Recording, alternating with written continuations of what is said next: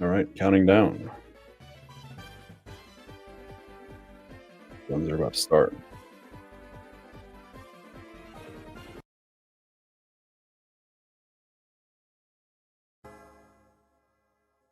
So this is first match for any of these players.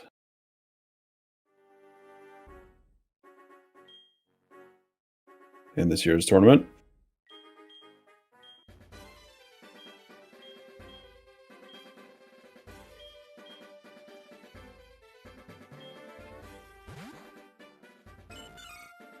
Quite So a the long category, one. Yeah.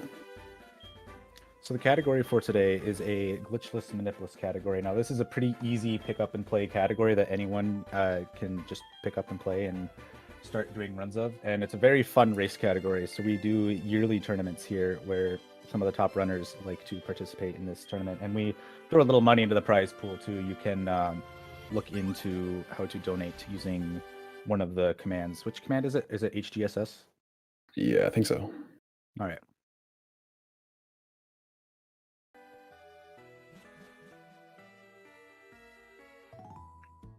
Yeah, this category is among the easiest to run out of every Pokemon game. It's really, really nice to get into. There's no stat requirements. You can run anything.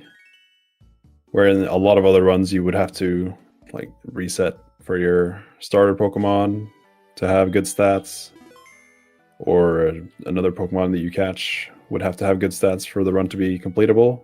But here we don't have any of that. Anything in theory can win, but hopefully we see good stats on the board because it is quite a lot better than bad stats.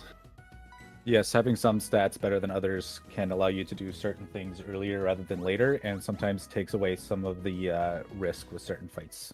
We'll see that a lot in Azalea Town in particular.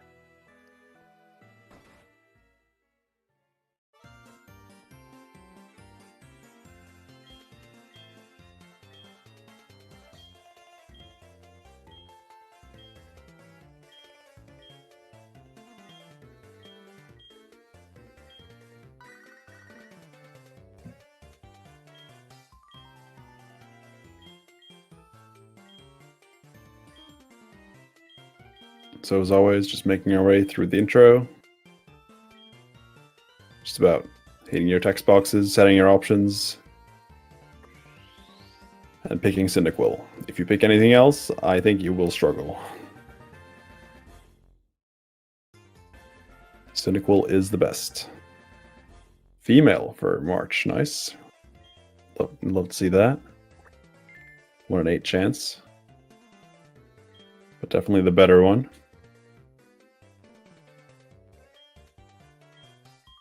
Not a big difference, but you definitely prefer to see a female.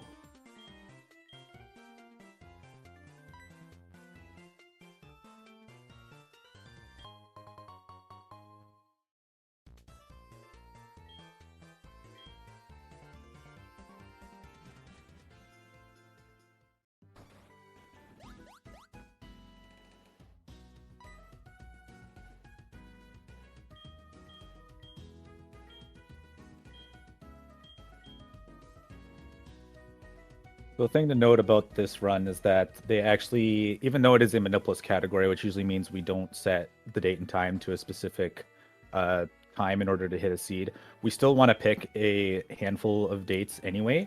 The reason for that is there are certain days where Mount Silver does not have hail, and because of that, it makes the red fight a lot more safer, not having to deal with 100% chance blizzard or taking hail damage when you're trying to go for some risky lower health strategies. So we set the day to a specific day where we get what's called diamond dust instead, so there's no snow. And ideally, you also set your time to just a hair before 4 a.m. So that way, when you are going through the Professor Oak stuff at the beginning of the game, he has the fastest text talking about how early it is outside.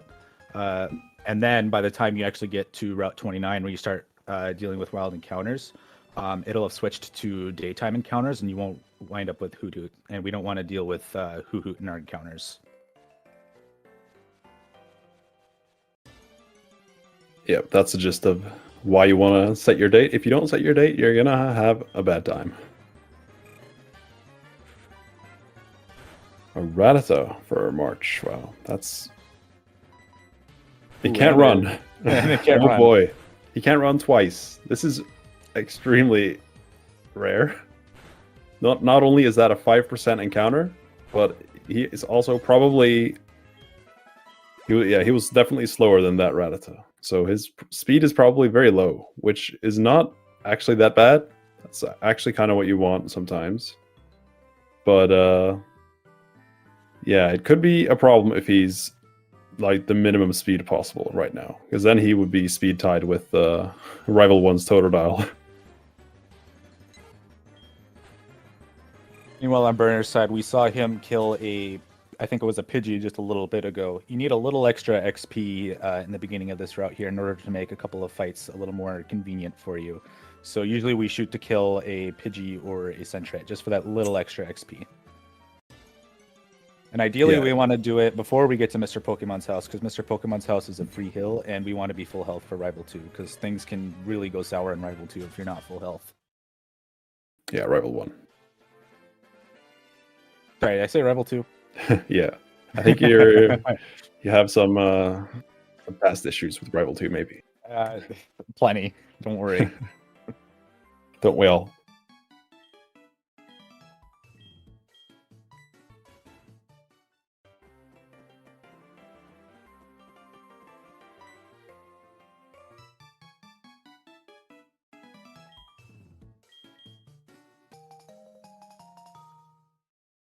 So now we got the running shoes. We're still going to walk at some points, because walking gives you a reduced encounter rate when you're going through grass. So March will be walking through the grass to have half of the encounter rate as you would running.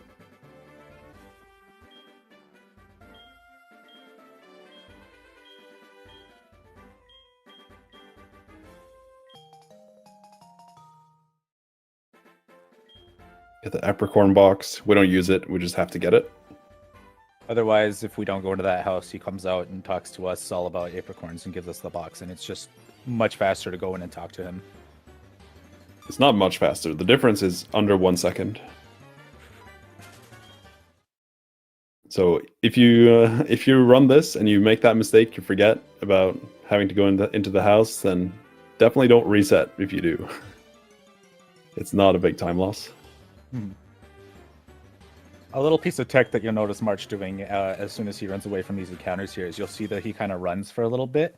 After an encounter, you get a couple of tiles of immunity. So what you can do is you can just get a little extra speed burst by running a couple tiles after an encounter. It just makes things a little faster while getting through the grass.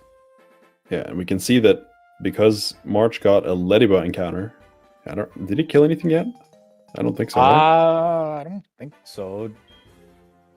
Yeah, so you don't want to kill a Ladybug. I think it has like decent defense or something, high HP. I don't actually know. I don't play Soul Silver. Yeah, he's getting that encounter because that's in the Soul Silver encounter table. So, and Burn is playing on Heart Gold, so he's going to get more favorable encounters in the beginning here. One of the reasons why Heart Gold is the optimal game for this category. Not that Soul Silver can't be used. It has been. Is there a Heart Gold exclusive to Soul Silver's Ladybug in the early routes? Caterpie, I think, is not in Soul Silver.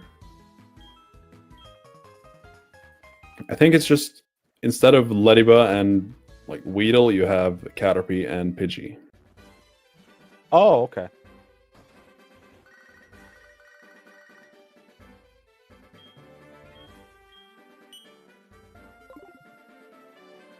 Yeah, so the Pidgeys is why Heart Gold is better on this route. Right. Ideally, we kill either a Pidgey or a Sentret. Sentret's usually about a 40%, and Pidgeys / Ladybug would be like 25. Okay, and you have level 4 Pidgeys here. Yeah, so he did not kill anything yet. He's going to do it later. It's not you don't need to do it here. No, you can back it up pretty quickly if you know what you're doing.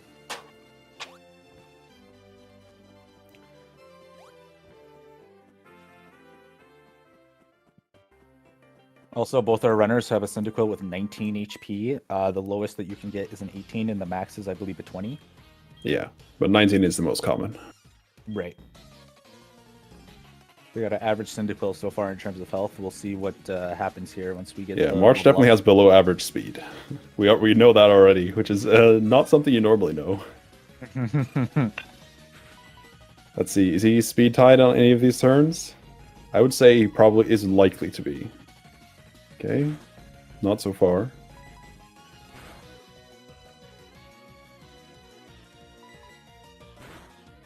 Okay, probably not speed tied then. Would suck to have to find out on this turn. Okay, he's good. Let's have a look at stats. You really want to see good special attack. I think that was 11? No, 12.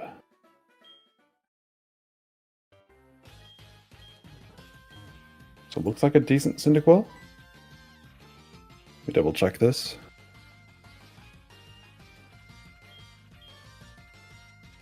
You want to try and clear the text boxes as soon as they appear, even for the level up text boxes that show you your stats. Just useful information, but you don't want to lose time to find your stats.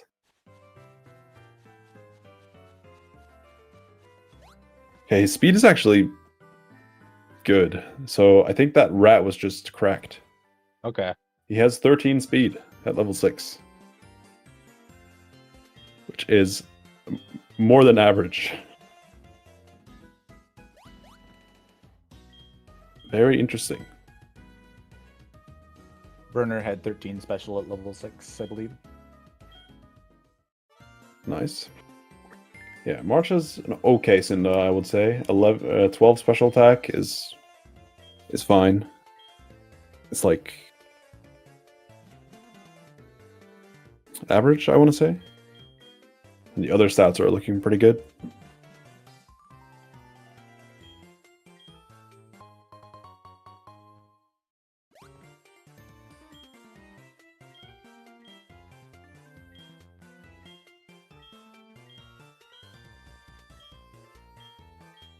So now we give the mysterious egg to the Professor Elm. We're gonna heal with his PC and go to the catching tutorial. So while we're talking about stats here, some of the stats that really determine whether or not on Cyndaquil that you can do certain strats, it's going to come down to HP, special defense, and attack.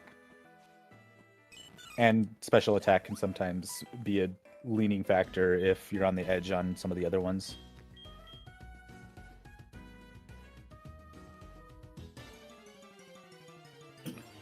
Okay, this catching tutorial is why we choose the girl. When the boy is teaching you how to catch Pokemon, he does it better. The girl actually messes it up and just wastes your time. And we don't enjoy that. I left the text box for something like, weren't you paying attention or something? Yeah. And then she pulls you into the grass and you do the actual catching tutorial. Yeah, she just catches a poke on her own without teaching you. Gets caught up in the moment, I guess. Yeah.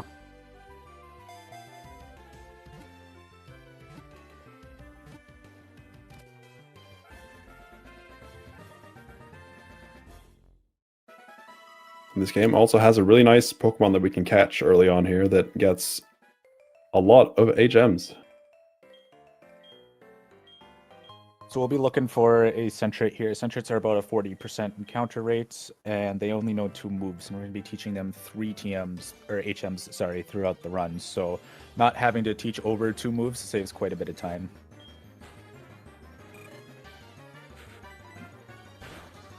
Looks like March is going to get XP now. Yeah. Level 2 is nice. Doesn't get the 2-hit, but that's kind of rare to get, even at level 6.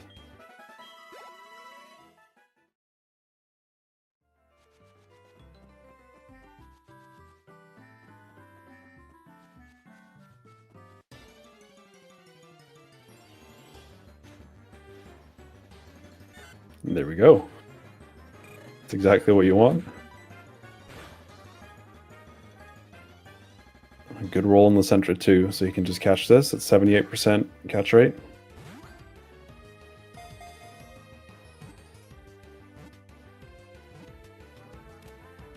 Nice.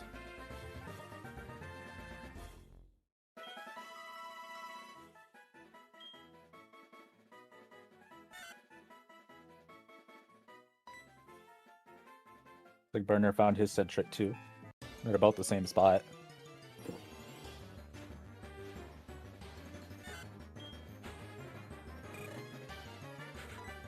So now that we're actively looking for a centric, or Ooh, we're Burner looking is for not a hitting a centric. centric. Ooh, is he gonna YOLO it? Oh, Did it threw one ball and then decided to hit it. okay. Yeah, the problem with Centret is it's 5% to hold an Oranberry. So hitting it twice, you can obviously crit your second hit, which would kill it, or yeah, you can have an Oranberry, which then it goes back to full HP.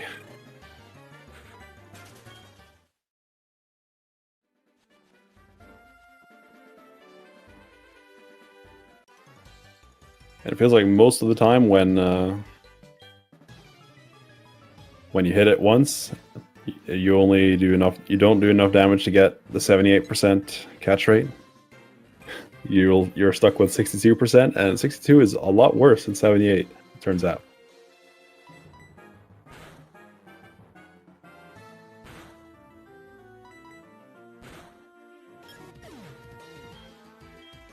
All right, they both made it to Mikey. That's good. No one getting destroyed by encounters yet.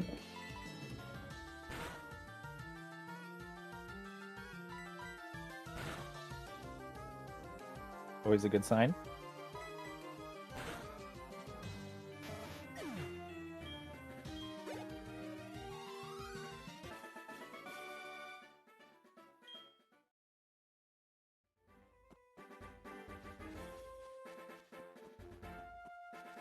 Yeah, it looks like we have two pretty good Cyndaquils. Yeah, it looks like we got a plus defense on Burners. I got a tracker up on the side and started punching in some stats. Nice. Yeah, plus defense is definitely good. Definitely helps you out.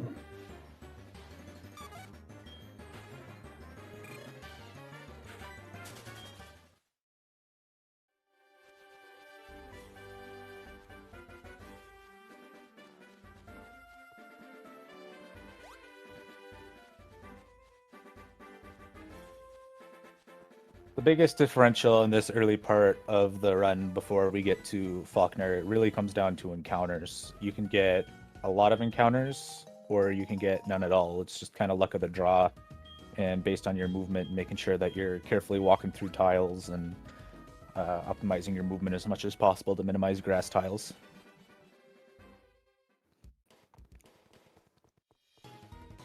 Yeah, 1740 for March is pretty good. You're happy with that.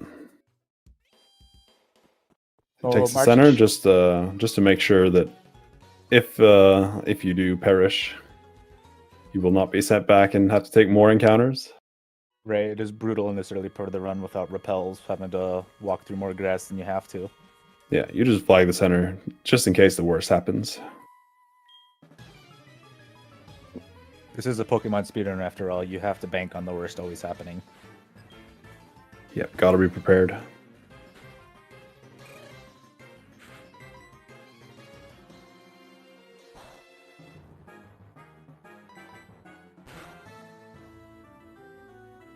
Interesting strat from March going for a Leer.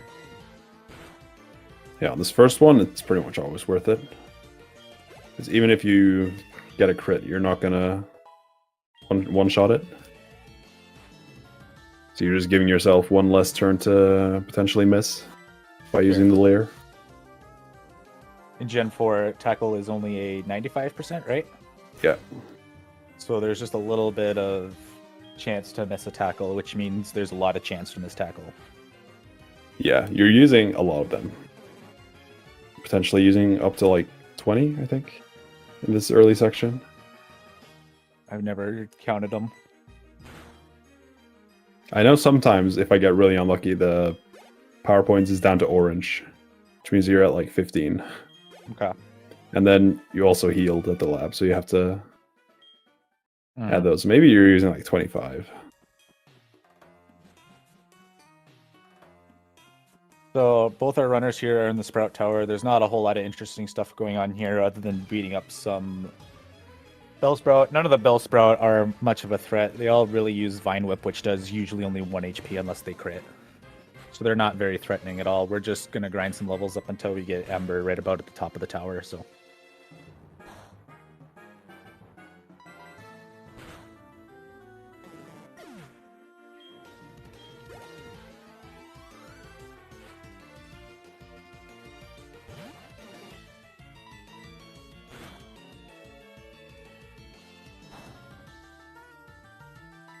So just try and make your Cynical not miss.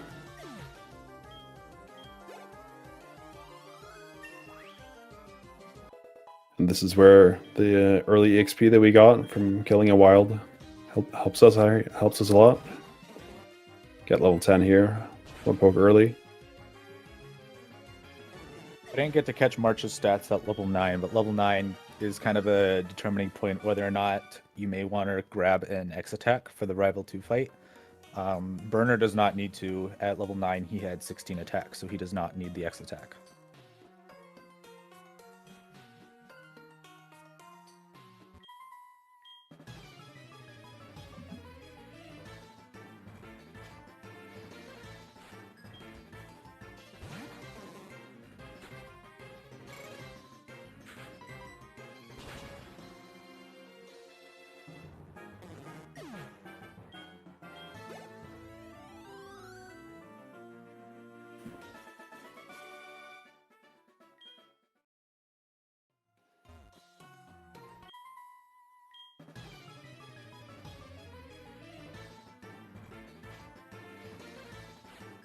So now that both of the Syndicals have earned Ember, they'll make much quicker work of these Bellsprout here. Now, March is about to get to the Elder of the tower, known as Elder Lee. He has 2 Bellsprouts and a Hoot Hoot. And Hoot Hoot can be a bit of a troll sometimes because it has Hypnosis, and we don't have any Awakenings at this point in the run. So if we fall asleep, we just kind of have to sit there and hope Cyndaquil wakes up within a reasonable amount of time. Yeah, it's the only real threat before the first gym. That isn't the first gym itself. Yeah. Yes, Lovesick. They are the same individual.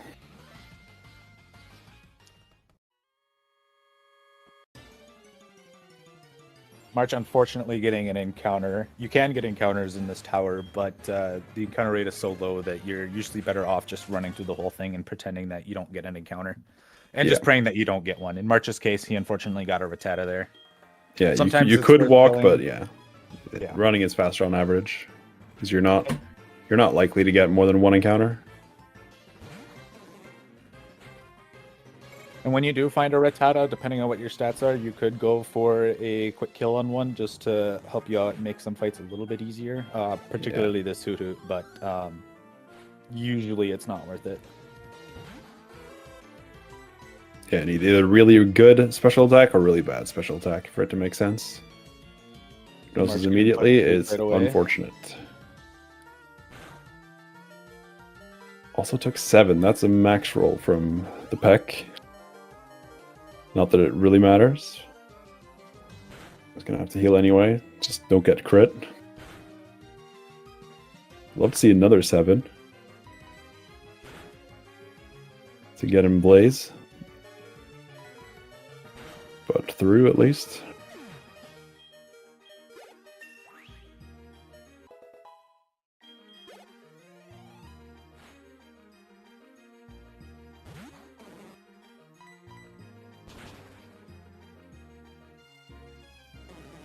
We're also getting an encounter. Right before. Almost the same tile. Yeah.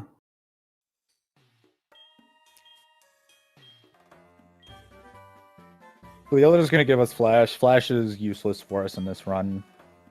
There's like one place that we go to where we could use Flash, and we just memorize the movement anyway because it's much faster than trying to bother using it. So March is going to heal here because Faulkner can do a lot of damage to us, and we want to go in at a higher health. So We're gonna use that, and then we're gonna pop an escape rope here to get out of the tower much quicker, and then head off to the gym. Burner gets Growl from the Hoot Hoot. You only get Growl if you're really high HP because of how the AI works. So being full HP, yeah, special attack is not looking too great. The damage he did there. At least he snuck a burn in there. I don't know if that ended up mattering at all. I don't think it did. But he doesn't need to heal now. Yeah. So I guess that's what it did actually help. March is starting Faulkner here. Now Pidgey can be a bit of a troll because Pidgey has Sand Attack, and Sand Attack lowers our accuracy just like that. So what March is going to do is as soon as he takes care of this Pidgey, or is going to guaranteed take care of this Pidgey, he's going to switch into Sentret here. And so that way, when Cyndaquil comes back out after sacking Sentret, Cyndaquil will have all its accuracy back because we don't want to miss any more attacks than we have to on Faulkner. Yeah, that's another reason why you want to hit the Sentret when you try to catch it. Because if you just YOLO balled it, sometimes the Pidgey doesn't kill the Sentret in one hit. Or it sometimes can't kill the Sentret, and therefore will just spam Sand Attack on your Sentret. So Faulkner's Pidgeotto will use either Tackle or Gust, depending on what it thinks will do more damage to you. Usually it only does around 9-ish damage, depending on your stats, either way. So it doesn't end up changing too much what it uses. The one issue, though, is when it... Yeah, the one issue is when it takes damage, and then it has a 50-50 between using Roost or attacking you, and we would like it to attack us, especially into Blaze, because otherwise it spamming Roost, we will not be able to kill it. Yeah, so this turn, guaranteed to get damaged. When your health is low enough and the AI thinks it will kill you, it will always go for the kill, so he went for the heal in order to get a free heal off there. Is he speed tied, or is he slower? I don't know. I haven't been paying attention. You can like speed slower? tie this Pidgeotto, and it is way worse when you speed tie.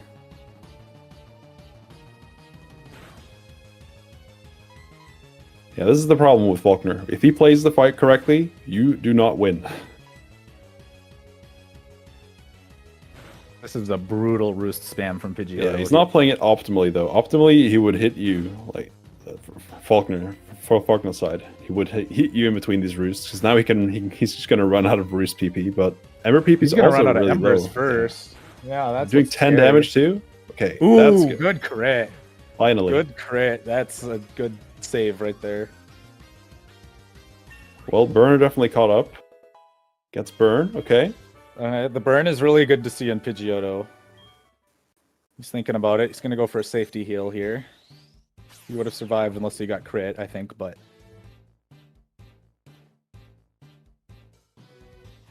But now that he let Burn take a turn, now if he uses Ember, it should kill. Yeah, definitely. If not, then Burn will take care of it, so... Okay, that made the race a lot closer. Yeah, for sure. Now, unfortunately for March, with all the Embers that he burned up, he's going to have to stop at the center right away in Azalea. If you have a lot of Ember BB left over from Pidgeotto, you can go ahead and take care of Slowpoke well first, and you can take advantage of Blaze if Pidgeotto knocked you into Blaze at all. But unfortunately, because his PP is so low, it's better for him to take the center before doing Slowpoke well. Burner, I think he'll be able to go for Slowpoke well early if he chooses. I don't think he had too bad of a Faulkner fight. I'm not sure. He used a lot on Hoot Hoot. He used like 4. Okay. It just kind of depends on how trolly both Hoot Hoot and Pidgeotto are.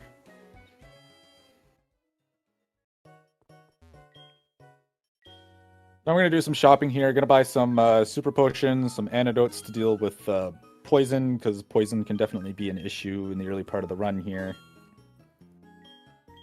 And some repels, so we no longer have to deal with encounter luck here. And we're also going to pick up the egg because it's a mandatory part of progressing through the game. So we will be dumping the egg in Azalea, though, as soon as we can. Yeah, Togepi? Who wants that? Garbage. At level 1, by the time you hatch it, you're going to be where in the speedrun? Kid Rock. I think you're past the Morty's gym. Yeah. So you have 4 badges, and then you get level 1. Thanks, game. Didn't Kid Rocker hold the Togepi egg through his run? With crafted. Oh yeah, I think he did. Not sure yeah. where did that hatch. I don't remember. I just remember like looking over and seeing a Togepi hatching out of nowhere and going, "That's interesting." Yeah. But I don't remember at what point in the run it hatched. We're gonna talk. Was This it guy. on the way to the carp? I don't know. remember. But we're picking up this miracle seed here, not because we want to or it's useful in the run. It's because we have to. Otherwise, he'd just stop us, and it's slower for him to do like the little exclamation mark, "Hey, stop! Take this!" than to actually talk to him and have him give it to us.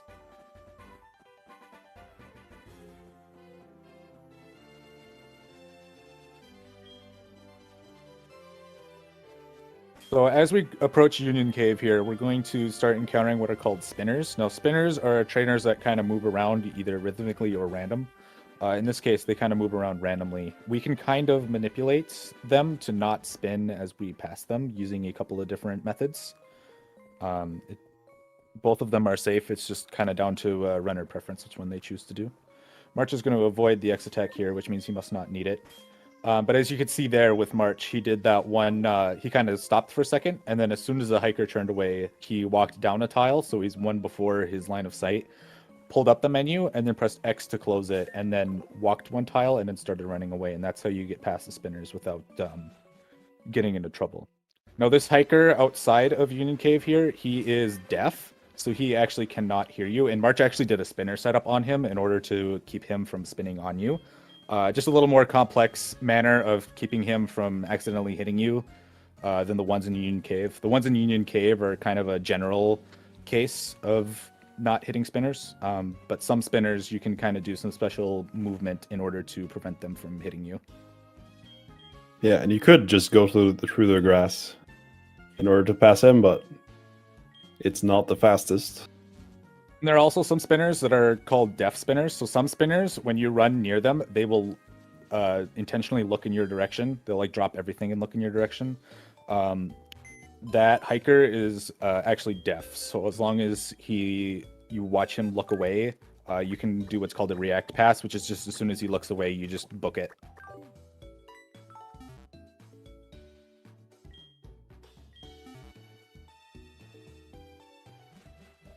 Yeah, Burner got an encounter. The repel wore off on an awkward tile.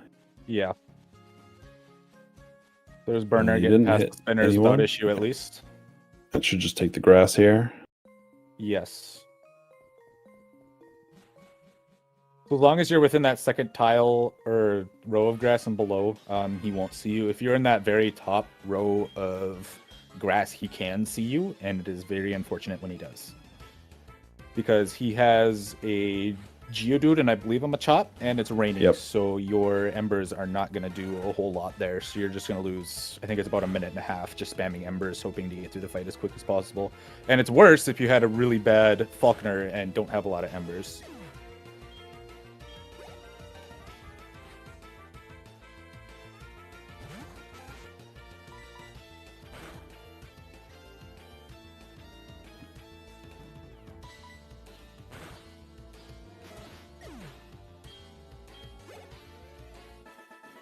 And now we're in Azalea territory.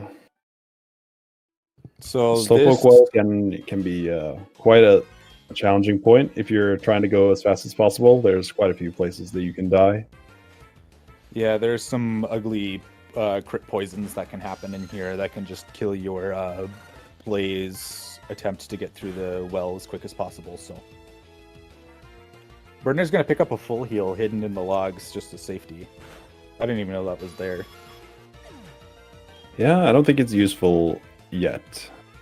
Maybe if he wants to heal Confusion, but I don't think you want to use a full heal there. Just try to hit through. And you're not likely to get confused, even though you can get confused on 3 different Zubats.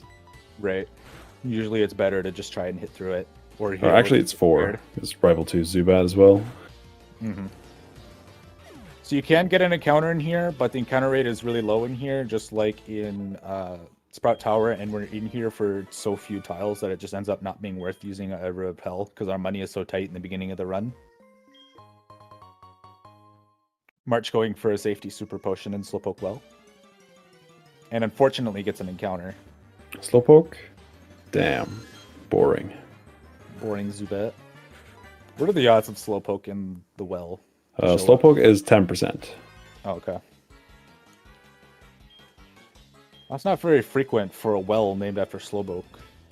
Yeah, I think the theory is that Team Rocket has already taken all of them. Oh, okay.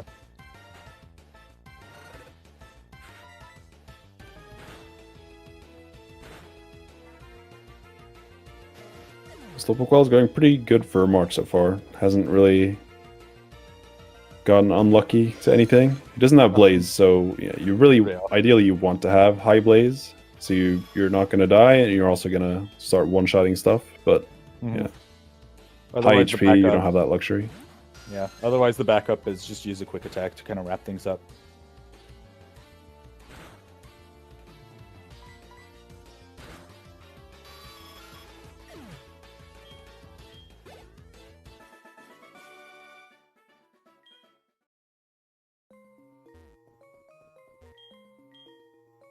Now we're going to go to the Rocket Executive. This one is one of the more scarier fights in Slowpoke Well. His coughing knows Smog, and Smog tends to poison.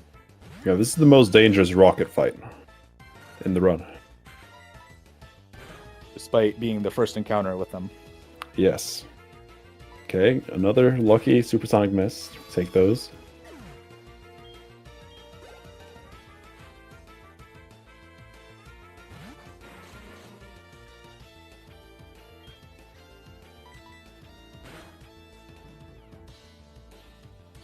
Yeah, now we have a Smogon or a Dogars or a Coughing that we need to defeat. It doesn't two-hit, yeah. Special attack is not great, so that'll happen.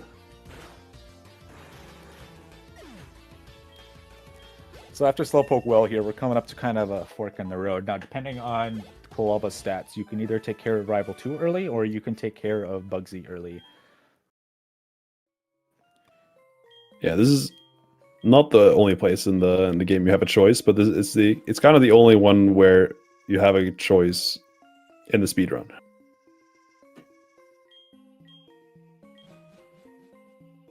Like, this game is famously pretty open in terms of what you can do in what order, but yeah, for the speedrun, there's mostly one set route that you do. This here being the first place where you have two choices on what to do.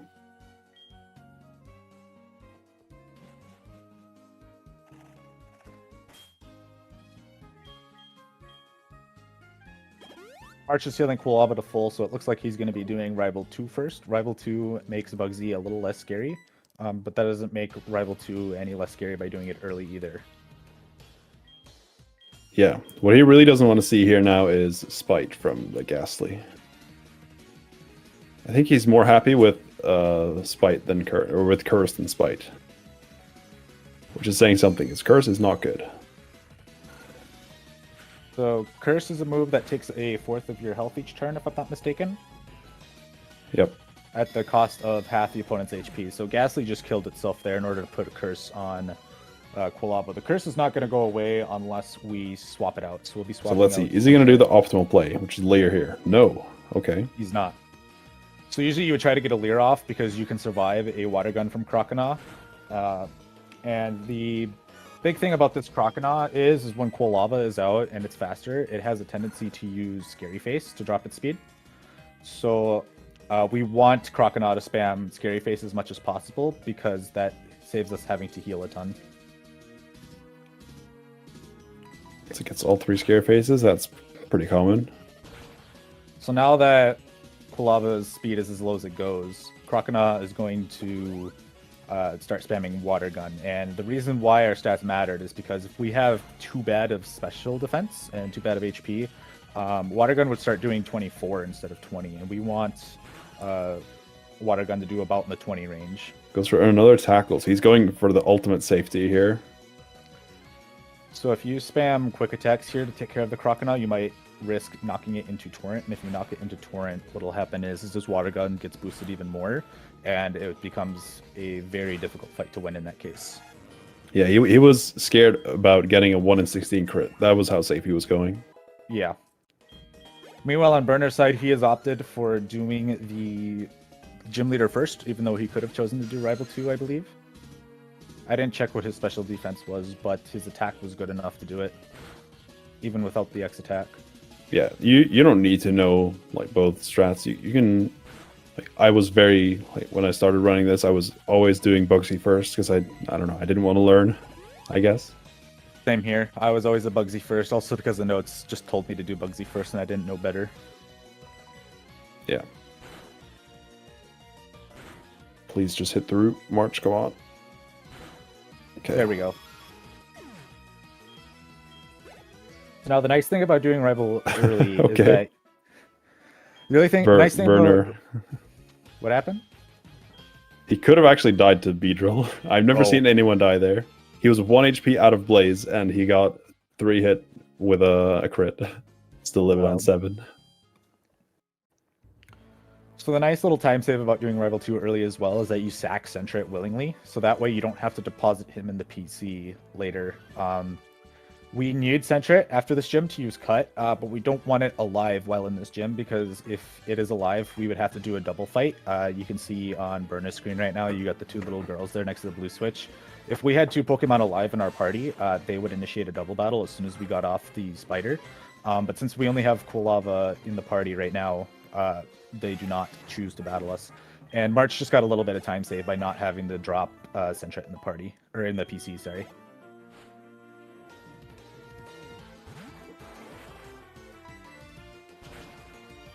So Bugsy's Scyther is a bit of a troll. It has Leer, Focus Energy, and Quick Attack. All 3 moves do not bode well against Quilava. So ideally, we do not want to get a crit Quick Attack, and we just want to be able to use 3 or 4 Blazes and get rid of it. Or Blaze Embers, if possible. Ooh, that's a good crit. Burner getting a really fortunate crit, so it was only a 2-turn Scyther. Excellent fight. That's the dream. Yes, that was a very good fight. And then Bugsy just has Metapod and Kakuna, which are no threats because you're faster than them and you one-shot them, so. Yeah, the Scyther is quite OP. With the Technician Quick Attack and Focus Energy and Leer, it can just completely hacks you a lot of the time. It is not unexpected in a race of 3 or 4 people that someone gets a unfortunate crit to Bugsy's Scyther.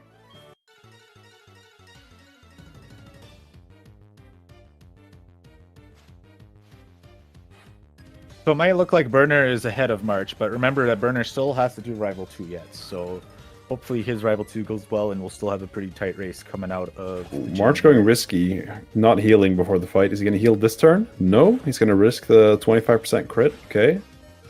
This doesn't kill, yeah, because you're not... He got the burn and Citrus Berry kicked in. He's going to have to heal now. Still has to heal, yeah. Yeah, just heal to full. You don't need Blaze to kill here. Yeah. Actually, no, this... Is Burn going to knock him into heal? Yeah, it's going to. Yeah, this is not good. Oh. I mean, it's a win. It's just slow. Right.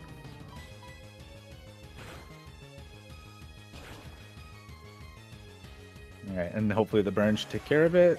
Perfect. So not the best case, but at least there was no death here. So yeah, and it was pretty dangerous. Getting Focus Energy turn 1 at 19 HP. I believe March is a believer in if you don't go in at full health, you don't get Leer, which drops your defense and makes things even worse. So he likes. That's to go the idea, I guess. health. But yeah, most of the time you'd see people going in at full HP, or at least above 45, according to the route that Tucker wrote.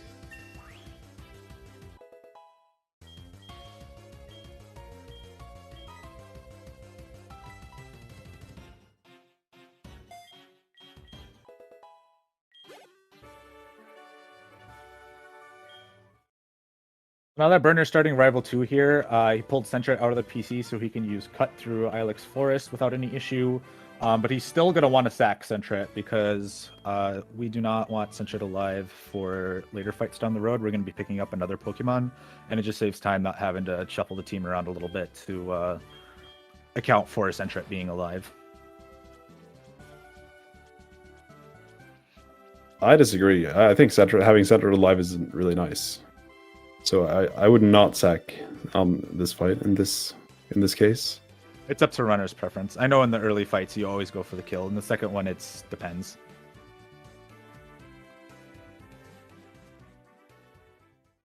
That is Torrent for Burner. Should live though. Yeah.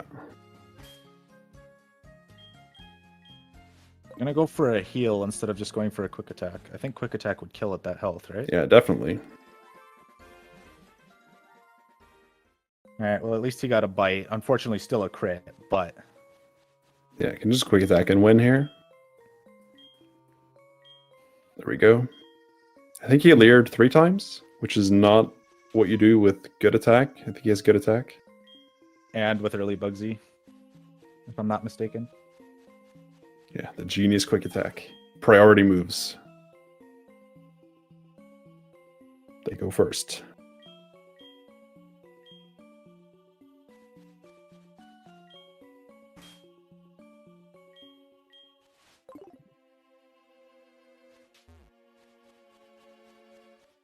At least Quilava will be at a safe HP for the next fight that he's used, and he won't be used in a fight for a while, but when he does come into play again, at least he'll be at a safer health to work with.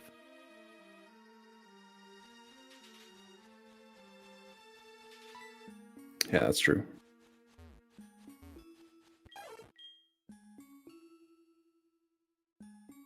Yeah, no deaths. That's good. Yeah, really clean Azalea, all things considered.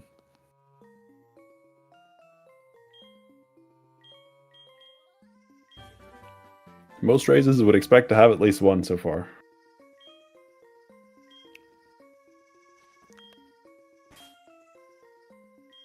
So March just did the little far-fetched quest to get a hold of Cut. He's going to teach Cut to Centret here so he can get through the rest of the forest. He already picked up a revive while doing the far-fetched stuff. He's also going to pick up a X attack. And that'll be useful for a gym leader fight shortly down the road.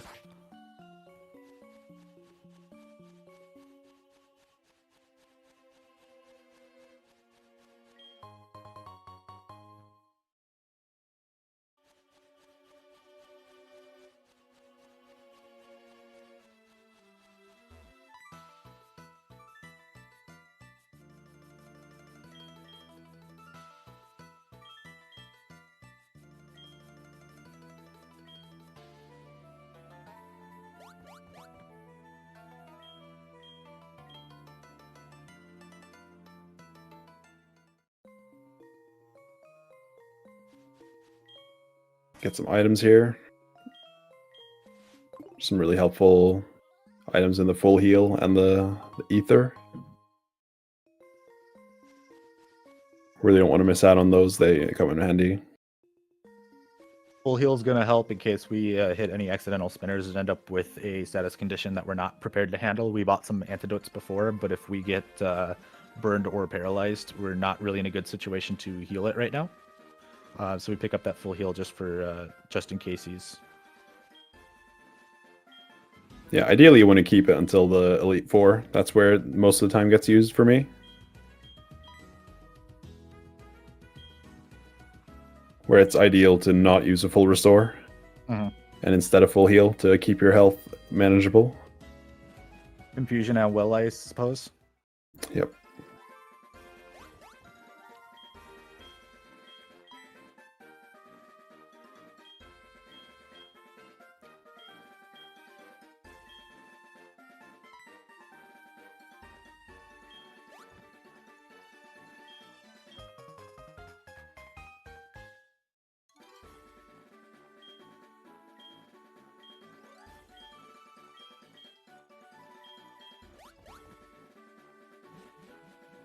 Nothing too crazy here, just a couple of story points and whatnot with the daycare. We'll have to do some housekeeping in Goldenrod real quick, and then it'll be time for Whitney.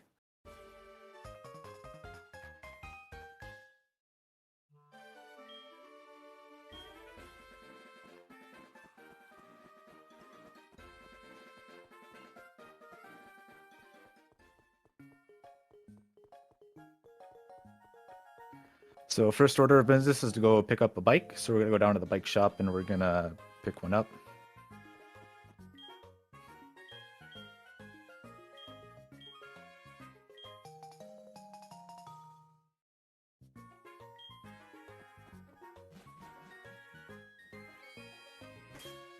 Then we're going to go into menus and get that registered and put that on right away. And we're going to head over to the radio tower and we're going to get the radio card by answering a short questionnaire that also unlocks Whitney's gym.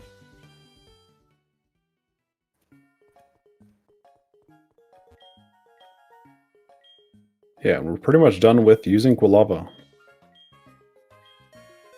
We're going to get a bird instead. Yeah, so in the gate just north of Goldenrod, there's a guy who wants us to deliver a letter to a friend. And instead of just giving us the letter itself, he instead gives us his Spearow that's holding the mail. So what we'll do is we will take that Spearow and we'll use it to steamroll Whitney's gym. Yeah, it has a excellent matchup against the next two gyms.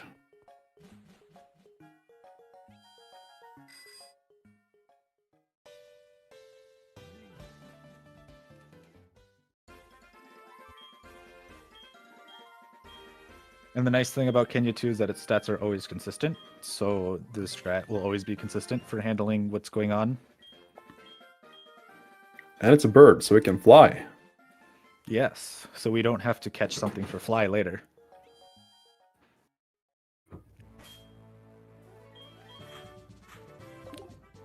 Very important to switch it to the front because it needs all the XP you can get to perfectly level up and evolve before the gym leader. It's really nice that that happens. Mm-hmm.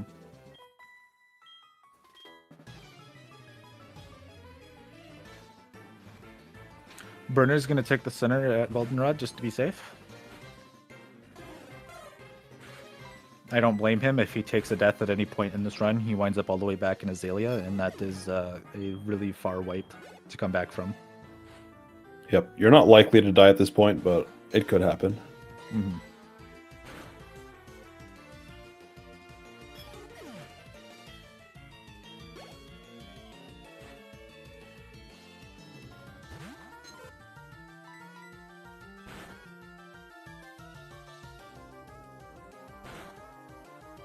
Yeah, you do have a revive at this point, so even if you die, you should be able to recover. So you mostly have to die twice for anything wipe related to happen. Mm-hmm.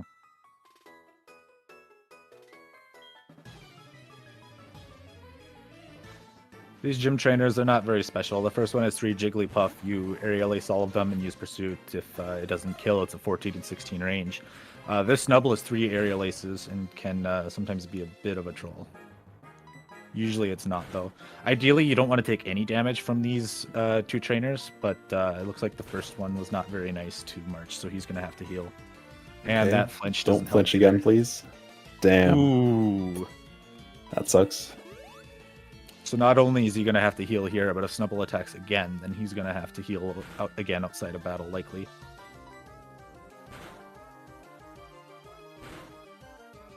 Yeah, you're 30% to flinch. Sometimes it can feel more likely than that. With this Snubble, Kenya's going to go to level 21 here and want to learn Mirror Move. We're going to teach Mirror Move over Fury Attack because I believe when it evolves, it's going to ask you to learn Mirror Move again. So if we just teach it now, we avoid it having to learn it again over level up later. it's also very useful because we would really like to have Stomp on our Kenya. It turns out we can get Stomp. Yeah, so Using Mirror Mirror Move Move. uses the last move that was used on you. So Whitney's Miltank is going to have a tendency to use Stomp. So when it's using Stomp, it has a chance to flinch, and we will use Mirror Move to try to get that flinch on Miltank. Yeah, turns out Kenya is a female. Females cannot be attracted by other females in this game. Yes, so that makes Miltank much less scarier with its attract. The one issue is that it can use rollout if you're at really low HP, which at some point we will need to heal on Miltank. So if we end up getting low enough to have it start using rollout, we could still finish the fight using Aerial Ace. But the clean fight is to use Mirror Move Stomp to finish Miltank.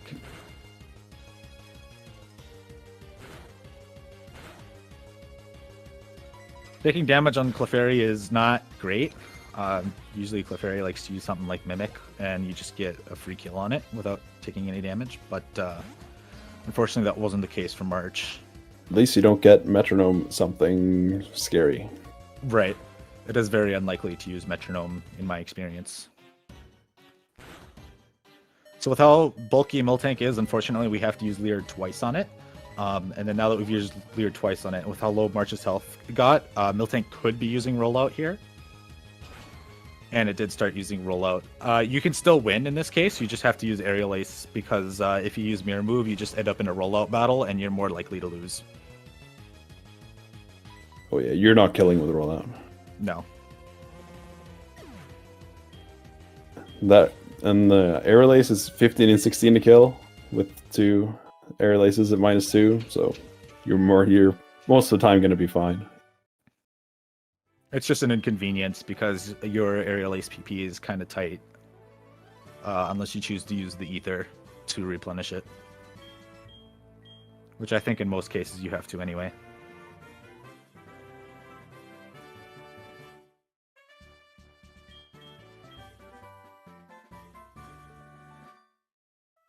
Yeah, Whitney is probably one of the easiest early gym leader, one of the first 4. And considering it used to be one of the worst by going in with Solo Quilava Fire Blast, we'll take this improvement. Yep, Kenya is pretty good against this gym.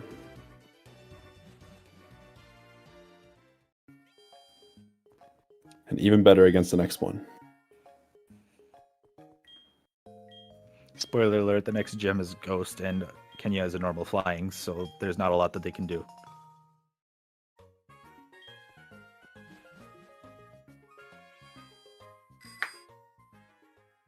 I'm going to pick up the squirt bottles so that we can get past the weird looking tree on the next route, and then we're on our way to Ekritik.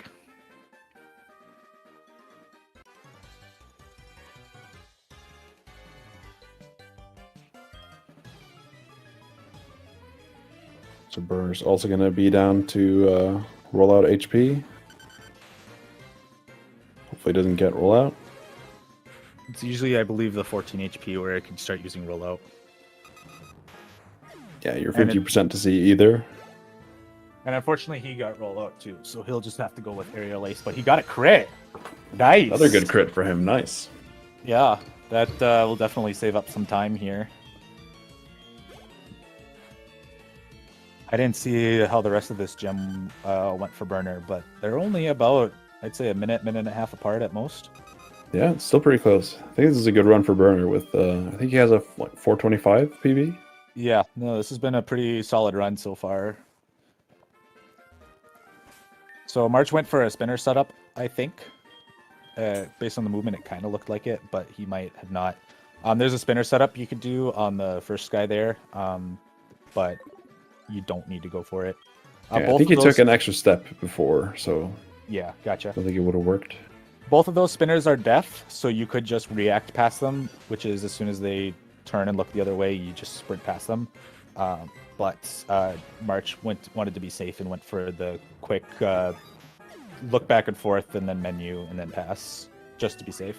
Yeah, Burner is 3.5 minutes ahead of PB. Nice. He's killing it so far. Is that based on the splits on his restream? Yeah. Okay.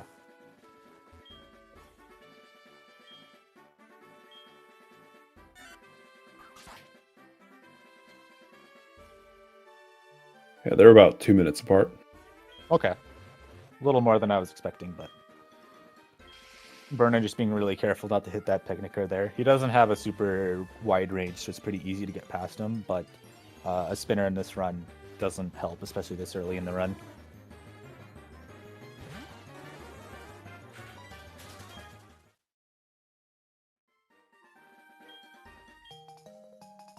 So we don't care about the Sudowoodo, so we just run away from it, and then she's going to give us stuff for gardening berries or whatever. But she hands us some orange berries, which can sometimes be really nice when we're setting up for very specific HP ranges down the run. So yeah, they're actually very useful. Yeah, they're a very useful item that sometimes gets forgotten about sometimes, especially in the heat of the moment when there's some really difficult fights coming up. Solid movement up to this double. Well, this double can be really troll. The Clefairy and Wigglytuff that are a part of this fight, they each have a Clefairy and Wigglytuff. They usually kind of one sends out Clefairy and one sends out Wigglytuff, and then the vice versa.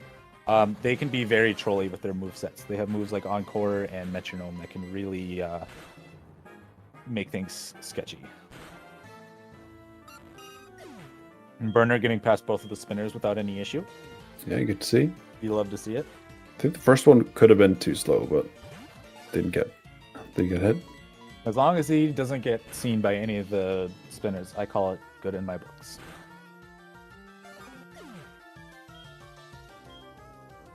So March is opting to attack the right side because he doesn't have Blaze.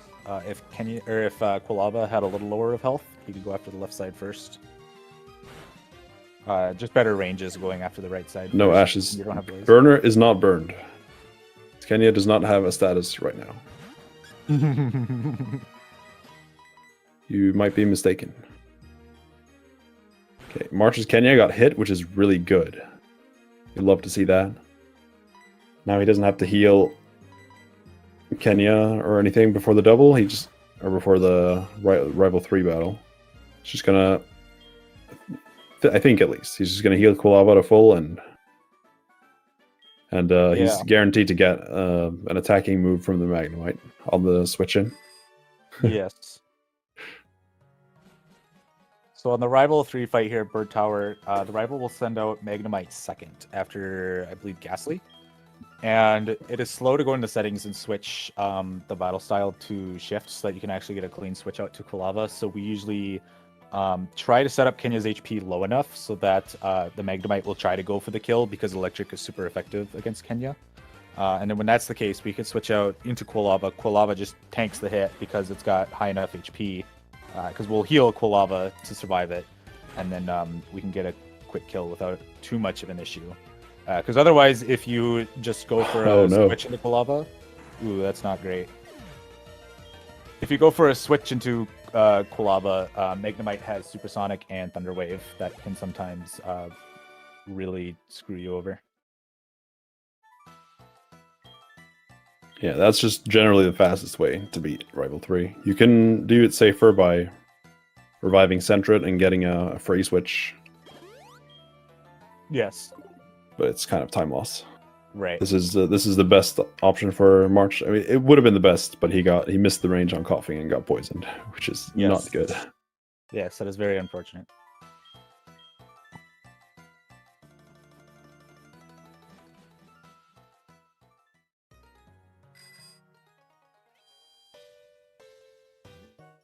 So now we're going to do some more shopping. The most notable item we're going to buy here is a netball. We're going to be catching one more Pokemon throughout the run here, and buying a netball guarantees that we will be able to catch it, even at full health. We're going to pick up some super potions here, a couple of revives, some awakenings, because the next couple of fights really like to put us to sleep. And then just enough repels to get us all the way to Cianwood City. Metronome Ember. Metronome Strength. Okay. That's not nice. Interesting that they're both moves that we're gonna teach later. Yeah, catching Snorlax later too. I lied. We're catching 2 more mons. Yeah. We don't go out of our way to catch Snorlax, though. It's just kind of in the way.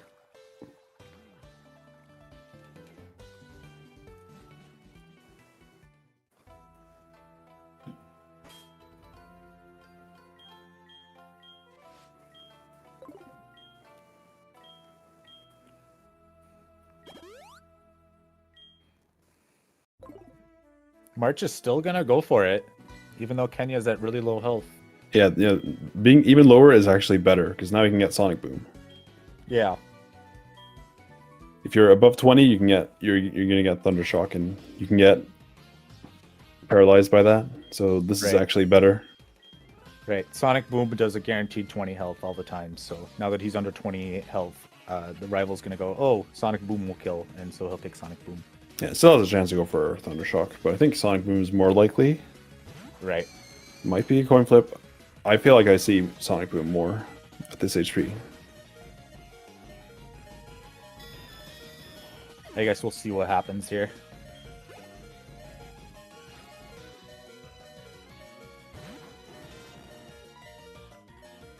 So here's the switch to Quilava.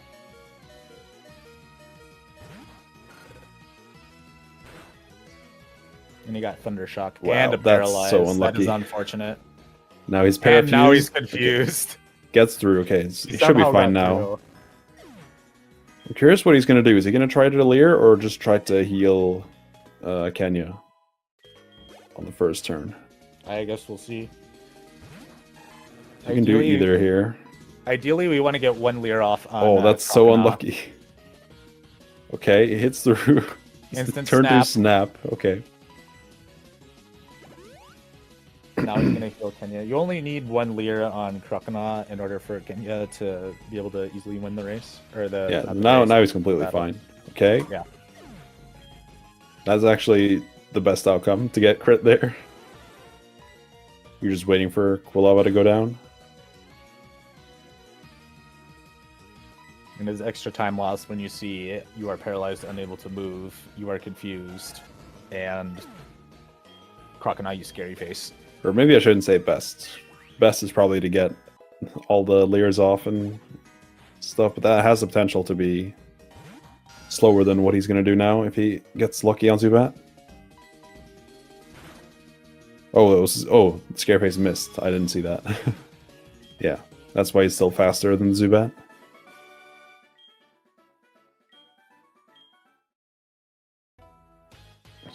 So, all things considered, good fight with getting parafused Yeah, you got really and not lucky using the with full all that. heal. Still has it. So now we're gonna use some hot tech. If we move up a tile, we save a second and a half in this cutscene. People have run this game for a long time. Took until very recently to figure that out.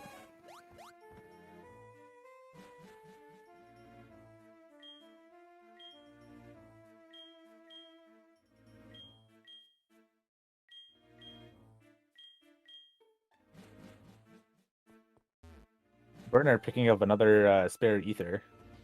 I think he picked up 2 as well in the forest. So I think he has 3 already. Okay. He must be scared of PP management somewhere. Yeah, he has 3 right now.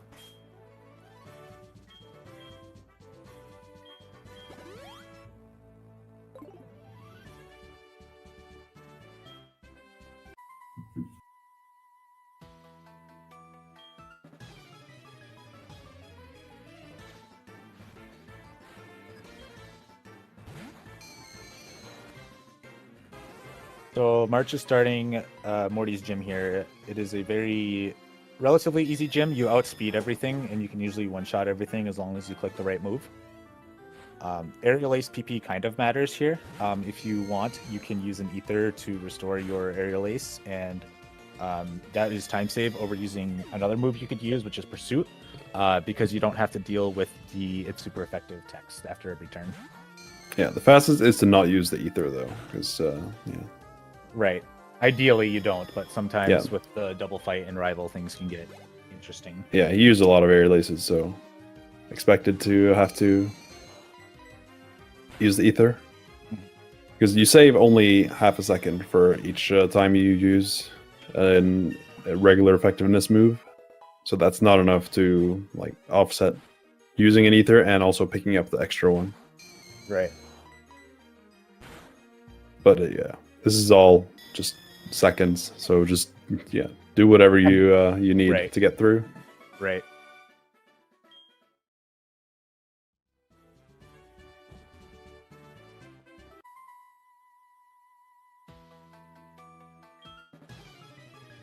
Burner getting through a Magnemite without much of an issue. Still got really high health though, so he's gonna have to hope that Crocodile goes for the kill sooner rather than later.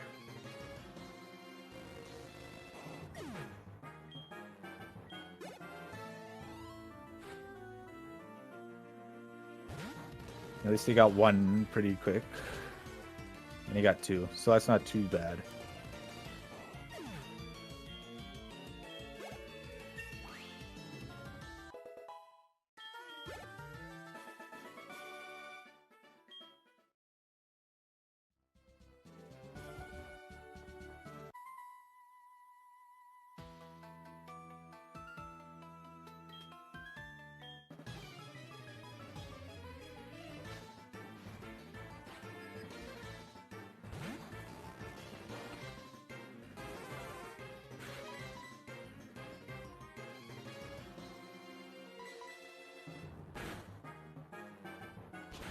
This Haunter's a little bit bulkier, so we do have to spend 1 turn using Leer. As long as it doesn't get too creative, it's usually free. Yeah, you can die to that if you're low HP. If you get like Sucker Punch crit into Curse, or Curse into Sucker Punch crit. Mm-hmm. We want to have pretty good health for Morty without having to heal either, so...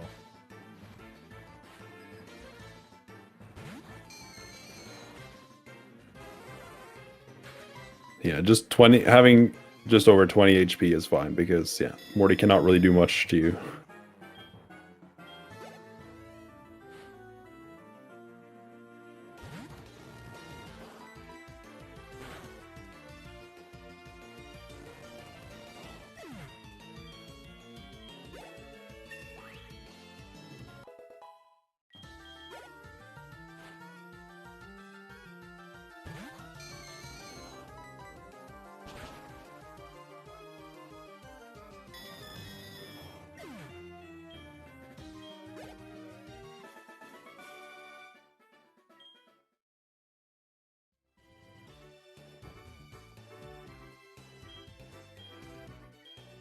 So now it's the last gym leader before the last main switch.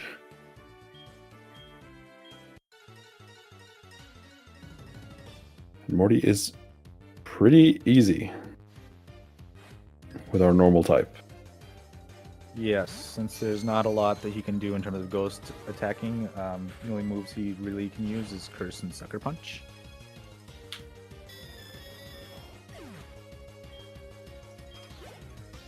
There is a range here that he would really like to hit.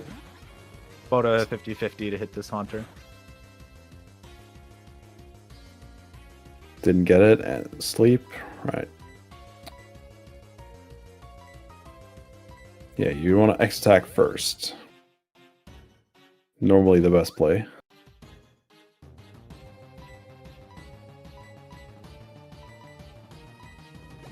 So on this turn, you're likely to get Nightmare. Or no, Dream Eater. You're not guaranteed. I don't know if I've seen anyone else get Curse on that turn, but I've got Curse on that turn. One time.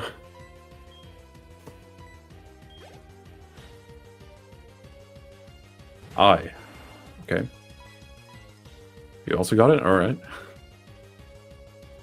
Yeah, that I don't like to hear that.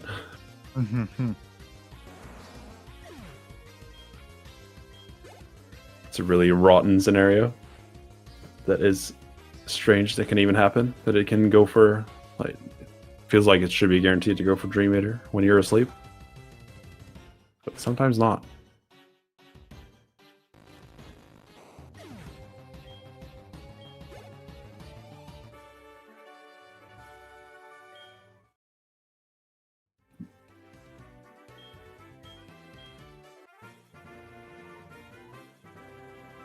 That's Morty down, and now we are about to blow people's minds if they haven't seen a speedrun of this game before. And blow our runners' thumbs. Yeah. Destroy circle pads all over the world. Is March playing on 3DS? I believe so, yeah. Okay.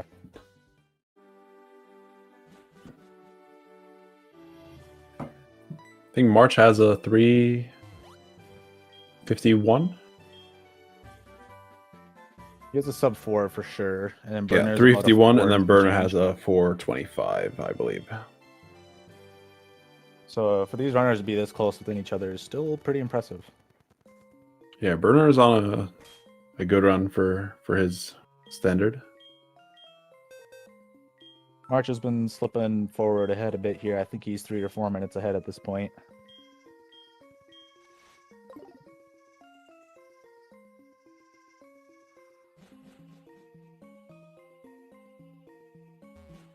So the intended way for you to beat Heart Gold and Soul Silver, at least the way that the game kind of guides you, is to head towards Olivine City.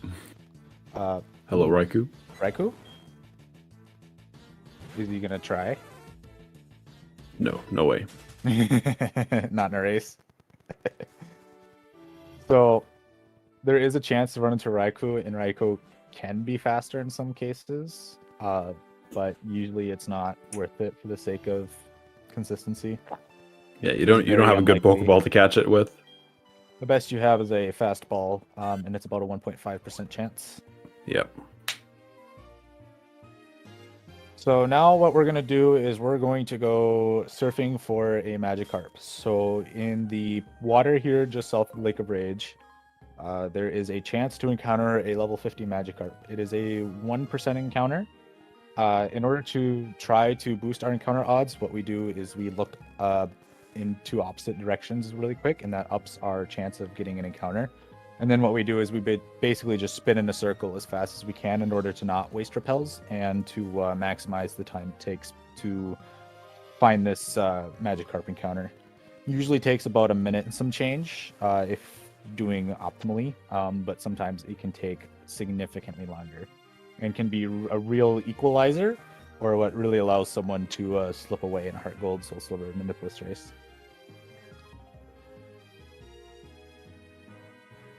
Yeah, it can be quite a physical exercise to do this optimally. Yes.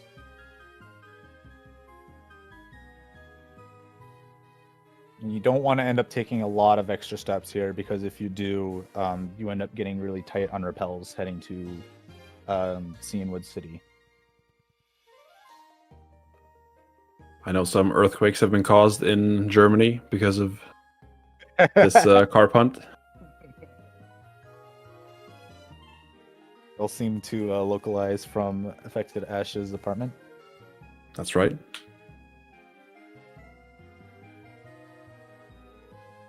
So burner on Morty right now. Hopefully nothing goes too crazy for him.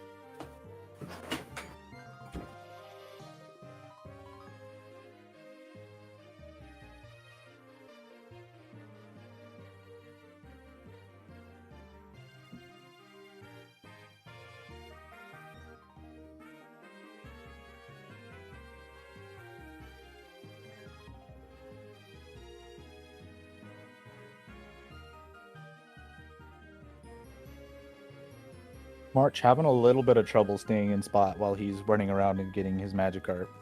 Yeah, he's been struggling with that a little bit. I wonder if it's nerve pressure or if he's actually playing on DS. I think he's playing on 3DS. It just has a strange circle pad, it looks like. Okay. A lot of runners will opt to do this on 3DS if they have the means to capture footage on 3DS because on 3DS you have the circle pad and using the circle pad to spin around is a lot easier and less draining on your hands than rolling the actual D-pad on a DS. Some of us, like myself, are not fortunate enough to have a 3DS with a capture card installed and have to work with it on DS.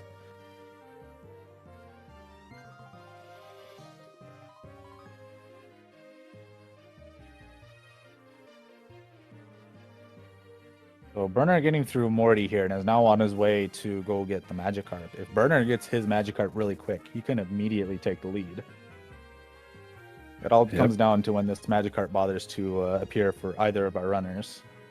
Yep, March is getting pretty unlucky so far.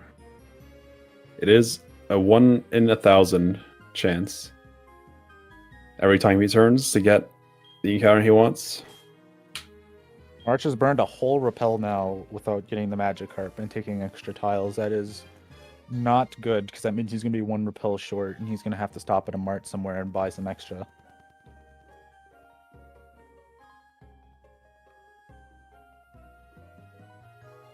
Yeah, usually it's not this bad, so it's quite unfortunate. And he can't seem to get into the rhythm either. Yeah. You know that feel? Definitely a lot of race pressure going on. What was that Burner just picked up? Hyper potion. It's not really that useful, but it's there. Right. Free real estate. I agree.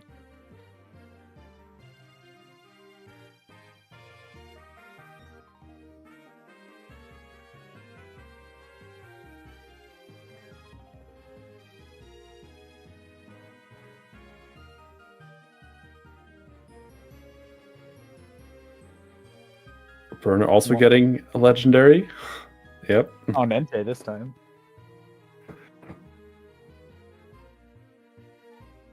March playing from bed like the Chad he is.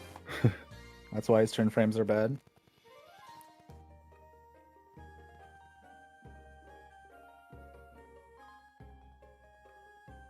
So So race Werner- actually fully equalized. Yeah, the race is fully equalized off this Magikarp. March going left and right. Oh, finally got the Magikarp.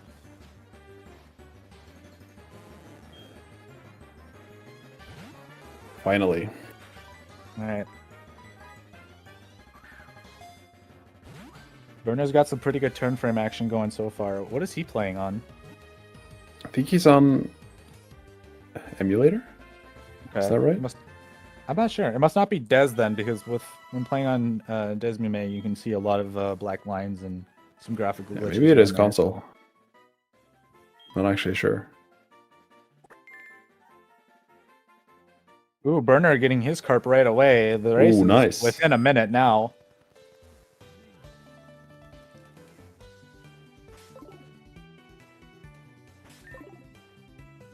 Now we'll want to pay attention to Magikarp stats here, as both of our runners. Oh yeah, Burner is on 3DS. Yeah. Okay.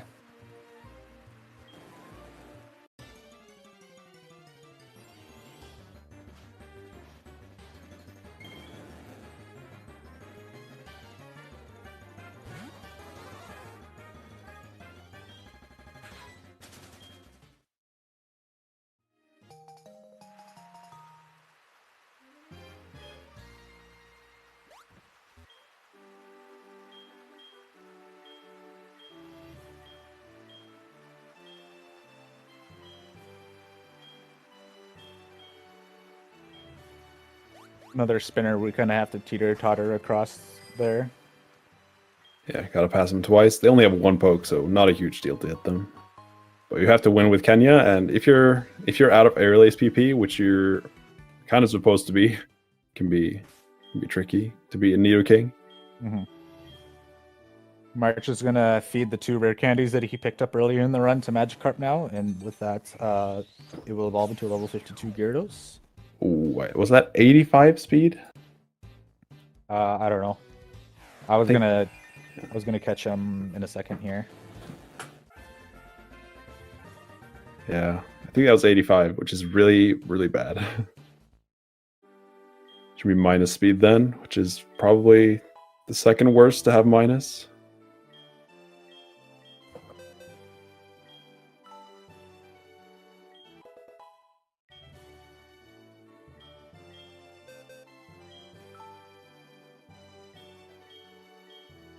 Let's see, hopefully plus attack then.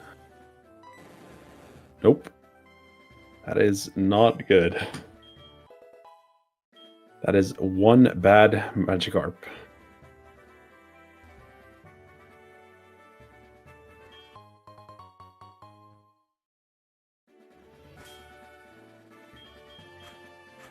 He's got bad attack, bad speed.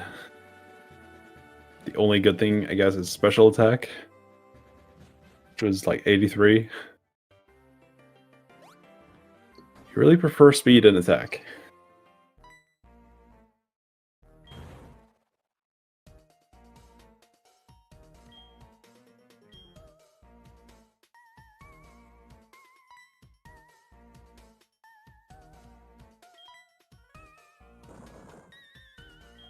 Burner also slow with good special attack and bad attack. What? Really similar carps, and they're both similar in a bad way. Yes.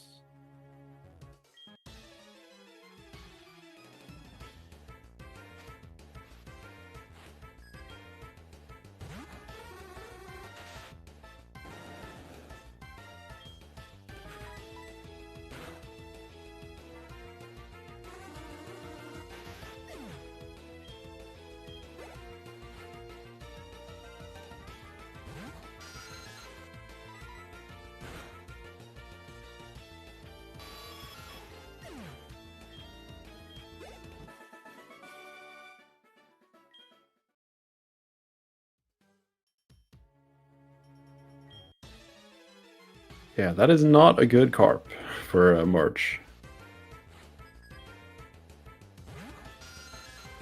I think it's pretty much the same for burner.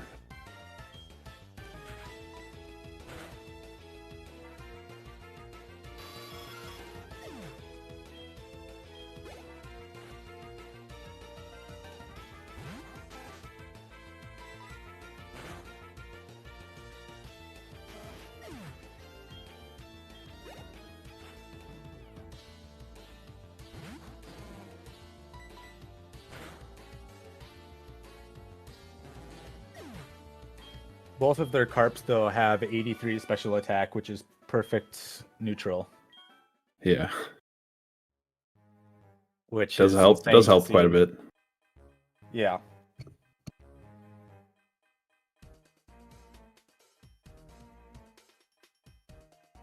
Yeah, Arbok is going to be guaranteed for them. In this upcoming double battle in about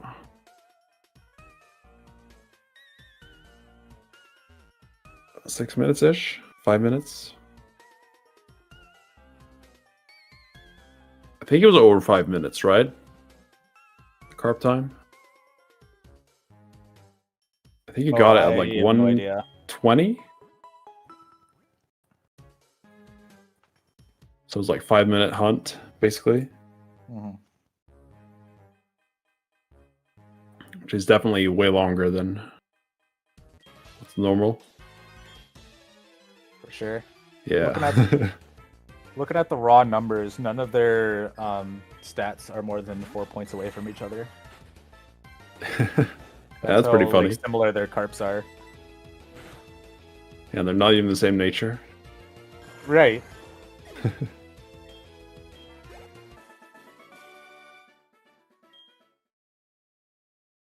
Okay, got in the water at 15:30.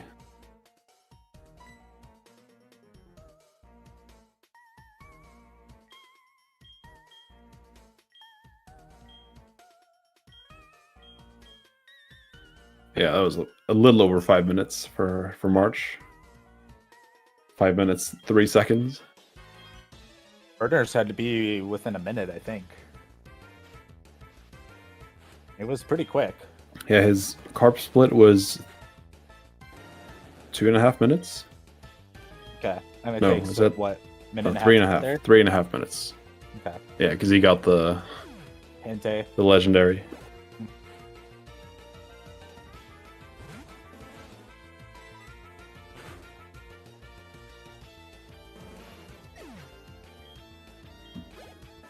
Well, since we're over on this end of the map and we have a very overpowered Gyarados, it makes sense to just take care of Rocket HQ in the 7th gym while we're here.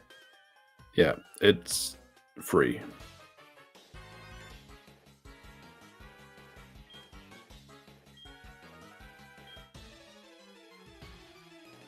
The average time to finish a Manip run, a really good run, would be sub 350. A pretty like middle-ish of the road run would be 350s, and then 4 and above would be like a newer runner time.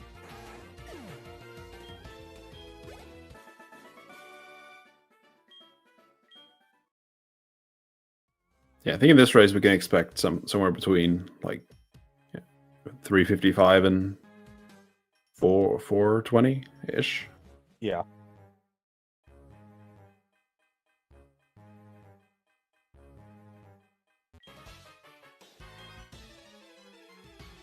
Yeah, it's definitely pretty good for a game with 16 gym badges and a super boss.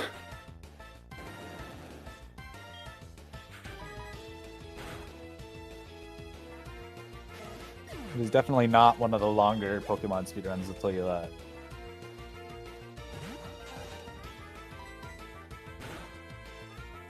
It's not one of the shorter ones either. Yeah, long run, but there's a lot of content crammed in there. Oh yeah. Some content more entertaining than others. Yeah, definitely.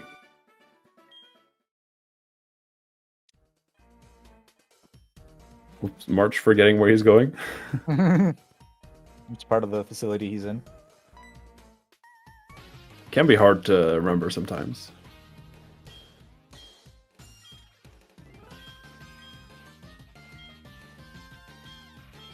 We got both runners within about what, minute and a half of each other again. Yeah, pretty much. So the Carp was a really great equalizer here in this run. Really let Burner catch up again and kind of reset. The Gyarados section is usually pretty consistent. There's only a couple of things that you can do here and there to make things faster.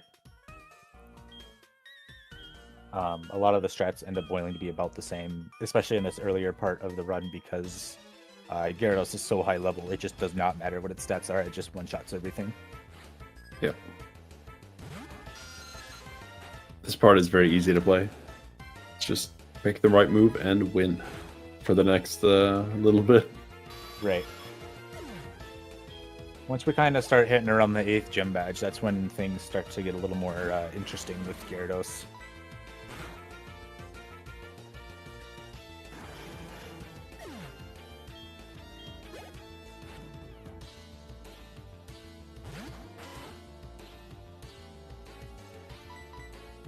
Well, the interesting thing is because both of their Gyarados are so slow, Jolteon is going to come into play a lot in this race. Yep.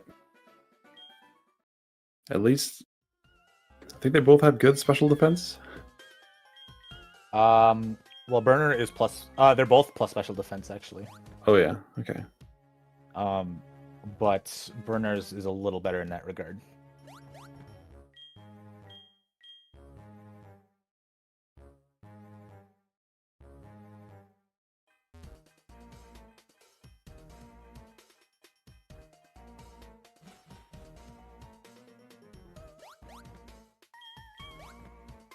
It's getting pretty late for me, so I'm gonna have to dip here pretty soon.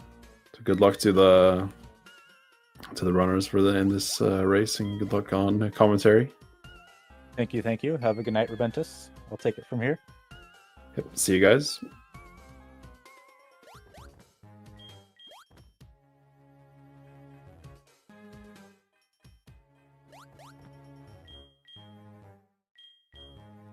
Theoretically, how fast could the Gyarados be at max when you catch it? Are you meaning the stat, or how long it takes to actually find it?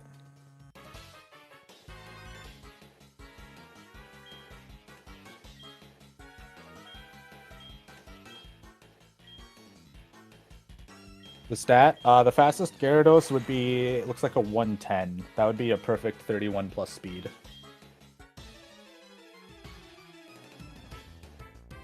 I believe. Wait, hold on. At level 50, that's what it would be. We level it up to 52 right away. And when it's at level 52, it looks like with a plus speed nature, the fastest it could be is 114.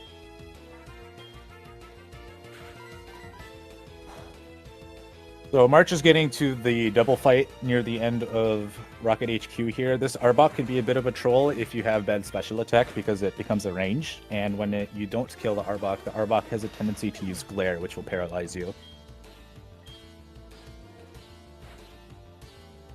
Dragonite is usually pretty useless in this fight. It usually just likes to spam fly, and by the time it comes down from a fly, we have surfed everything on the field, so it just ends up not really contributing much. Occasionally, the Dragonite will use Thunder, and sometimes it can help in the case of like Arbok when you have bad special attack. But you're not usually banking on Dragonite to contribute anything to this run.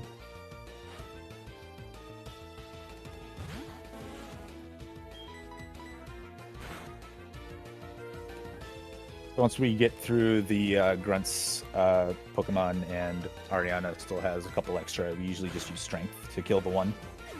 When it's really low health like that, we can use Flail.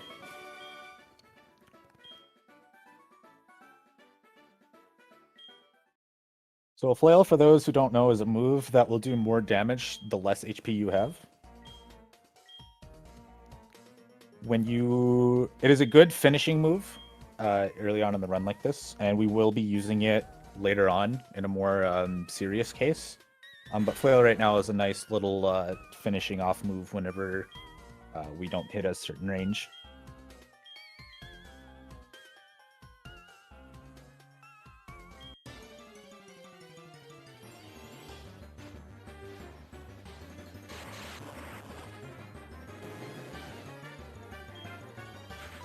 Now the last thing we really got to do in this Rocket HQ after the double fight is just to wipe out the 3 Electrode. We just use Surf because it is a move that has the least amount of characters.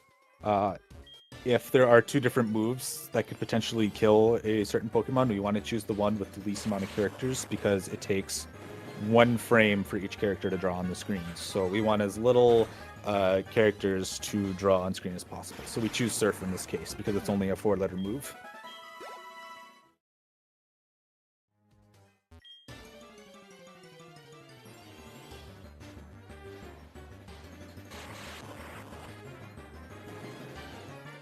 Burner getting through the double fight with what looked like no too big of an issue.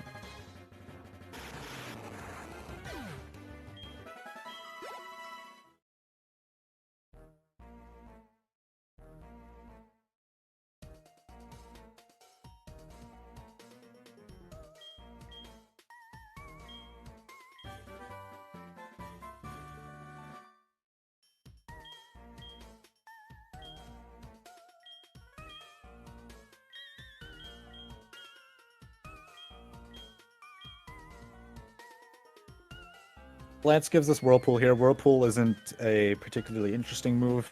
We will need it in order to traverse certain areas later in the run. But that's about all that it's used for. So now that we've cleared out Rocket HQ, we're going to get a call from the bike shop. The bike shop call isn't really avoidable. It just happens. So it's just a matter of when it happens. So now we're going to head over to Price. Price is not very scary. The weird thing about this game is because it's more open between gyms 5 and 7, the gym leader is also at a very lower level compared to what you would typically see for gym leaders. There are a couple of time losses in this gym, however. There are some ranges that we have to hit in here, which usually isn't a problem, but due to the odds of them, but sometimes you just get unlucky.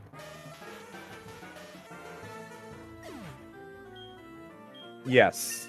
If you get a really early bike shop call, that means that you struggled getting cart. Usually you'll see the bike call happen either after Rocket HQs you step out or after the gym.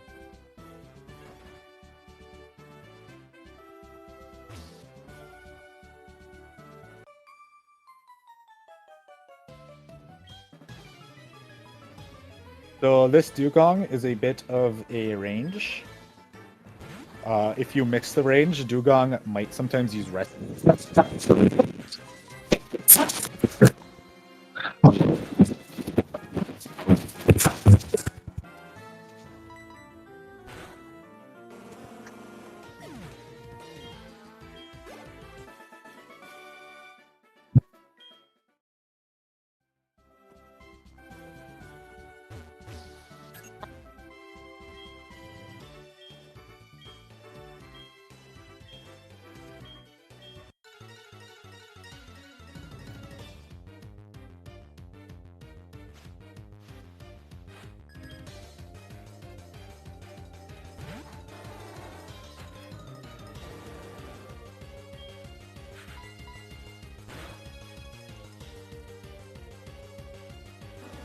My mic there. Sorry, something go wrong with my mic. I saw someone complain about my mic, and I just unplugged it and plugged it back in real quick. I did a weird thing earlier today, too.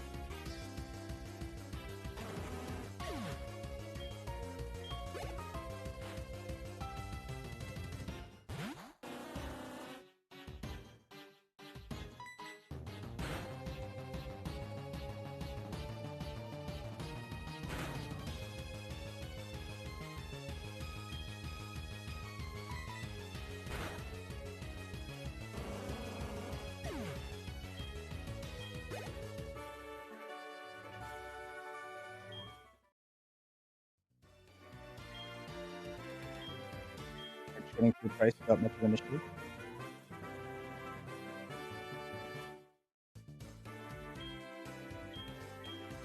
If you guys are interested in learning more about the Heart Gold Soul Silver Glitchless Manipless tournament, there are a bunch of info in chat right now. So you can do things like donate to the tournament, so the participants, first, second, third can get paid. There's also a schedule, so you can see when future matches are being held, the rules.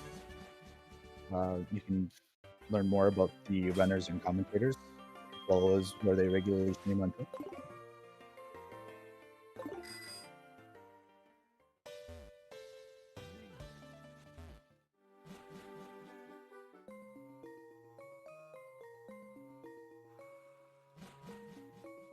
Now that we've taken care of the whole Rocket Saga and Price, we're going to head over to Olivine City. We're going to take care of the whole lighthouse sequence with the sick Ampharos and all that.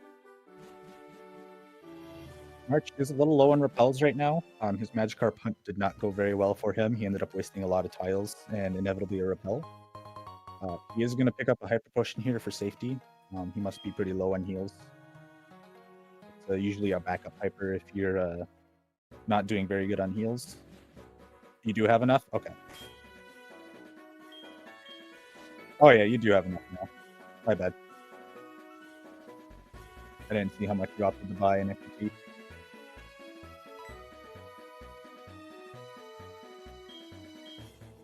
Or where you use them. My repellment usage is just awful. So I always end up short on this section.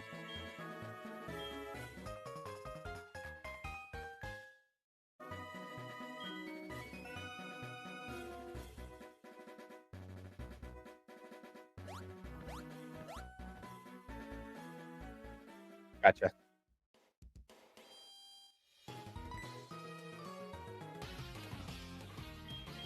Burner taking it easy, just in case. That hiker can only look up and left. As long as you duck into the grass for him, you usually don't have an issue with hitting him. Still scuffed, but better? Okay, give me 1 second. I'll try and take a little bit.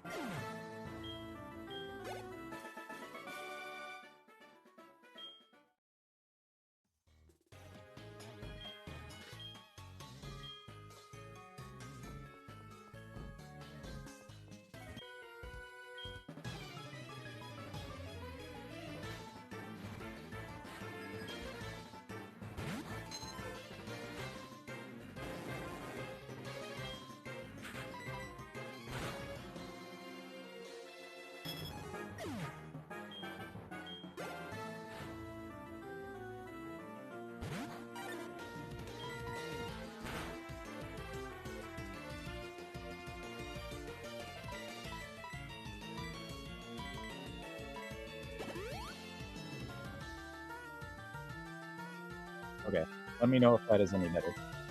Audio settings. So hopefully, minimize things, and I listen back to it and sounded for the most part okay.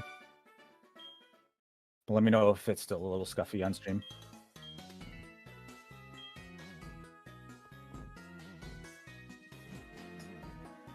So for March, there's a bit of a spinner pass that you can do there. If you menu within about 1/10 of a second from coming up on that ladder, then you can get a free pass as long as he's looking the other way.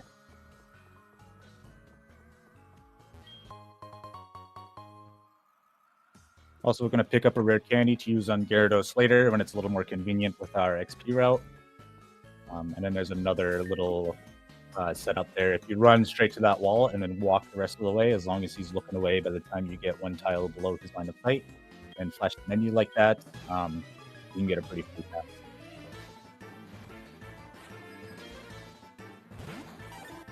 Seems fine? All right, cool.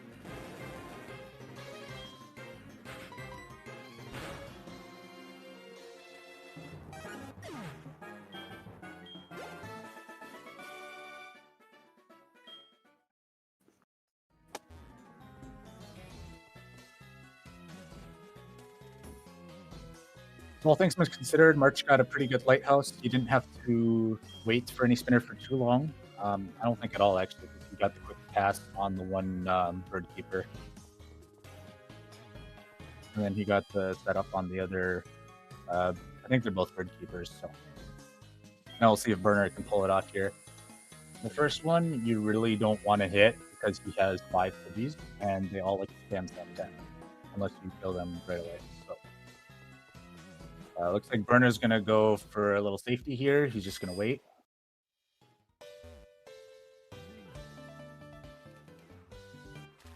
Your lighthouse is bad. Well, keep your mouth shut so I can like fluff up your run a little bit here, you know?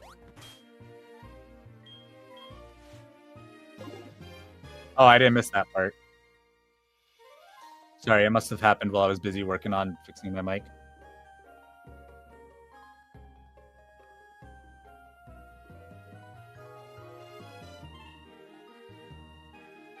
Burner going for just a standard setup to get past him.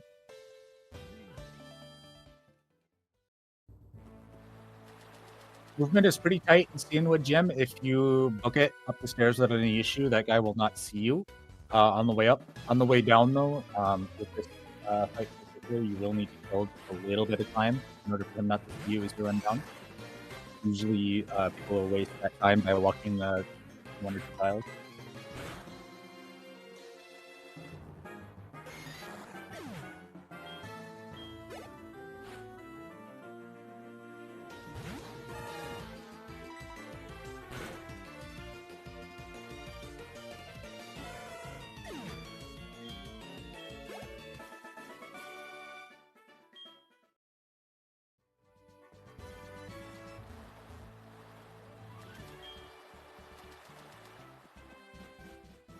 So we leave the gym and immediately re-enter to reset that one gym trainer up on the left position, so that way we can actually get up to the button without having to fight any other gym trainers. The intended way is that gym trainer would walk forward to cut you off, and then you'd go up the right side and then across that little bridge there and get to the button. But if we leave and reset the NPCs, then it's really free side. Only having to fight one.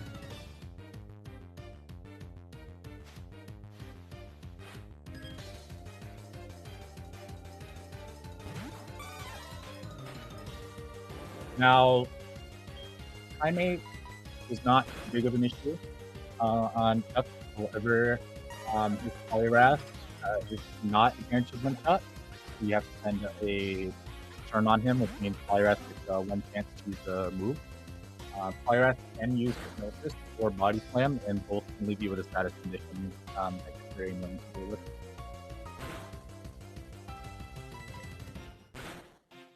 So March not getting paralyzed from Body Slam is good, so that's a pretty clean fight from Chuck, all things considered.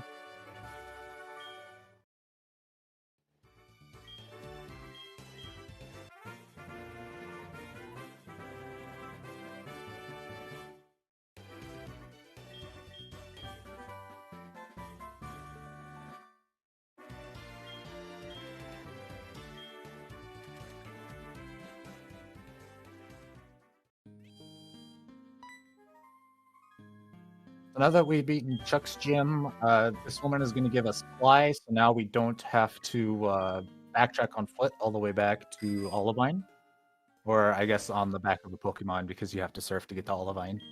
But while we're here, we're going to pick up the Super Potion in order to heal Ampharos, so that way we can unlock Jasmine.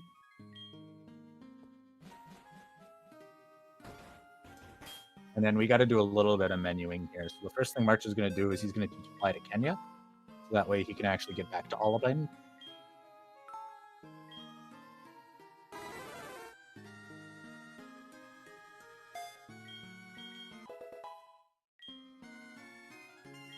Next thing he's going to do is he's going to use a Max Beater. He's going to use that on Surf, so that's his Surf PP is back. And then with that, we're off to Olivine. Burner managing to use a Strength on Primate. I think March ran out of Surf a little bit earlier. Ideally, your last Surf is on Primate right there before you either. Just with how the routes PB management goes. But it's not a big deal if you run out of Surf early. Now we just gotta hope for nothing too trolly here out of Polyrath. And he didn't paralyze, so that's another good fight from Burner.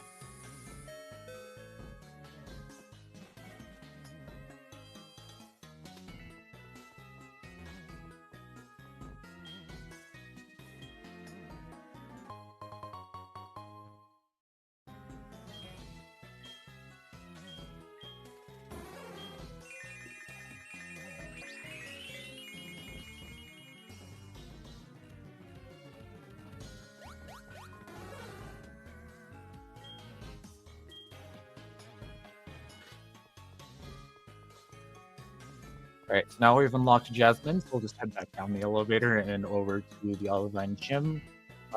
Fortunately, the two gym trainers in Olivine Gym recognize our good deed of killing Ampharos and won't actually fight us. Instead, they just say encouraging things and take us down the line to Jasmine.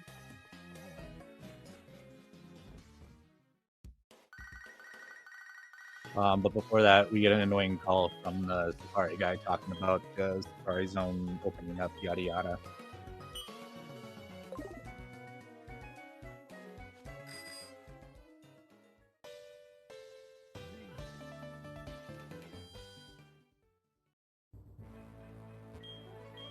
So it's a little bit faster to talk to these gym trainers instead of having them come up to us like that. At least in the case of the first guy, sometimes with the girl, you will move one tile over so she has one less tile to walk over to you. There's no way for you to talk to her, so the next best thing is to minimize NPC movement as much as possible. Jasmine, though, is not a very scary fight at all. It's just 3 surfs after people short our KP, and it's a free fight.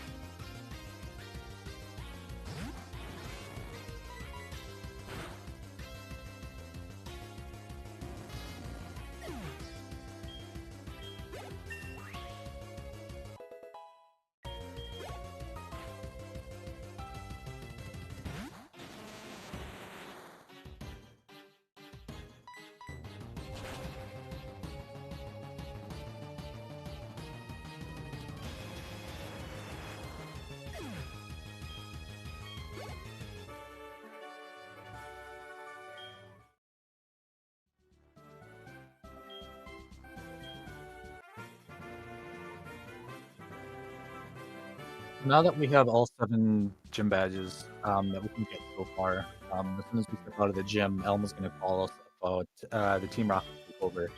And before we go do the Team Rocket takeover, depending on how good or bad your special attack is, some runners will opt to go grab the Mystic Water. Oh, well, it's more of a requirement if you have bad special attack, I should say. But because both of our runners have at or near perfect special attack, they can both ignore grabbing the Mystic Water if they so choose and pick it up after the whole radio tower sequence. Which looks like March is going to skip doing Mystic Water right now because he just used the rare candy to level up Gyarados to complete 55 at this point. So the benefit of grabbing the Mystic Water a little later after Radio Tower instead of before is if you go to grab the Mystic Water before, you kind of have to YOLO the water because that's the only small set of tiles that you're ever going to deal with getting encounters for a long time. So using a repel for like 6 or 7 tiles is just not worth it. So usually you would risk the encounter. Also, because Gyarados' ability is Intimidate, the counter rate is also lowered. So usually you just kind of YOLO those tiles and pray. If you are going to grab it after Radio Tower, then you can use a Repel, because you can combine that Repel with the movement in Ice Path. So.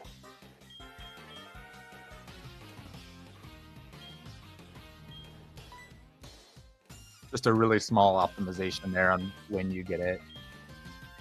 Try to minimize encounters.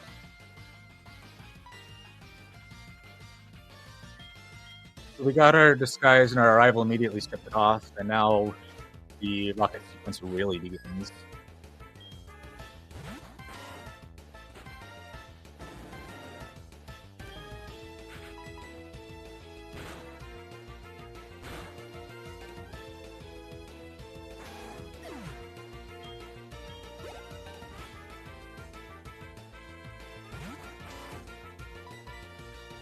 not a whole lot to say about this section because of the a lot of the rocket grunts. They only have Pokemon with like 20 at level 20 and some change for the most part. And since we have a level 50 plus Gyarados, you pretty much just one shot everything in this area without question.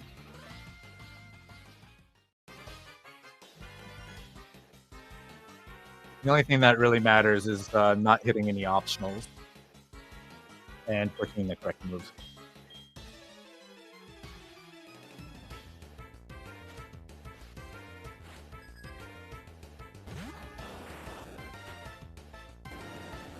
So, as I was saying about the Mystic Water earlier, the burner right now is on its way to go get the Mystic Water.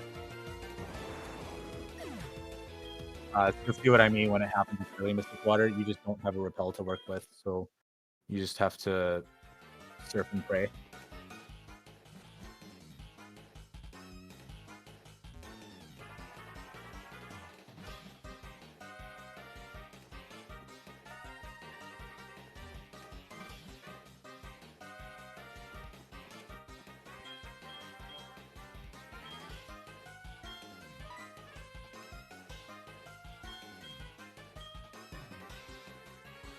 So, in case you don't know, the Mystic Water boosts water type moves by 20%.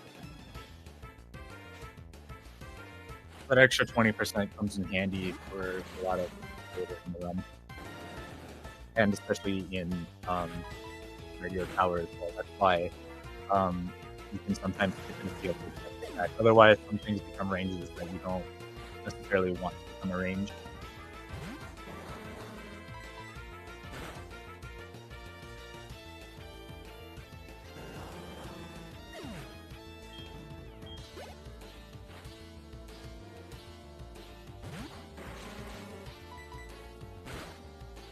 So March is fighting the first of the executives that are kind of taking over the radio tower. This guy has 5 Coughings and a Wheezing. Not a very intimidating fight. You just surf all of them and you win.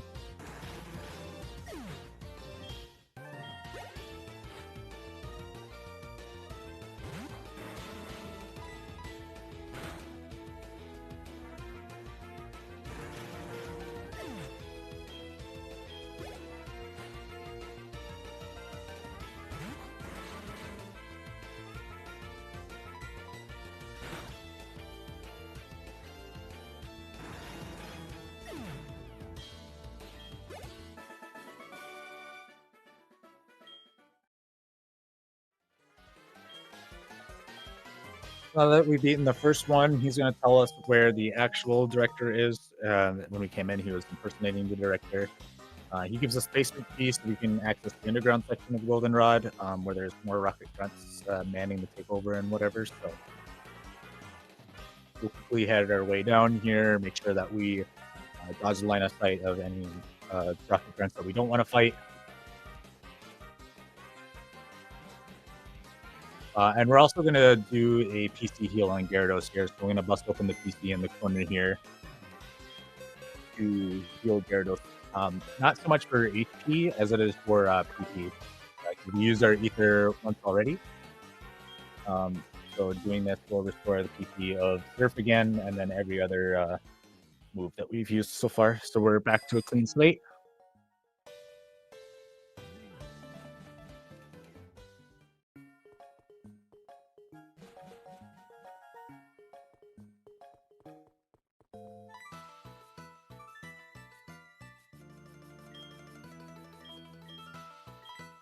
So next up is another rival fight happening in just a second here for March.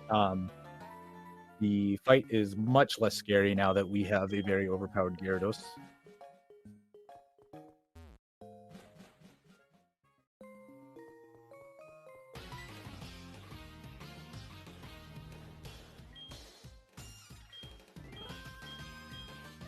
For the most part, this fight will just consist of a bunch of surfs and strength.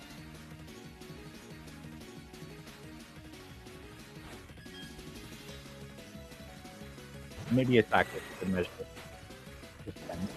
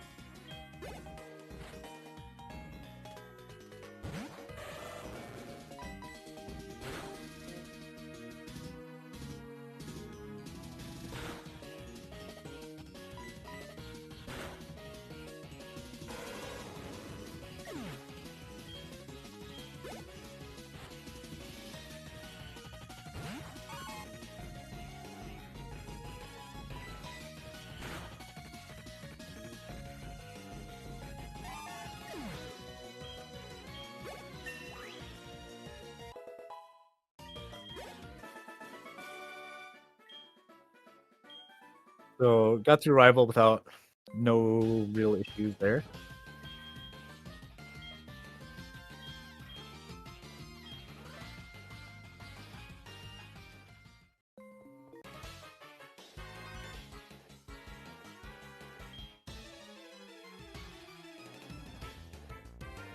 Bruner currently working his way through the first executive with all the coffin. Just wrapped with it.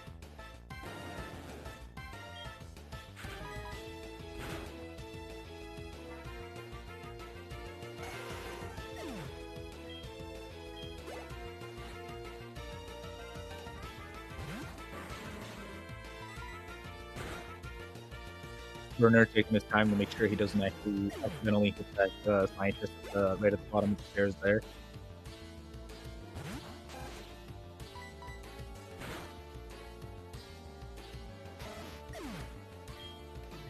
Being extra careful to make sure he doesn't hit the one rocket grunt along the top wall there.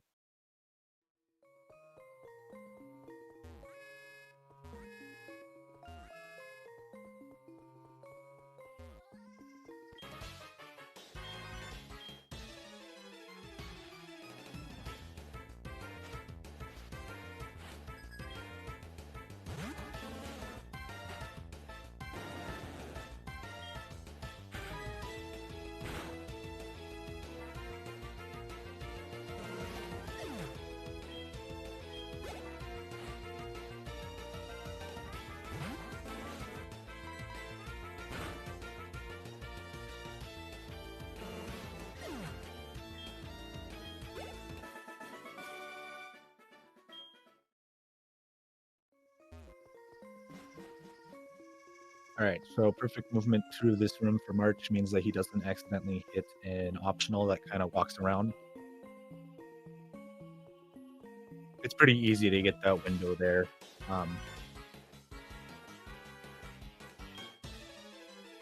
But he can sneak up on you if you end up talking a little too much or anything like that.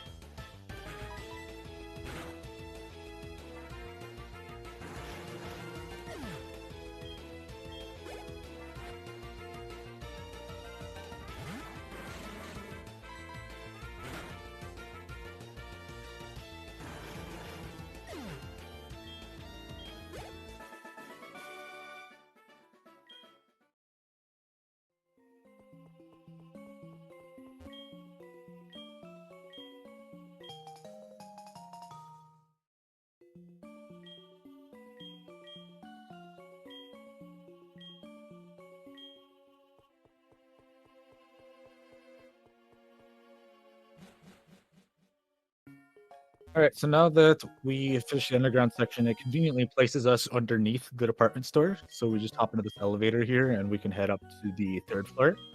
While we're up here, we're going to buy all of the X items that we'll need for the rest of the run.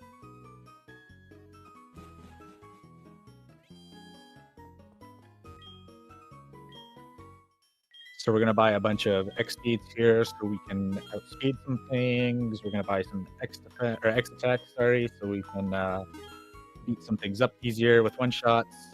X defense to tank some hits better. We're going to pick up a couple of X special defense so we can tank some special things better. And one X special.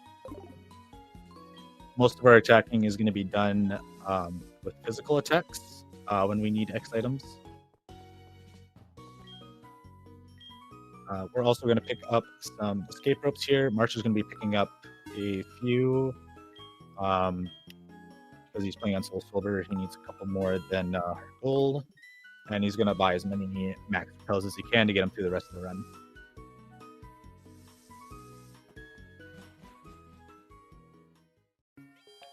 Well, it's still tanking some things.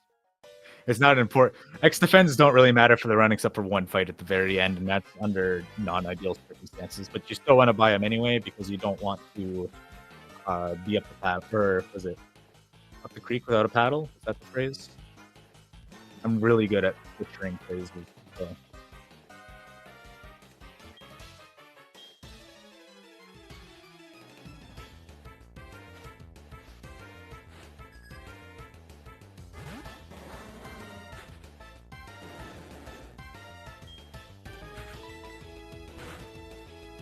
Now March is heading up the final part of Rocket HQ here.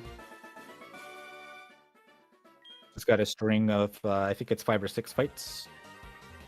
And then we're all done with arguably one of the more boring sections of the run. Because there's not a lot of effort to get through Rocket HQ. It's more of an endurance than a strategy thing.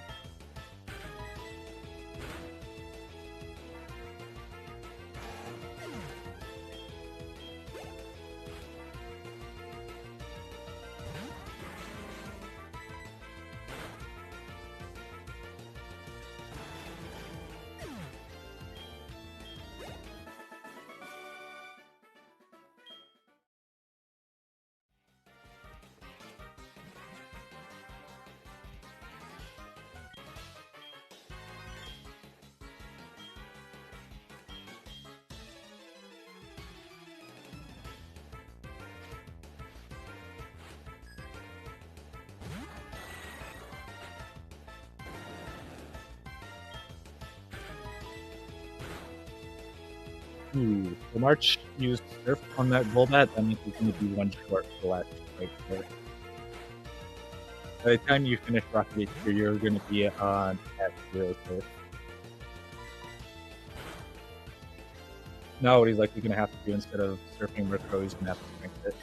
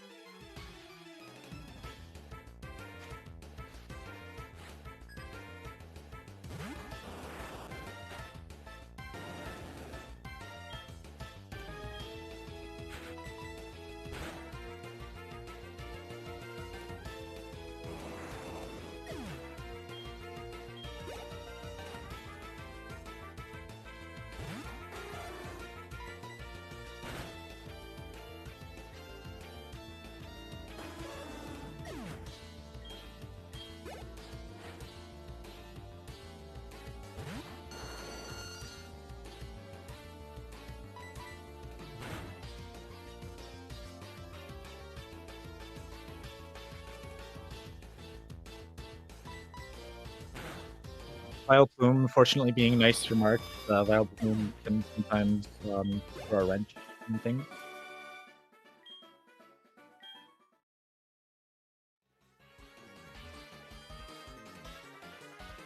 Werner currently working on his shopping right now as March heads up to the top of Rocket HQ.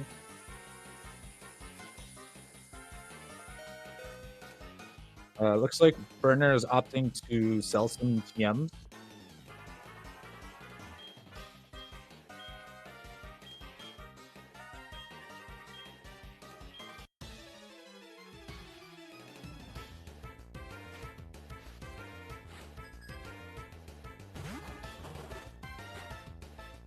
Looks like he's going to pick up 17 repels. My preview is a little blurry. It looks like 17.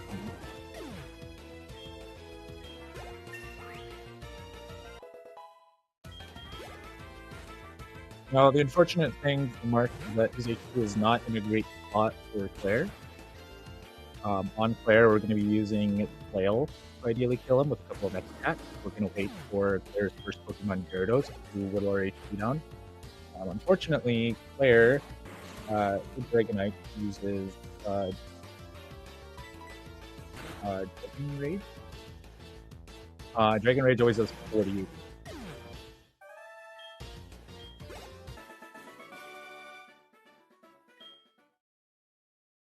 So, unfortunately, March's HP won't be low enough to get a good flail range without some extra work.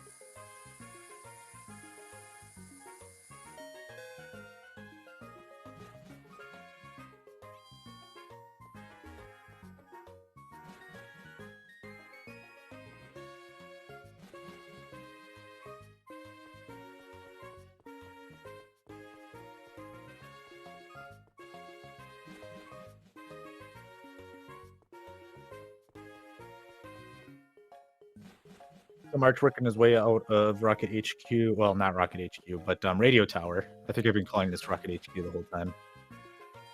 As Burner is working his way up now. Burner is 3 fights from getting out of Radio Tower. March is going to go pick up the Mystic Water now, since I believe he skipped it earlier. Or did he not? Did he get it earlier?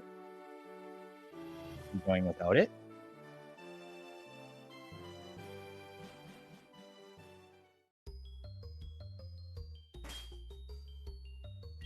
Oh, he did get it? Okay. I must have not been paying attention.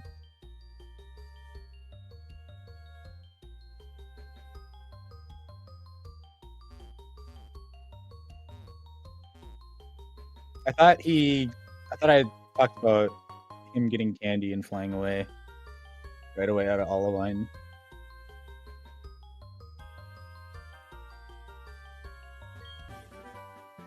So I think March is going without Mystic Water right now.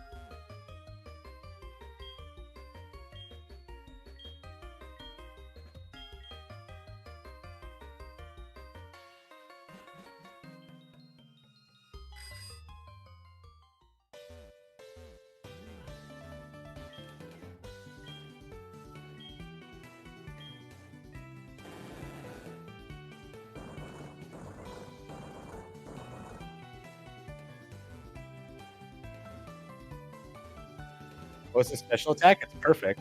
It's perfect neutral, or really close to. Both of their Gyarados are 30 to 31 neutral.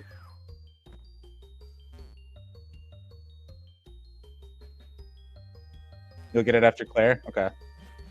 Slime's gonna back up getting the Mystic Water on his way back to Elm's lab instead of before Ice Path. I think because he forgot. So now that a Repel burnt out and we just got to hold the Waterfall, we're going to teach Whirlpool real quick to Centric, because in a little bit we're going to require Whirlpool to get over some tricky water. And then we're also going to teach Waterfall to Gyarados to complete its moveset for the rest of the run.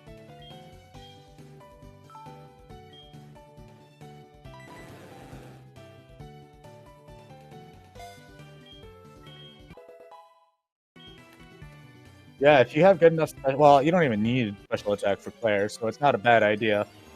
March unfortunately forgot to do Max Repel and got punished immediately for it.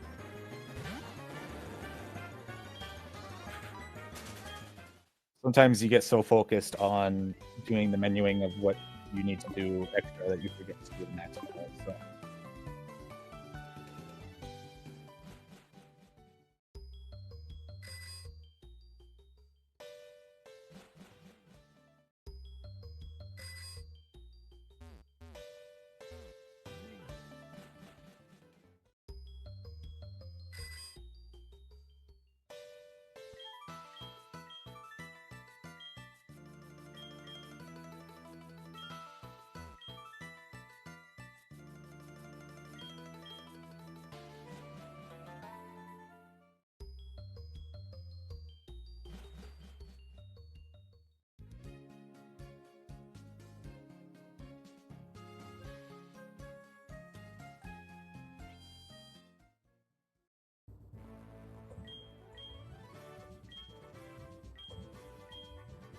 There's a bit of a spinner setup that you can do here on the first trainer. We'll see if March gets without any issue.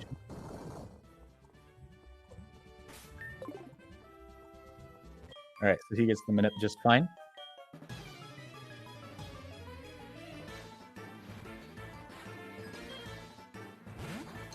Another type of spinner minute that you can do is called red minute. You can run for one tile and kind of bait the spinner into looking in a left or right direction, and then you can pass them without much of an issue.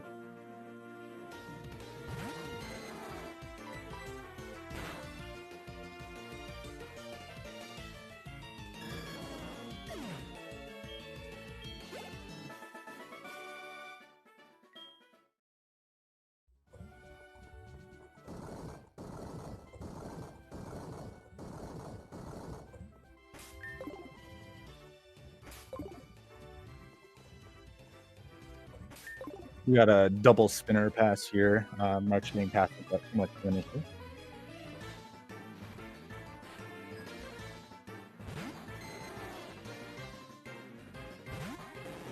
Runner got through radio tower now, but he's checking out something at the PC.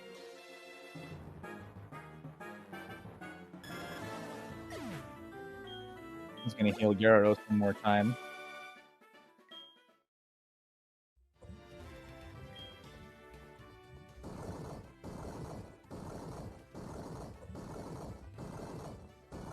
Not a super opportune time to take a heal. Usually you would heal pretty quickly after players, so you would kind of want to manipulate your HP to be a little lower so you use less turns on player wealth that he got.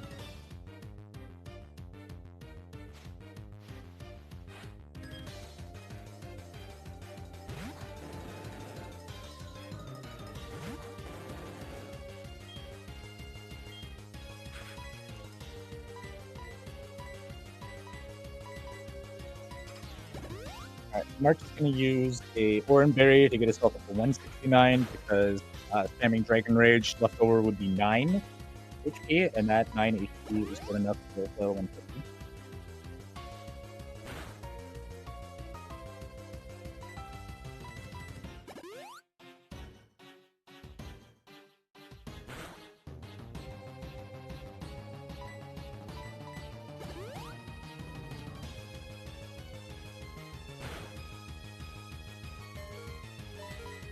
Now that he's at 950, Fell's base power is 150 on top of all the attacks we can use, so he will be able to use this one up with the initiative.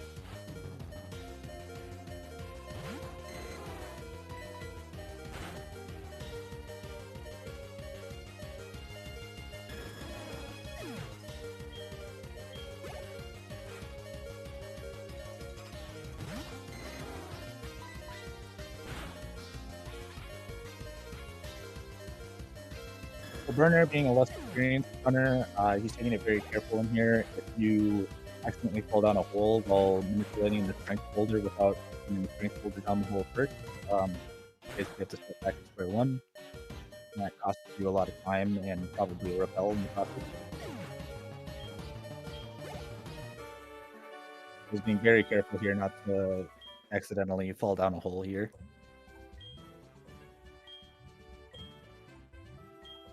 And now he will intentionally.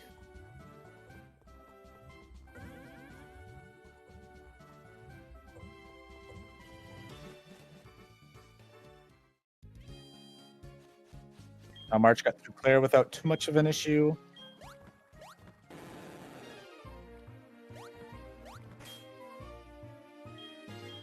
He's on his way to Dragon 10 now.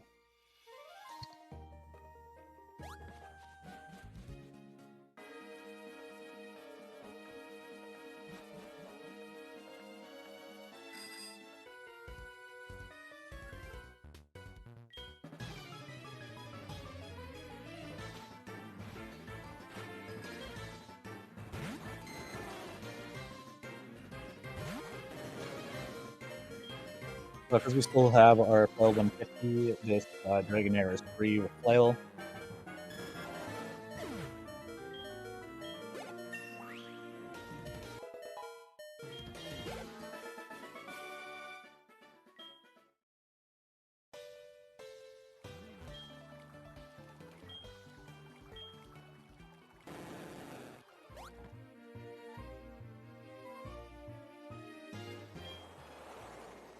And this is where teaching Whirlpool to Centric mattered.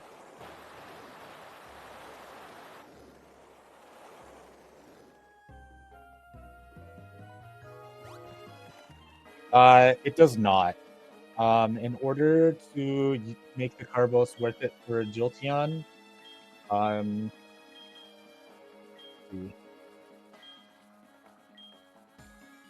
so Burner, I believe, is 33 neutral. 33 neutral is not going to be enough with a Carbos to boost your speed up fast enough to outspeed Jolteon naturally.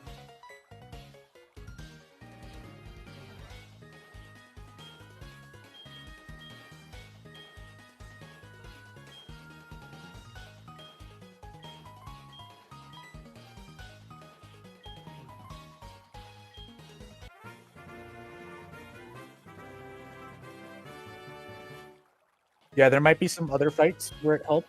The big one though, why you would grab the Carbos because of Jolteon. What March is going to be doing in a second is he's got to pass a test by defeating all 5 of the Kimono girls. All 5 of the Kimono girls have an evolution from Gen 1 and Gen 2.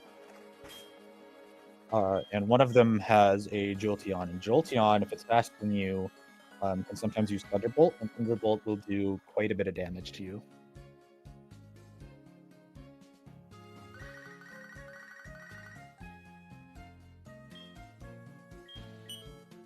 However, we're not going to be going into the Kimono fights with as low as HP as we have right now. What we're going to do is we're going to heal at Elm's Lab. Elm's Lab is the fastest place to heal. At least faster than stopping at a center and going through the whole shebang. So Burner now carefully moving his way through these 2 spinners here. Burner going for a really risky play there. You're not supposed to menu on the tile that he can see you on. Maybe he was doing that as a little bit of a swag strat or something. A haha in your face. But he got through without getting hit, and that's what matters.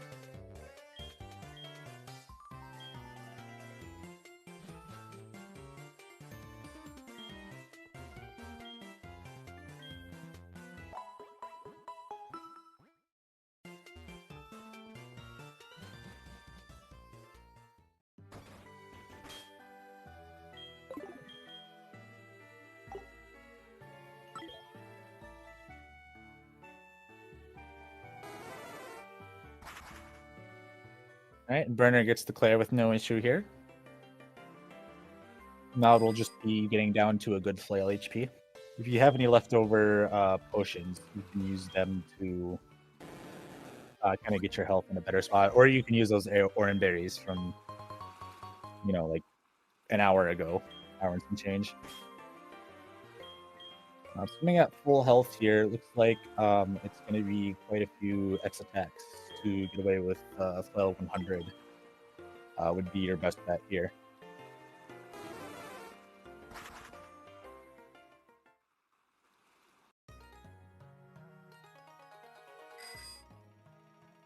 So it looks like Burner needs to get to +3 for flail 100 to kill. 60 HP is not, so he's going to waste 1 more.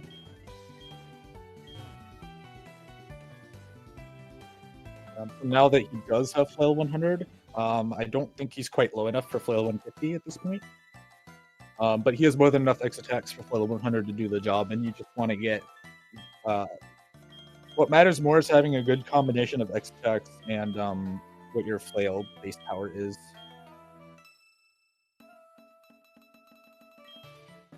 So if you need to waste 4 turns, just use more X attacks usually.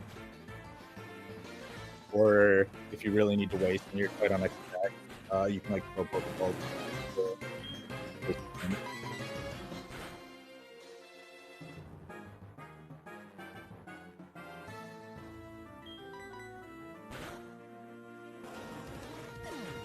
So Umbreon being nice to Mark, Umbreon can use Confuse Ray sometimes and be a little bit of a troll.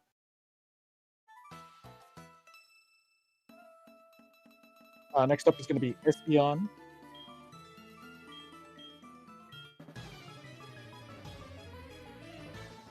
Espeon you can outspeed as long as you have more than a 5- neutral, or 5- speed, or 2-, or I should say if you have 5- or more, or 2- or more if you got the Carbo.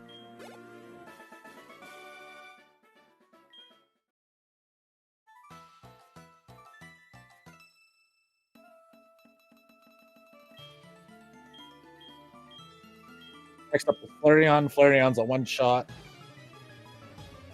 Your plus attack, you can use Strength instead and save the super effective effects that usually surf.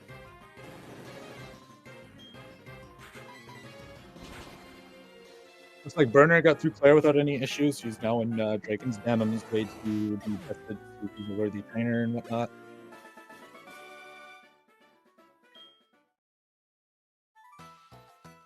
March spoiling his own run for the rest of us.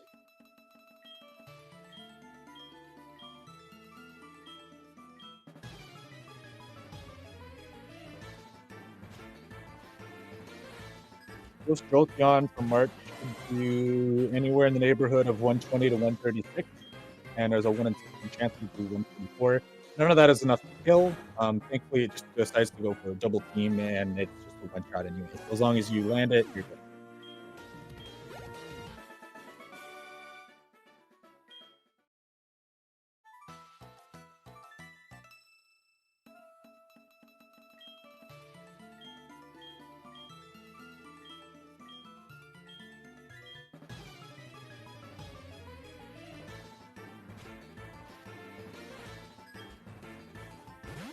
How does this speedrun work? So this is a Pokemon Heart Gold or Soul Silver glitchless Manipless run. So we don't use any kind of glitches, and we don't use any kind of manip. So there's some RNG manipulation that runners could do by setting their date and time to a specific time and starting the game on a specific frame and then moving in a specific way through the early parts of the run in order to get no encounters and really OP stats. But this category does not do any of that, which makes it a really fun race category and something that anybody can pick up. We're currently in the middle of a tournament where a bunch of runners are attempting to beat each other in a race in a bracket style format. Glitchless and Manipless, the goal is to beat red as fast as possible. Usually that happens within just under 4 hours on a pretty good run. A little over 4 if you get extremely unlucky, or maybe you're a newer runner to the category. You can expect over 4 hours. Burner's PB, I believe, is about a 4:25-ish, and March is a little under 4 hours. I don't know, maybe under 350. I'm not sure off the top of my head. But we're about to get into the more interesting part of the run here. We have just completed the 8th gym, and we are now on the way to Lugia. So March is playing on Soul Silver, and Soul Silver is the slightly slower version for a couple of reasons. One, Ho-Oh is in Ekkertique, which is really nice. I believe Ho-Oh has the shorter cutscene, if I'm not mistaken. And it's easier to run away from Ho-Oh than Lugia. Lugia is faster, and if we have a really bad Gyarados, there's a chance you can't escape and run. So Lugia can be a little bit of a troll there. Also, while you're climbing the Burn Tower, there is a max revive that you pick up on the way that is essential for defeating Red later on in the run. So Heart Gold picks it up there where it's right on the way. Soul Silver will pick it up in a different spot.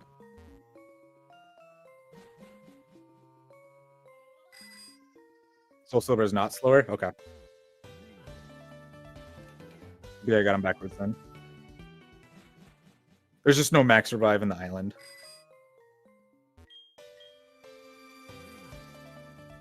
You have to pick it up later.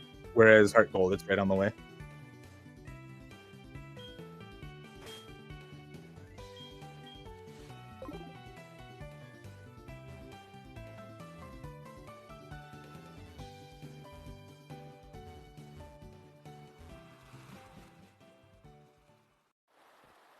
Soul Silver is faster if movement is good. Okay.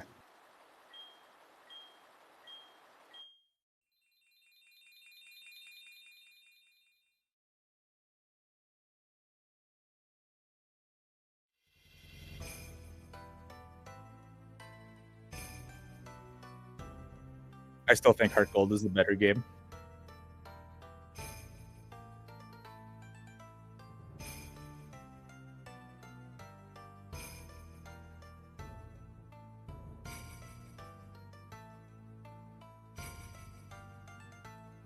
So Burner now is beginning the kimono fight with the 5 Espeons. Hopefully Umbreon doesn't troll and land a Confuse Ray here. Alright, went for Dark Pulse, that's fine. So just use Surf to wrap it up. The cutscene that March is sitting through right now is the one bathroom break you get in the game. So runners will use it sparingly.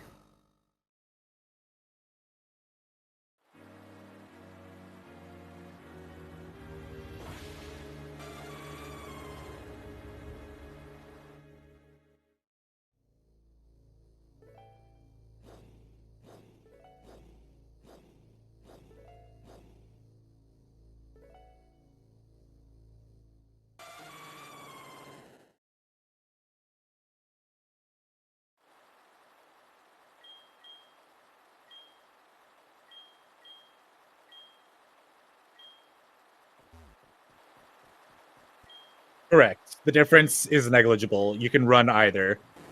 There's just some nice to have things in Heart Gold that aren't in Soul Silver, and vice versa. Each one has its strengths and weaknesses. You can win a race using either version.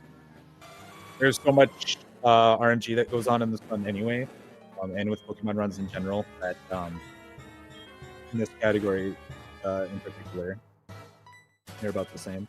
So it took 2 turns for Mark to get away. The first turn, Lugia was not nice. But now he will use an escape rope to get out of here, and then he will fly off to Newbark Town and head his way to the Elite Four.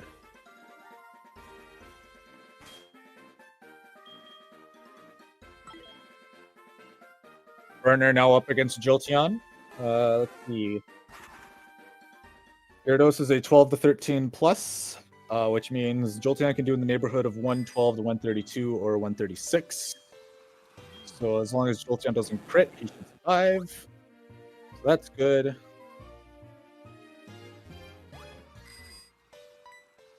And Jolteon drops.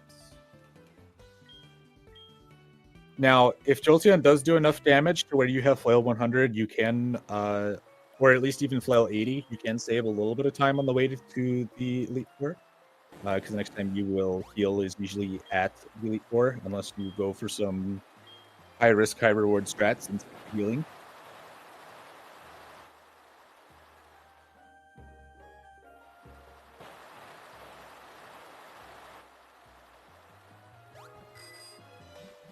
Now he definitely has Flail 100 at least, so he could use Flail 100 to speed up a couple of fights on the way to the Elite Four, if he so chooses.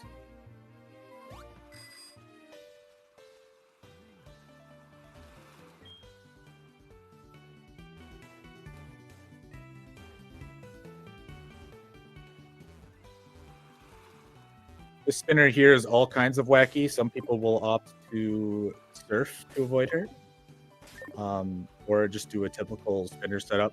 March having a little bit of trouble getting past her without any issue. Now for the fisherman.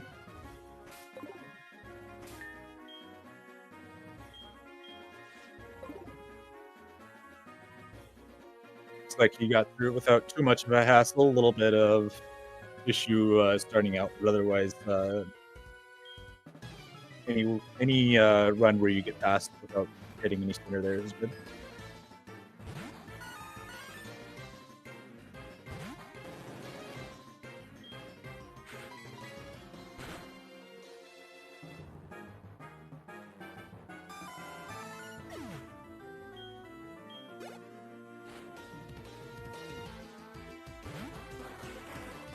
So even though you don't have to fly to World Islands in Heart Gold, Bell Tower is significantly longer to scale, with all of the puzzles and stuff going on within it. So that's how Soul Silver can sometimes be faster than Heart Gold, because there's just not as much crap you have to move through into Lugia, even though you have to take the time to fly to Steamwood and dodge a couple spinners in the way. I shouldn't say spinners, I should say optionals, because there's nothing you really have to wait for, I don't think. I don't know, I don't run Soul Silver. Arch getting perfect movement to the next trainer. That movement is really satisfying to pull off, but can be really tight as well.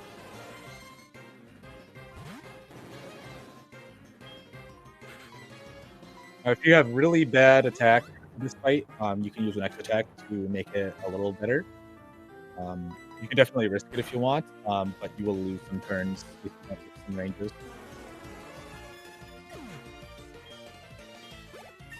So on average, if you have less than ideal attack, it's better to use the X attack.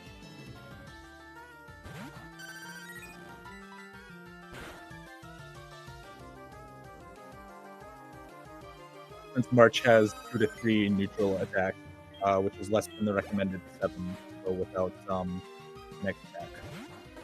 That's why he opted to use one. Burner picked up that max revive that I mentioned in Burn Tower there, that's just conveniently on the way. We will need that for various strategies in the final fight with Red, so it's nice that we have a max revive right on the way.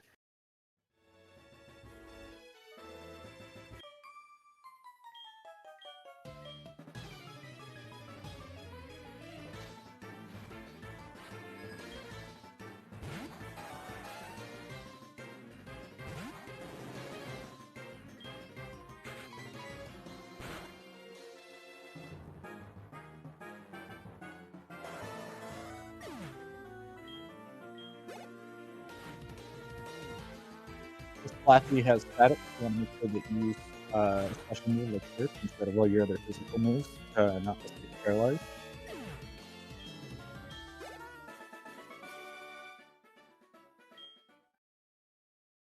I say it as a reinforcement to myself, as someone who's used a physical move against Flappy before.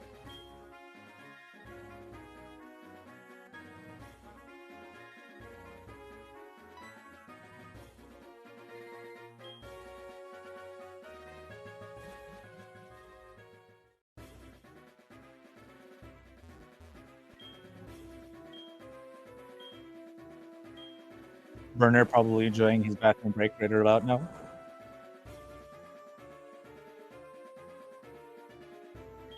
March working his way through Victory Road here.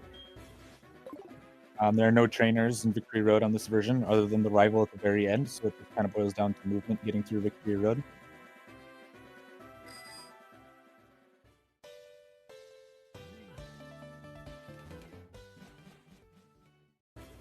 Getting around this Victory Road is not too difficult, though, as long as you know where you're going.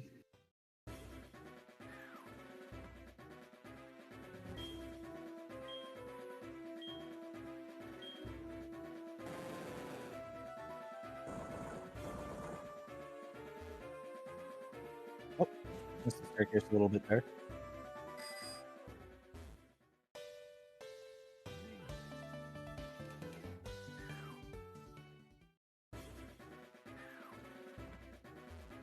So Burner gets to run away from Ho-Oh without any issue, because Ho-Oh is a slower poke than Lugia, and typically will not outspeed Gyarados.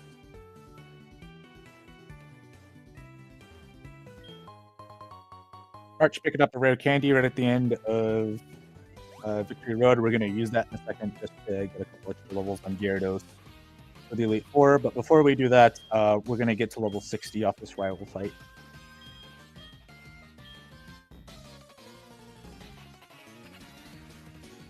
Burner taking his first steps on the Kanto. He should take a look at his Pokegear and check out for himself, but we don't got time for that.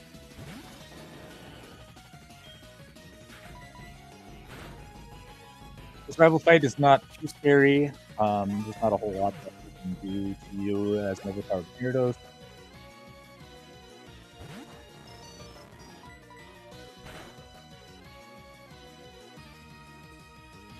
Burner going for Swag Waterfall Strat.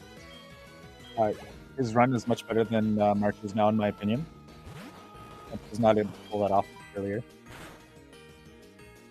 It is the only waterfall in the game that you're going to be able to try to get Swag Waterfall.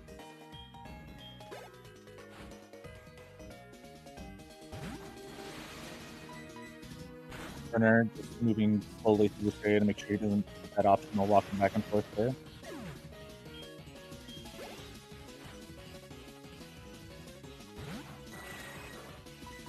Be really careful not to hit this person either.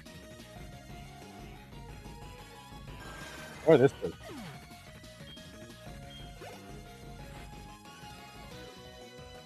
I didn't like that pass, personally.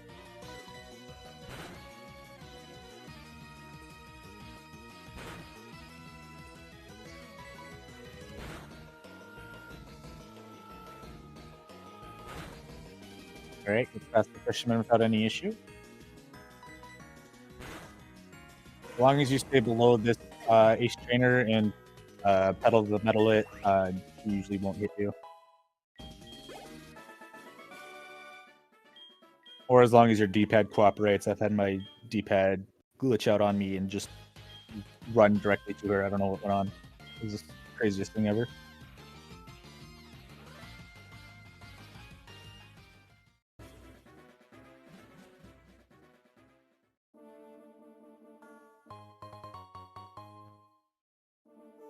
So one more rare candy here sitting on the doorsteps of the Elite Four. We're going to use that one and the one we just picked up in Victory Road to get to level 62 now. We're also going to heal Gyarados and dump some mons in the PC because we want our party size to be as small as possible for the Hall of Fame cutscene. The more Pokemon we have in our party, the longer the cutscene is. We are going to hold on to Kenya for two reasons. One, if we wanted to throw Kenya in the PC, we would have to take the mail off of Kenya, which takes a minute. and we don't want to do that. And Kenya will be used to fly out of Newbark Town since there's no PC to just pick Kenya up after the Elite Four.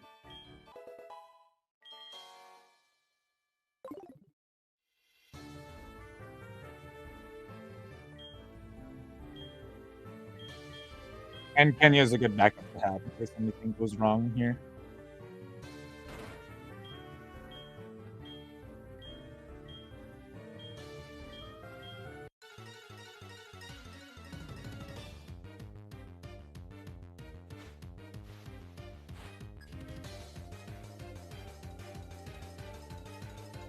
So Will isn't too scary of a fight. If you opt to skip healing, you can go for some crazier flail strats. But otherwise, because we're at full health, Nzatu is not always guaranteed to use Psychic against us, and Psychic doesn't do enough damage to get us into any good flail range. We can use Strength as a backup. So if we just use 3x attack, we will have enough to use Strength and just wipe Will's team, no problem. The only thing we have to be careful for is making sure that we heal Confusion after we're fully set up. Some runners will use the full heal that was picked up way long ago in Ilex Court. Yeah, 4 if you have bad attack, which in this case we do. I forgot about that. So Murder will only have to go to +3. Lime's not even in this one. March has to go to +4. So and he had to use a full heal to heal Confusion instead of a full restore, so that way his health is lower to maybe get the fail stats on some of the later effects in the Elite Four.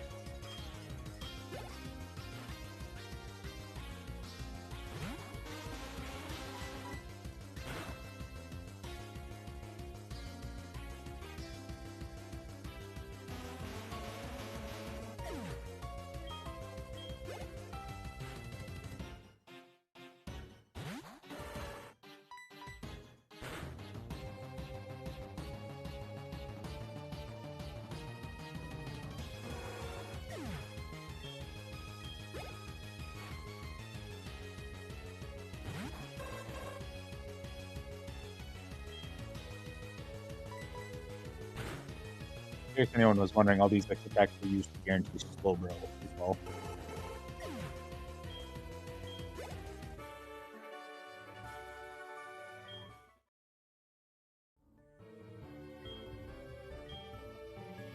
Burner just getting the victory road now, so he's not too far behind.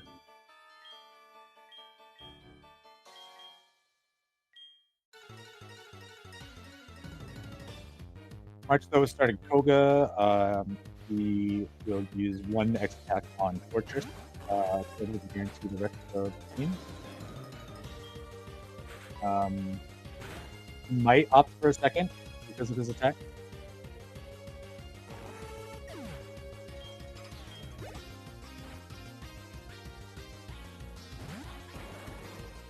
So Burner there picking up a Max Revive and Victory Road there. He did not have to pick that one up because he picked one up in Burnt Tower. Maybe he's picking it up for safety, or maybe he's picking up that one instead of the one that we would usually pick up, which is in Diglett's Cave in Kanto. So March getting through Fortress without too much of an issue. Fortress does have a very, very, very small chance of using Explosion, which can definitely throw a wrench in your plan.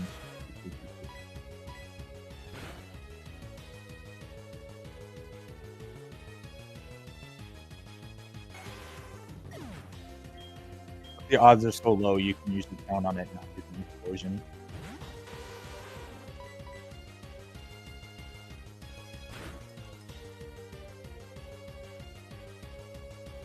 Well, my name is not Jimmy, and it has used Explosion on me before, so...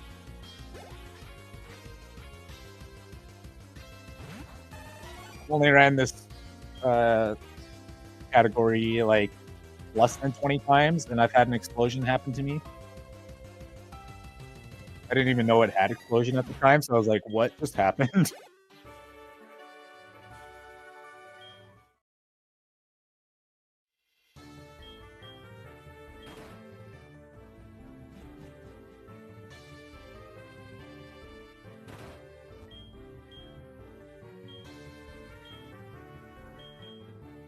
Alright, so March is going to be taking on Bruno now. I believe the safe strat for him would be to use an X attack on Hitmontop in order to guarantee the champ.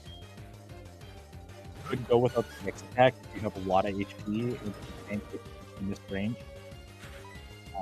It also helps to have really good attack, which March does not, so he's going to go for the X attack.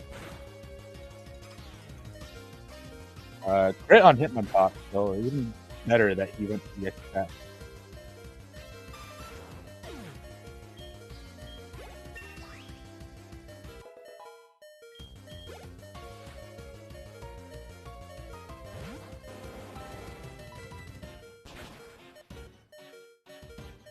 I believe that March does have a flail 100 at this point, so he could opt to use flail instead of strength. And strength has a base power of 80.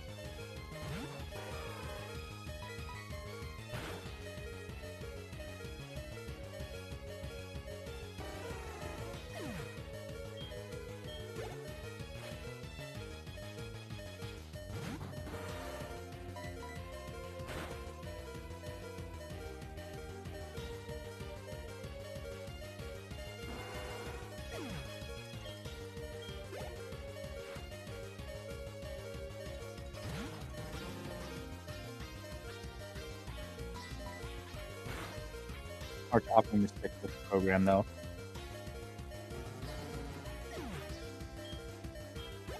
I really should have a guide up so I can watch and see if people are in flail ranges because I can't map them.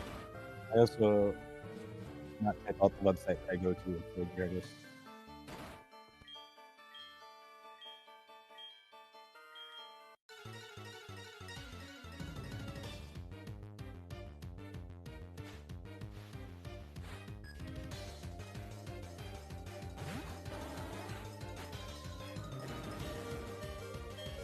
So 34 HP out of 199, that is flail 100, which is fairly by 682.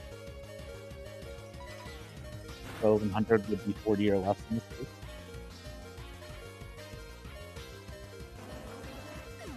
Also got the X attack on Umbreon without much of an issue. Umbreon can use double team.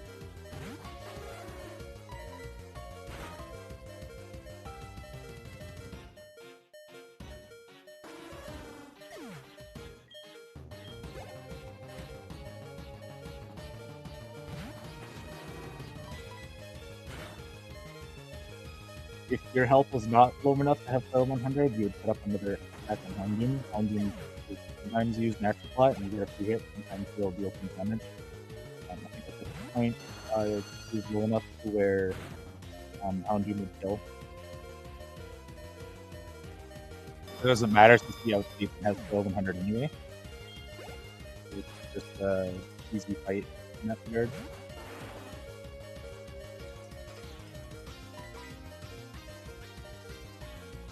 Good focus blast just on Gengar. Gengar wouldn't kill unless it's red. At the very least. So at least it usually doesn't kill unless it's a crit.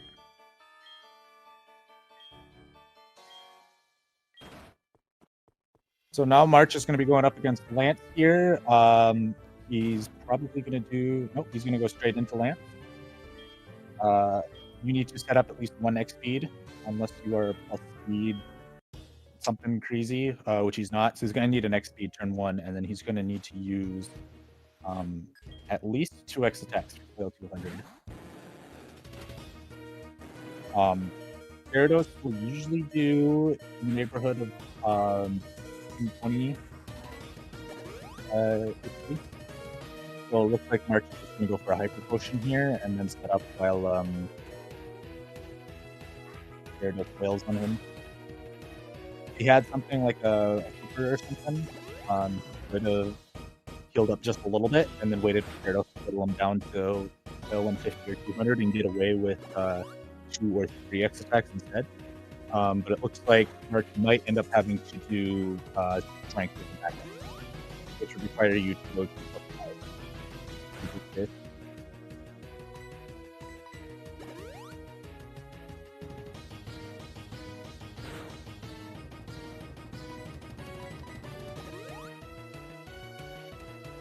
still has some orange berries left over, but I don't think you would have had enough orange berries to fill him up to a good range to get like the 200 or something. Unfortunately, he has to play it a little slower and safer by going with him.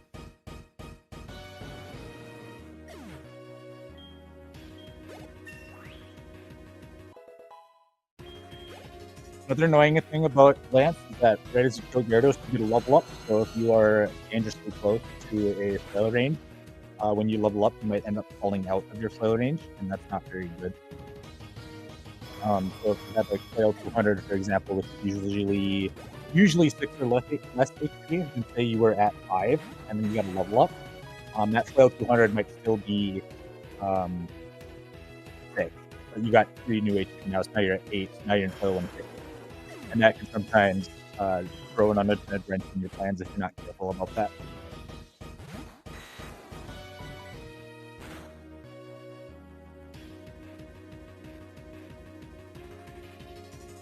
But if you're going for strength, then it doesn't matter because as long as you have the protect you need to kill, it doesn't matter what HP you are. All the X packs were used to guarantee this Ignite.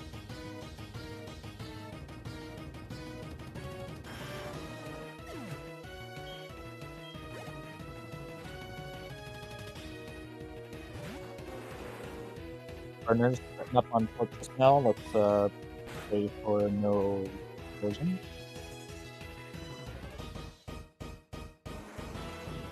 Spikes, that's fine because we're not going to be doing any fishing. So, Fortress using Protect is a little bit of a troll though. And March got through Lance without any issue whatsoever, and a 255 Lance at that. A pretty solid rule is that Kanto takes about an hour.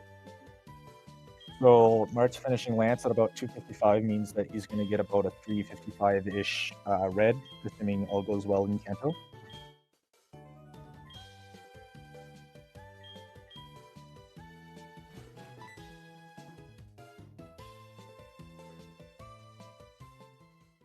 Crobat going for a double team. Burner still hits through it without an issue. You always hate to see double team miss because the AI likes to spam double team sometimes, and your Gyarados likes to miss a lot because of it.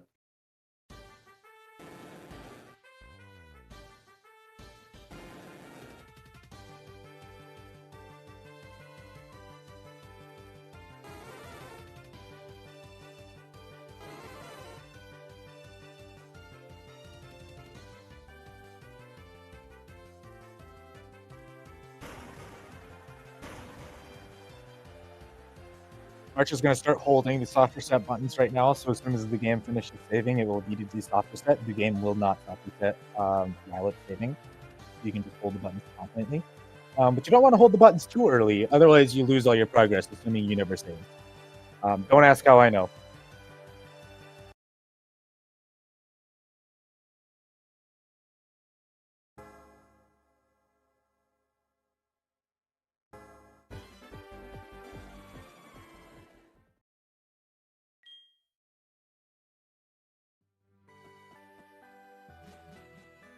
Yes, the Buster Special, as some may call it.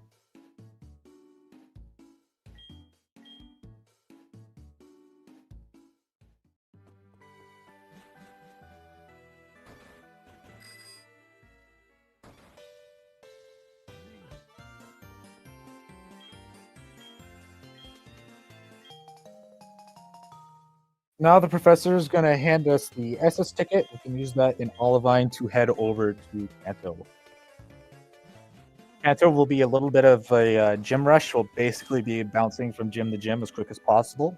There will be a little bit of busy work that we need to do in Kanto early on, but otherwise it's a pretty eventful thing. You called me. You called me, Mr. Professor I.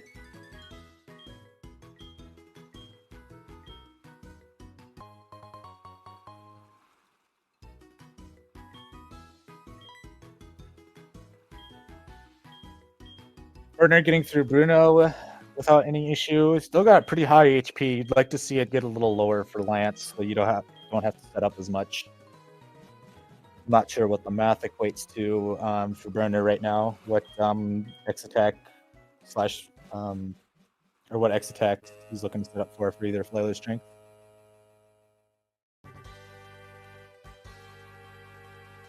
We got our Magikarp quite a while ago. Now they're Gyarados, and they are demolishing every fight in the game. This is Pokemon Heart Gold and Soul Silver Glitchless Manipless, where no glitches are used, no RNG manipulation is used. You just pick up the game and try to beat it as fast as possible. And we do so with a level 50 Magikarp just outside of Liquid Rage.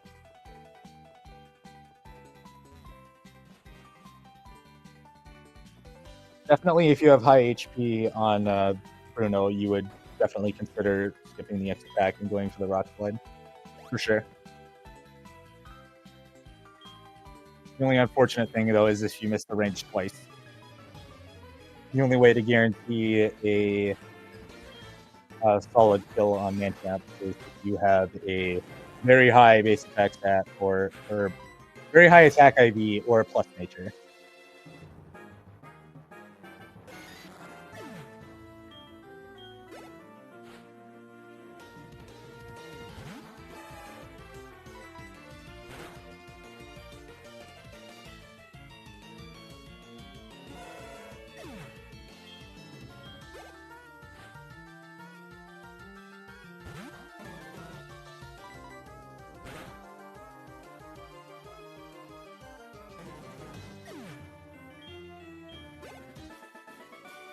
Werner thinking about his next attack on Vileplume here.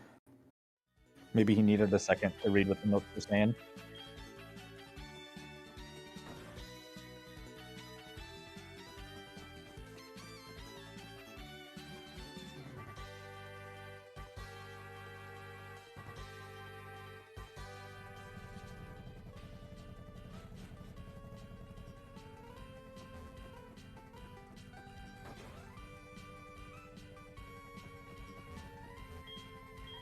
Oh, it has the berry? Okay. That's right. The citrus berry brings it high enough so that Bruno doesn't trigger heals. That's right. That's my bad. I forget it has that citrus berry sometimes. It's not very often that I've gotten the opportunity to go for it.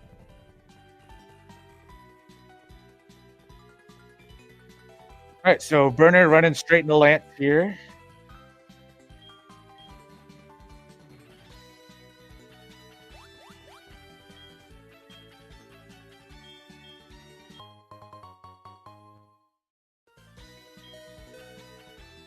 Gonna get that X speed off right away.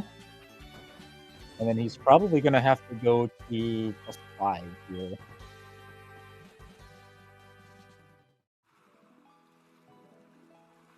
Yeah, he'll definitely be going to +5 if he needs strength, and with how high of HP he has right now, he's probably not going to get Flail 100 without falling turns. So it's better overall just to go to +5 and then strength everything. You buy more than enough X attacks that you can handle a situation like this. March, unfortunately, getting a wild encounter, you unfortunately have to YOLO those 3 tiles of grass and cancel on the way to Saffron. There's just no point using a repel for those 3 tiles. So unfortunate that he got an encounter there.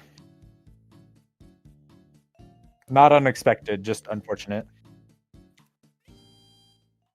And it looks like Burner got set up on Lance without any issue. March now working his way through the gym. He's going to do a little bit of a spinner manip there. Ooh, yeah, Burner does not have much strength going on. March is going to do another run manip here where he runs exactly 1 tile and then walks 1 tile and then runs again to efficiently move faster without being seen.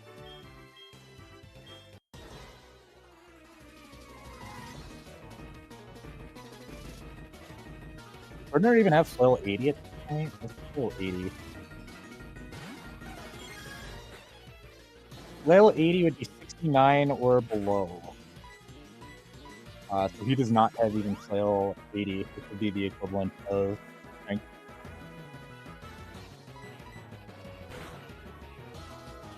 March set up an X speed in order to be faster than Sabrina's team. You don't really want to look at it. You have to be slow to let the other person hit first.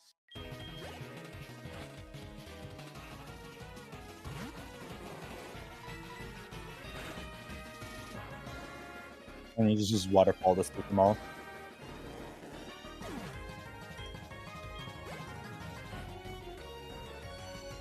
Fortunately, with the Mystic Water, Art Level,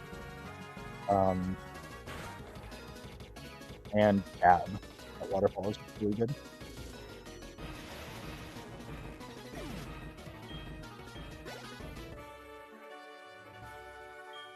And because Gyarados is more of a physical attacker than a special attacker.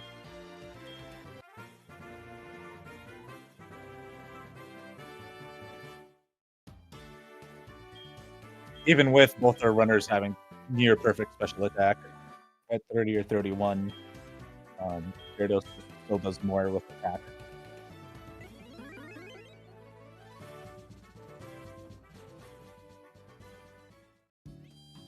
So Burner finishing red, or not red. It would be a really quick run if he finished red. Beating Lance at looks like a 303 or 304-ish, which means his estimated Kanto time, finishing red and everything, would be about 404, 403, as long as everything goes well.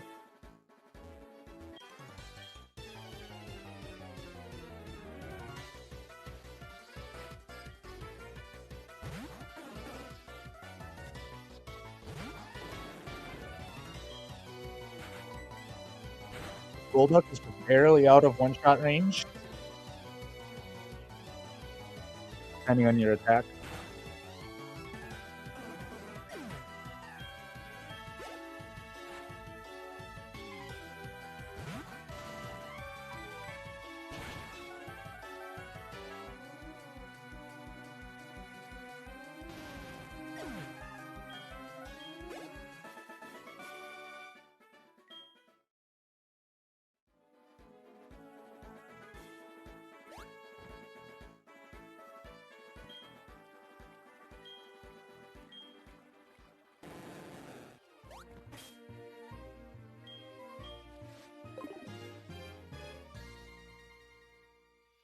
So the first thing that we have to do in Kanto now that we've beaten Sabrina is we have to do the whole power plant side quest.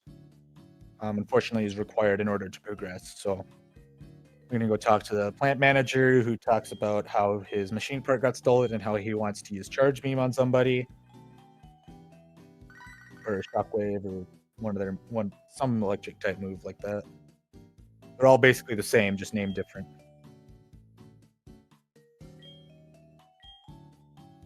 March will bring this back. He's in the lead. What is he bringing it back from?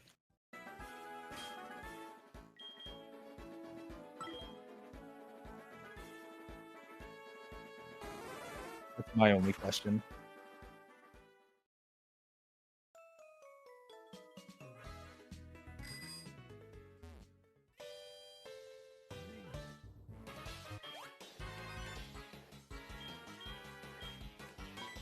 So now Mark peeks into the Cerulean Gym, sees the rocket grunt that filled the machine part.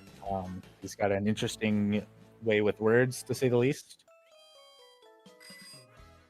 So now we're going to go hunt him down. We're going to head up to Nugget Bridge here.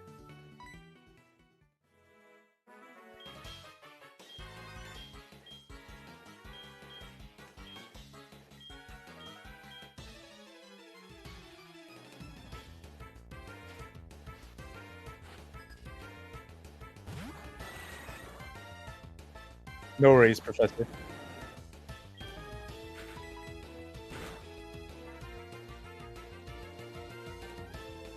March has got about a 10-minute lead, I believe, right now. I believe March had a 255-ish Lance, and Burner had like a 303, 304, so just shy of 10 minutes ahead. So there is one last little tidbit of RNG, which is Surge's gym. Both the fight and the gym itself can be a little trolly. Usually not enough to lose 10 minutes at the time. but you can definitely lose a couple of minutes just not having good trash can luck or Surge being really weird. And then there's also red, of course, at the end of the fight. Something can always go wrong on red, and you have to start over. That can kill a couple minutes too.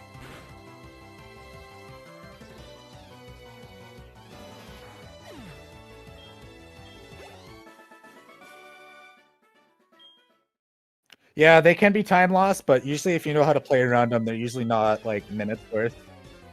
Maybe a minute at most.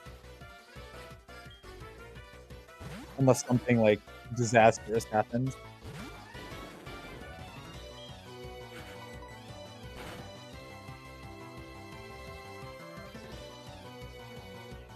But they can definitely get fully.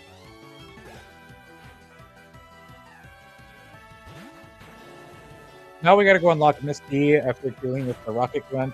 So to do that, we have to go through like the Nugget Bridge kids or whatever. They've moved territory from where they were in Gen 3 and 1. We just decided to go up here now.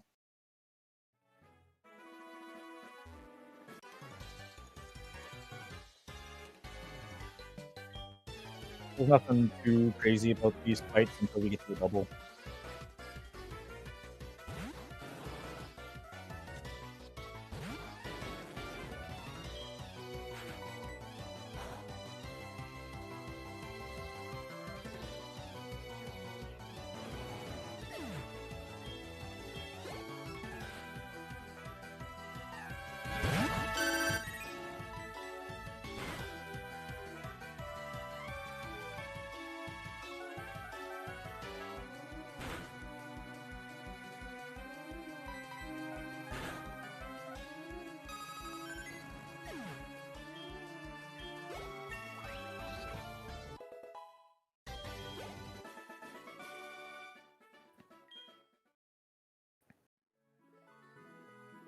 Burner just getting off the SS Aqua now.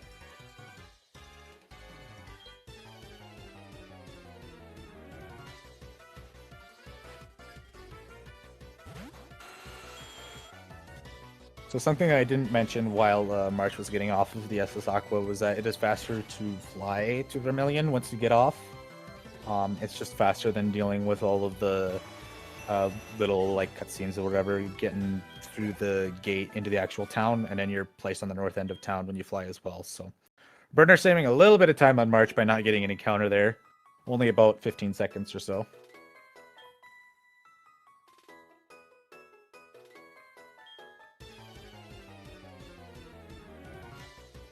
Burner heading into the gym now. Hopefully he will get through without any issue. Got the spinner set up on the first one. That's nice.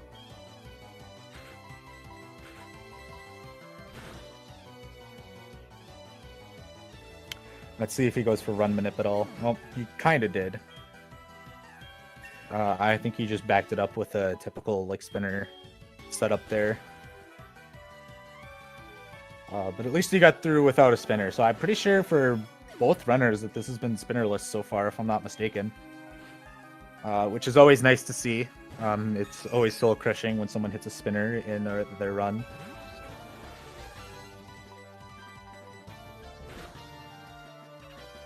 March is a legend of accidentally doing glitched strats.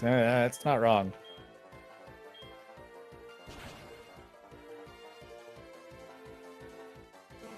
You don't know what this run is about? Well, my job is to tell you all about what this run is about. So if you have any questions about the run whatsoever, you're free to ask me at any time. March is on the double fight here. You want to get rid of Blossom right away. Blossom can inflict pain in general, unless you get rid of it.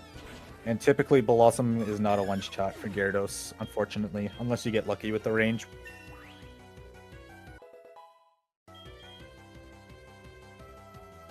And Parasect usually just goes for growth turn 1, so you just get a free pass from Parasect.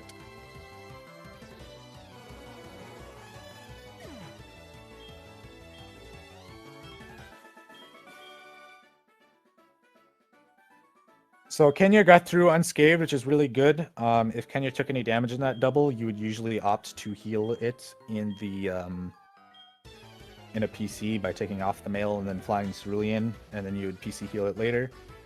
March also wanted to check out that large formidable tree that looked like it could be headbutted. I agree that it looks like it could be headbutted.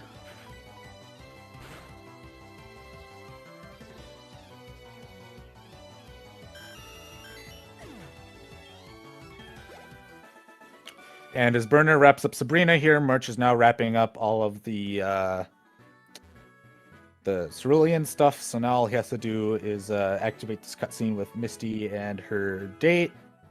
I think it's a date. I think it's something else that I probably can't say on stream, but anywho. This unlocks Misty now, so we can actually go into her gym and actually fight her now. Because before it would just be vacated. And unlocked, too. Who leaves things unlocked?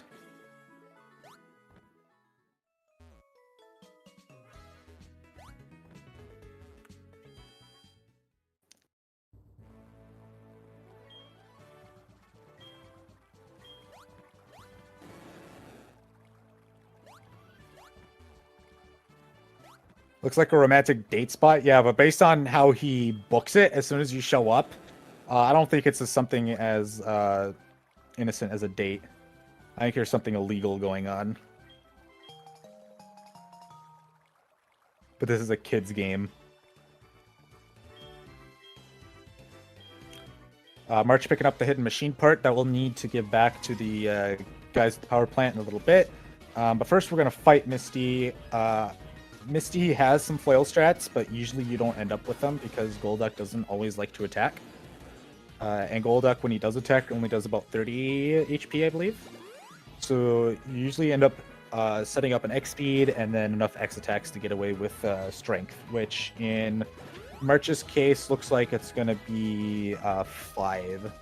Maybe 4 if he chooses to get risky.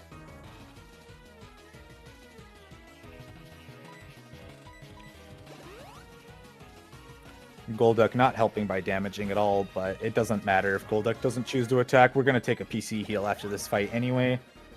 So it doesn't matter whether Golduck attacks us or not if we're not going to get flail out of it.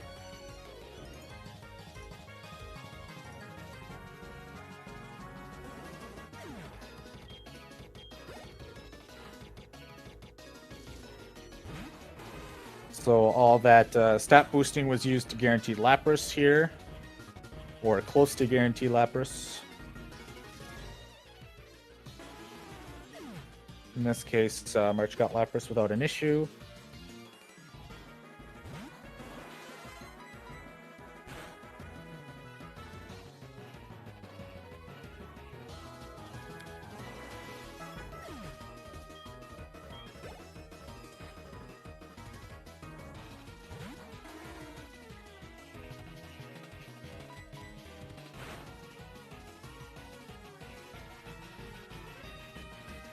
And marches through Misty without much of a hitch at all. As Burner begins the whole cerulean stuff.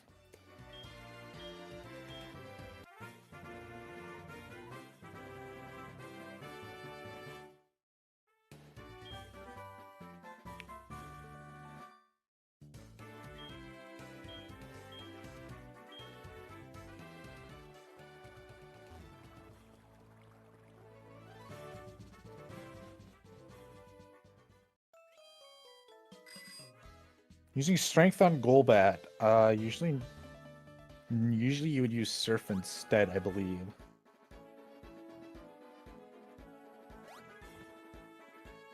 Yeah, you should have gone with Surf, I believe, there. You don't want to end up running out of strength for Misty. Because otherwise things get really awkward. Don't ask how I know. But usually strength PP isn't an issue. Unless you hit like a spinner in the Saffron gym, which Burner didn't, so he should be fine. Just a little bit of time loss from the longer named move being used.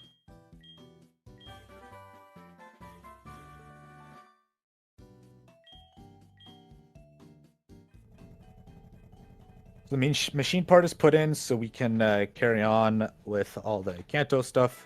Now we got to get through Rock Tunnel. Rock Tunnel is dark and scary and tight, so hopefully March can get through without too much of an issue. The movement is harder than the knowing where to go part, so there's just a lot of areas where it's only like one tile wide and there's plenty of room to bonk, so.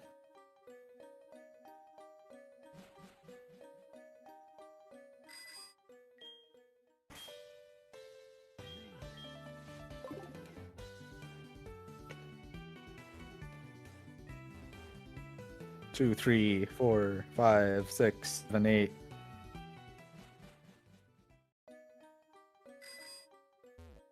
9, 10, 11, 12, 13,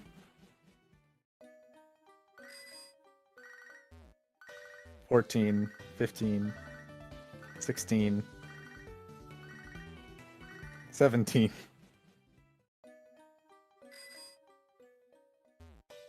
18, 19. All right, 19 bonks. 19-ish. My counting wasn't perfect. 20.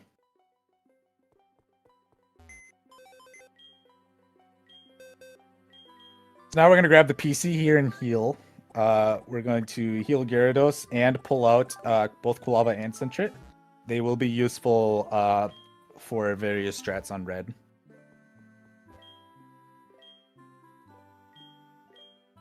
You're right. New runners who don't want to go through Rock Tunnel can instead go through Route 8, but it does require fighting a trainer, I believe.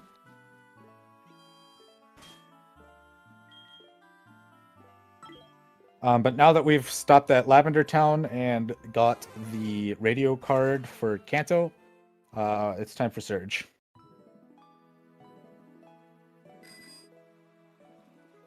So if anyone has ever played a game in Kanto before, you are well aware of the pain with cans. You can get cans first try, you can get cans last time. It's just a matter of finding the first switch and then praying that which of the adjacent cans that you used has the second one. Alright, so we found the first one. Oh, but he didn't get the second one, so it's going to reset. So now he's got to go start from scratch and find the first one. No, no. No, no. No.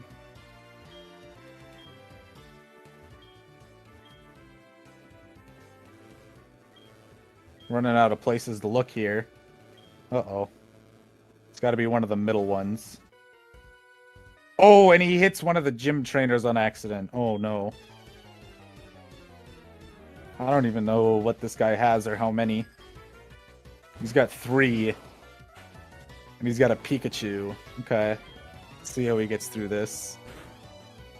He's going to go with it for a Surf. Is he going to go for surfing all of them?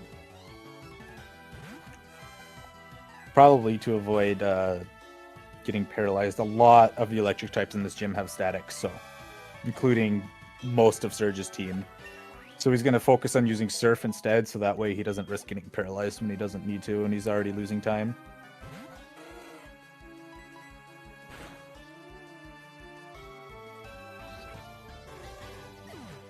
But at least now he doesn't have to tread quite as carefully around the trash cans since he's defeated one of them. Alright, so he found the first switch, and then he found the second switch. Yes, and Surf isn't as tight in this area, so...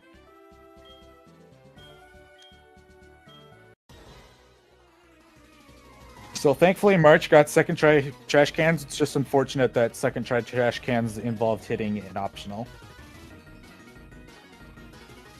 Now, as I was saying before, Surge's team is very trolly because they all have static, and we use Waterfall against all of them, which is a physical contact move, so we have a chance of getting paralyzed. Or they can just use Thunder Wave and paralyze you off the rip anyway.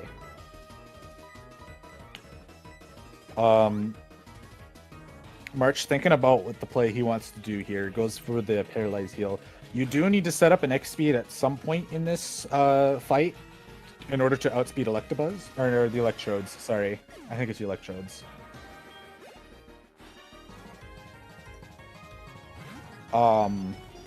So with that in mind, where you X-speed can kind of depend based on when and where you get paralyzed or need to heal and stuff like that.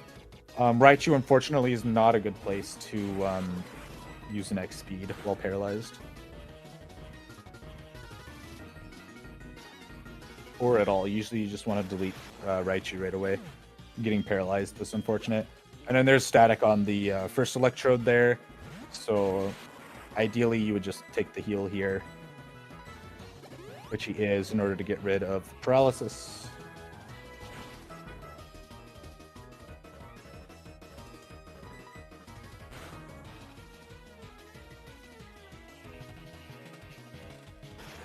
Now, Electabuzz can do about 112 to 136 on average. He is still above that health even after getting hit by one of the Electrodes, so he's fine. He will have to take a little bit of time loss to heal paralysis if he gets paralyzed on Electabuzz here, which hopefully he doesn't. But he did, so he'll have to heal that before Brock. At the very least, it was a clean Surge fight. And Burner got through Misty's gym without any issue and picked up the machine part, so he's on to Misty now.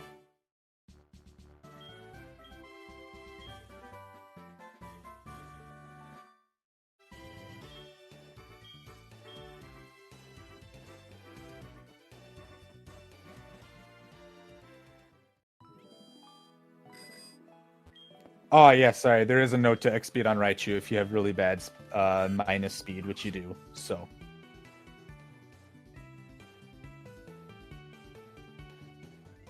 So that makes sense why you opted for the X-speed on Raichu. So we're going to use a Max Repel here so he doesn't forget while going through Diglett's cave. Hitting a Diglett is not great because they all have a Rita Trap, so you have to kill them. Then he's going to full heal Gyarados from the paralysis. He's going to set the radio to Pokeflute, and he's going to talk to Snorlax. You'll also notice that he got off the bike. It is a little faster to run going into the cave, because when you run, there is no acceleration. Whereas with the bike, it takes a little bit to kind of get up the top speed, and it just turns out to be faster to run in this unique scenario. Now, March is going to pick up Snorlax with the Master Ball. This will be important for the final fight with Red later. Depending on Snorlax's stats, there may be a variety of different stats that he needs to use in order to take care of Pikachu. We are not going to get to see his stats, though, until the way to Red itself. So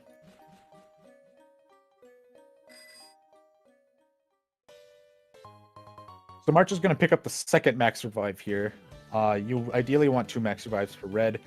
There are some backups in Mount Silver to pick up if you need to.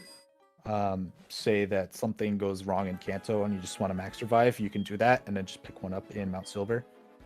But because the ones that we've gotten so far are more on the way, we picked those up instead.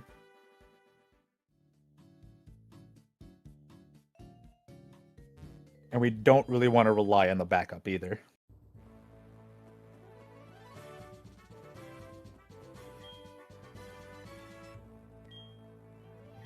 So March is starting Brock now. Brock isn't too bad of a fight. You do have to do an X special on Amistar, and Amistar has Ancient Power that can get a little bit trolly. So hopefully all goes well here.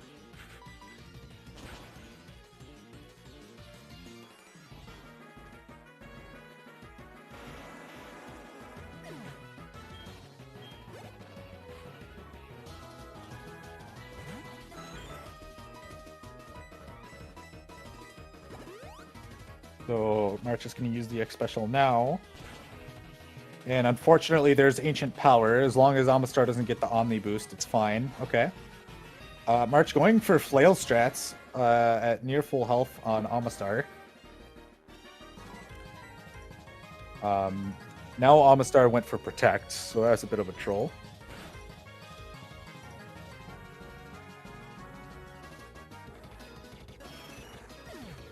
Alright, but otherwise Amistar goes down without an issue.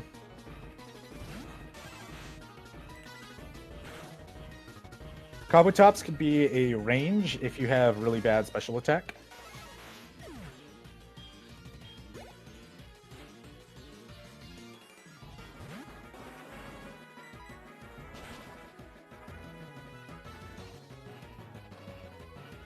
It's a pretty favorable range, but you ideally don't want to have to take a range. There is a backup if you have really bad special attack.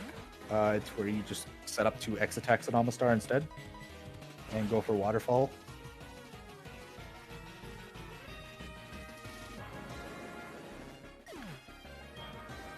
Otherwise, everything here does not have much in the special defense category, so you just wipe everything with Surf. Burner working his way through a rock tunnel now.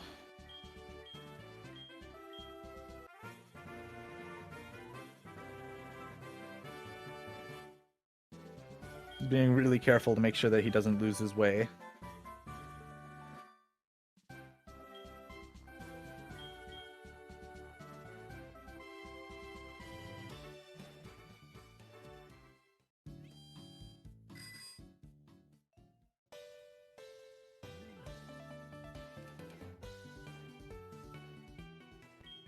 And he got through.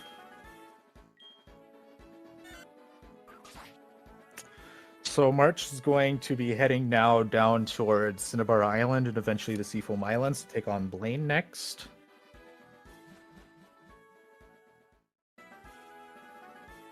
On the way, he's going to pick up this, attempt to pick up this elixir here. The elixir will come in handy to restore some PP a little later.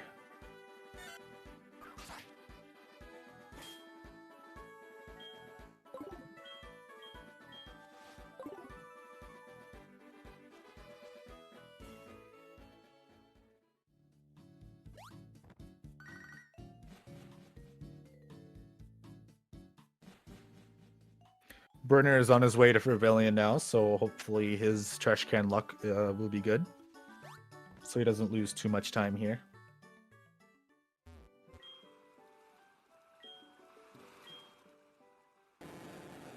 March hopping on the water. There is a spinner you're kind of at a race against, and the repel wears out where she's moving. So you want to menu very quickly. It's that swimmer girl right there. So as long as he pulled the menu up quick enough so she didn't move too much, he can walk through perfect just like that. Now let's see how Burner's trash cans go here. He found one right away on the first row. And he found him first try. Nice job. March wanted to check in on that fisherman there. He looked a little lonely.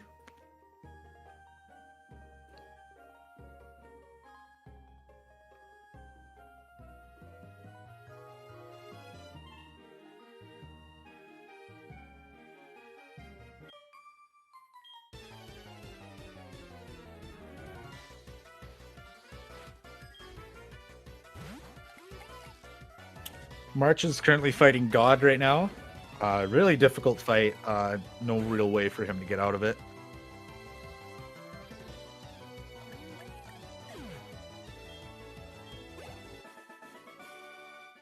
Narrowly sneaks by God.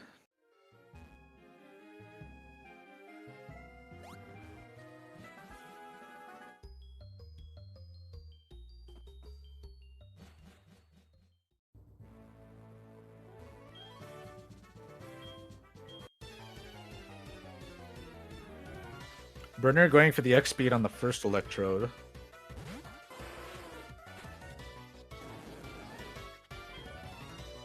Since you didn't get static on Raichu.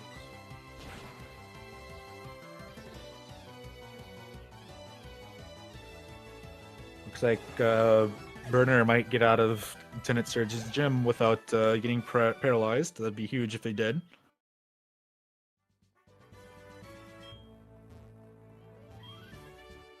Got a crit on Electrode, not that it mattered.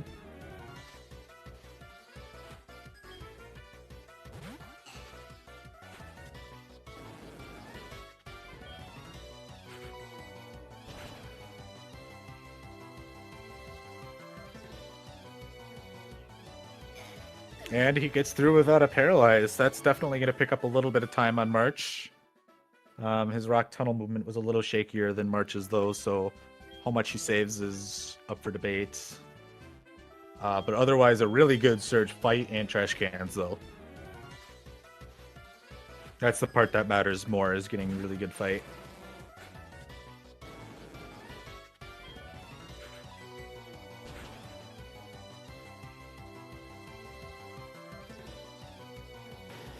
Meanwhile, March is almost to Blaine here. Blaine's gym is not a very exciting gym. You just spam surf until you win. And if you're slower than Rapidash, which he is, I believe. I don't think it's even close. No, he does not outspeed Rapidash. So Rapidash could use Flare Blitz or Overheat, which does a little less than 50. Otherwise, Rapidash also has Bounce, which not only wastes a turn because it's up in the air doing random things, it can also paralyze you.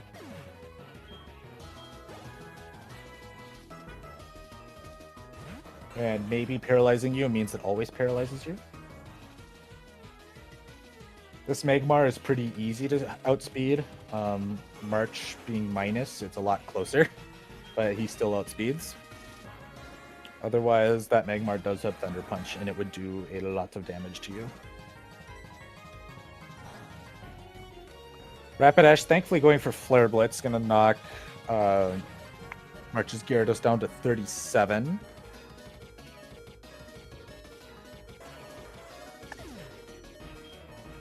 $37 out of 216 is going to be Flail 100.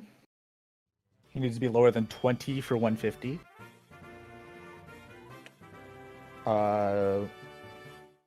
Interesting to see how he's going to handle this. The next fight is going to be Erica and Celadon. And if you have good attack, which he doesn't, and Flail 200, which he also doesn't, you could just go and sweep right away. So he's going to have to do some setup.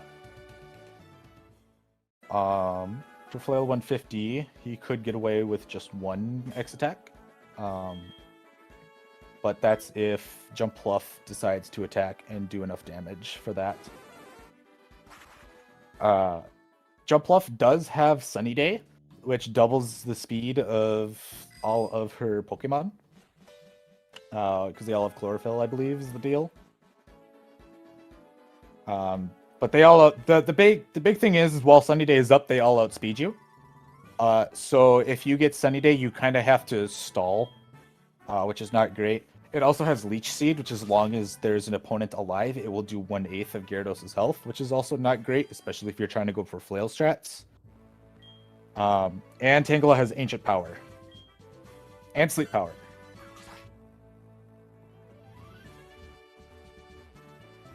So if you have good speed, you can get around it by using an X speed, and then you can sweep through Sunny Day no problem. But I believe that is not the case here. We'll see what he does, though.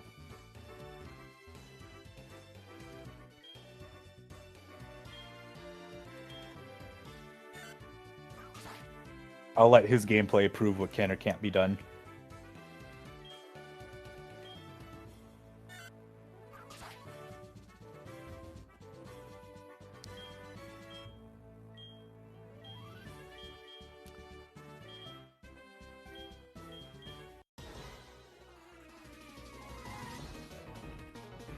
And he is slower than Jumpluff.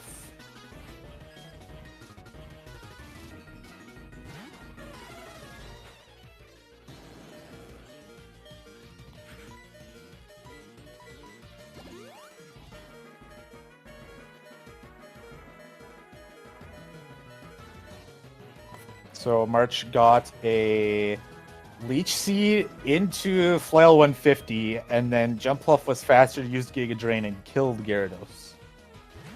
So that is slightly awkward. This is easily backed up with a revive, though. We have plenty of revives from Critique long ago. So we'll just throw Sentret out and let it die. Jumpluff using U-turn, though. That is not something you like to see. So now he's going to have to set up on Victory Bell instead.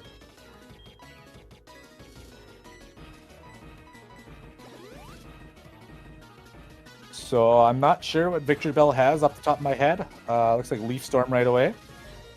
Leaf Storm is going to put him into Flail 150, I believe, and he has 1 X attack right now. I think he can get away with this.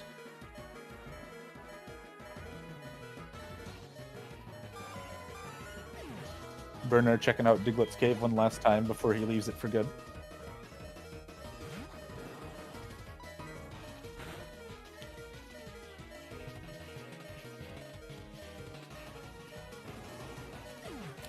So, since he killed Tangela, that means that he's good, because you set up to kill Tangela. So as long as he killed Tangela, everything else is free.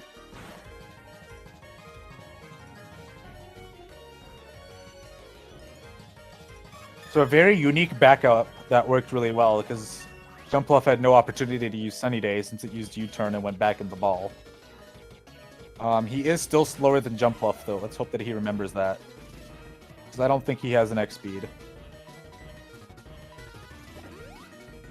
And he went for the full restore to be safe. So he's probably going to full restore and then strength to finish off Jumpluff.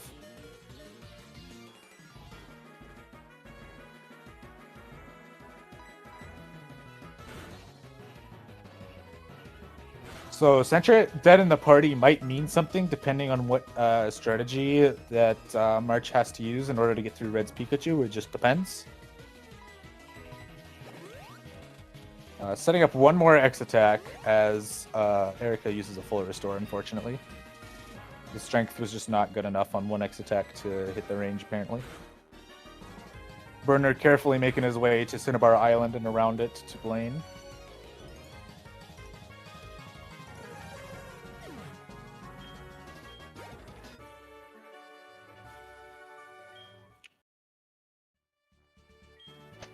Yes, Gyarados is not a very fast Pokemon, and on top of that, March's Gyarados is minus speed, so it's even slower because of that. Jumpluff has 129 speed. And I imagine Gyarados is probably in the neighborhood of 110s right now, maybe? With his, It might be higher because of EVs, but I don't know exactly what his speed is at this point in the game. Or what Gyarados' speed would typically be, given these stats.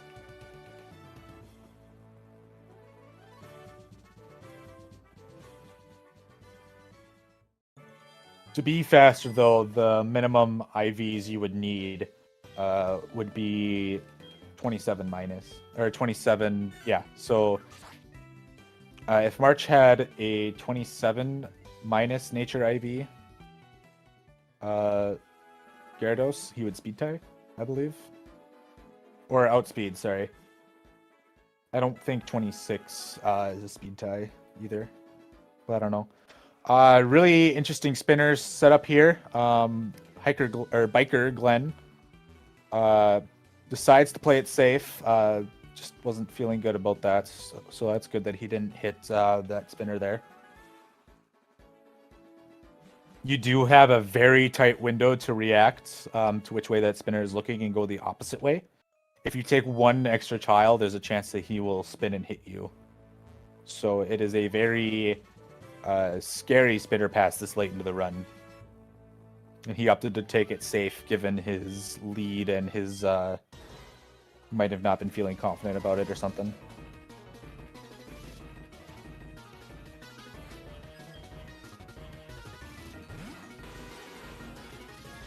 So if you have really good speed and want to risk it, you could skip an X attack.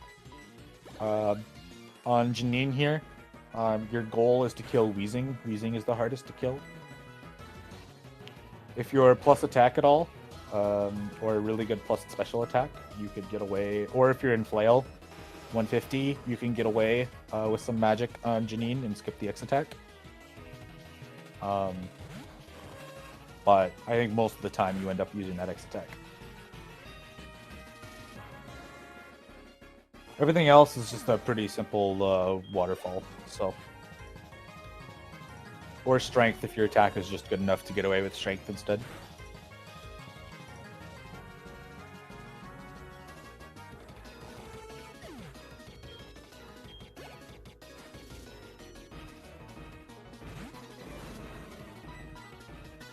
So Burner here is starting Blaine. Let's see. He is going to be slower than Rapidash as well, so hopefully Rapidash doesn't get super trolly on him.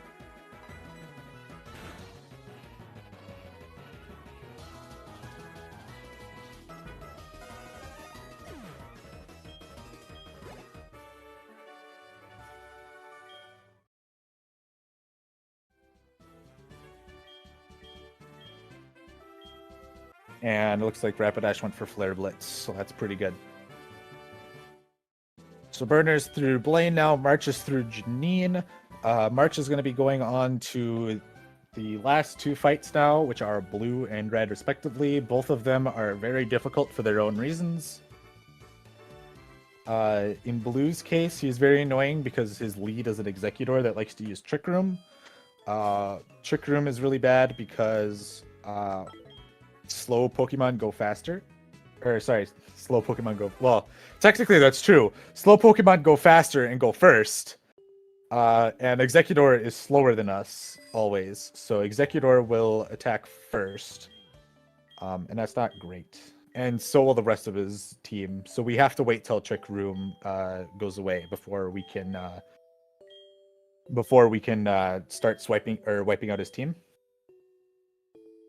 So to prep for blue, March is going to use a PP restoring item as well as repel. And he's also going to full heal Gyarados so that there's as little risk as possible going on with Executor.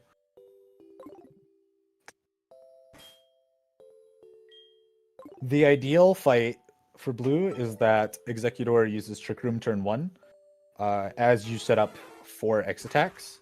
And during those 4 X attacks, we want Executor to use Hypnosis and put us to sleep so that it doesn't want to use Hypnosis again.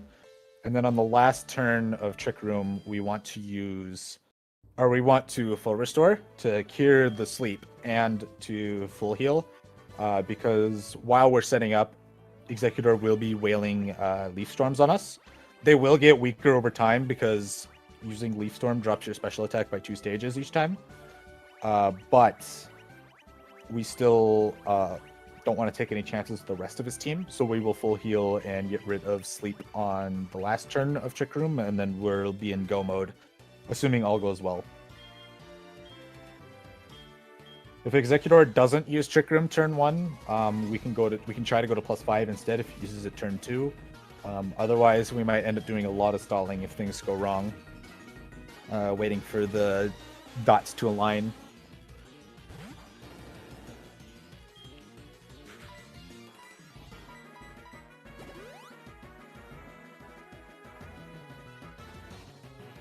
So turn 1 Trick Room is a good thing to see. Now we want to see Executor put Gyarados to sleep using Hypnosis.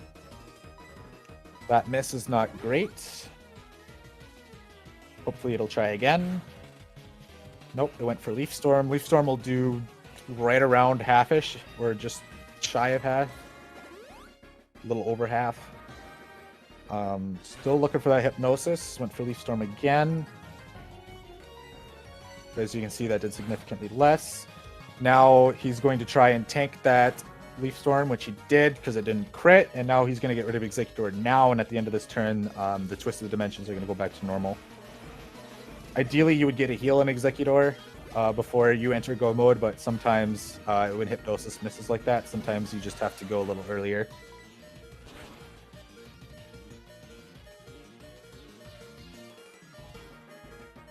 But March is now in Flail 150, I believe, at this point. No, Flail 100. Sorry. He's in Flail 100 at this point for sure. He would need to be 20 or less HP for Flail 150. Flail 150 is nice, though, because we can use that instead of Strength in order to save a little bit of time.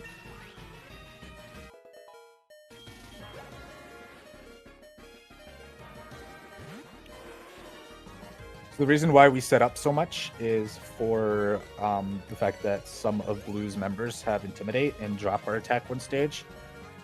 So that's why we want to set up as many X attacks as we can. We would love to set up more to guarantee, I believe, Gyarados. Oh, yeah, being an extreme speed rage is also not great. I have learned that lesson the hard way too.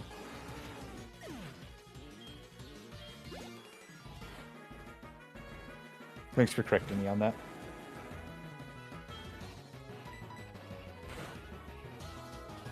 March going to use a flail here, even though he has high HP, to guarantee the Gyarados range, because otherwise, if he didn't, Blue would try to heal instead.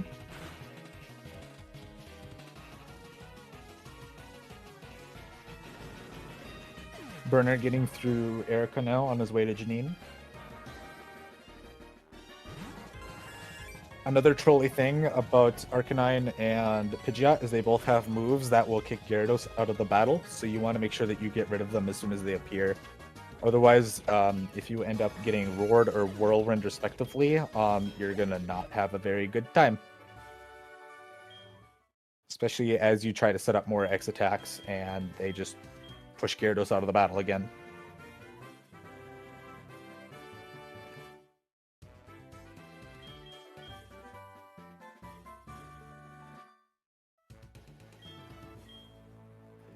But now we're on our way to red, which means we're going to want to start paying attention to Gyarados' HP, how much it has versus how much it could have, as well as Snorlax's stats, particularly its defense and special defense. If we have a really bad Snorlax, red can get really hairy really fast. That's usually not the case, though. Usually we get some kind of Snorlax where we can kind of play around with Red's AI in order to guarantee that we can kill Pikachu without much hassle. Burner slowly making his way down Cycling Road, making sure not to hit any spinners. Coming up on Glen here. Just gets past Glen without an issue.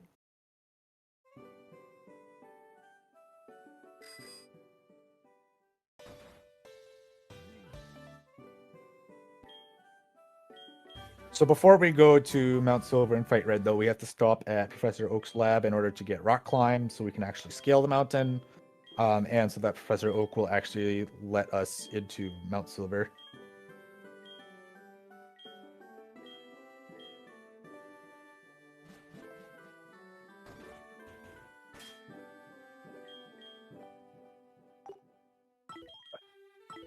Unfortunately, my stream preview is a lot smaller in lower res, so I can't really see what's going on with Gyarados' stats here.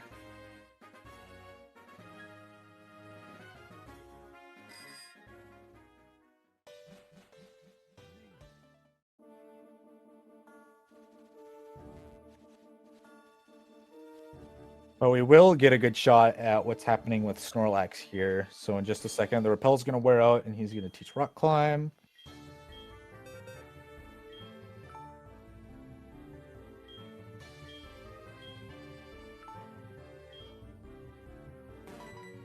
$74 and 128. So I think that's pretty good. He should have a clear path through red in order to win.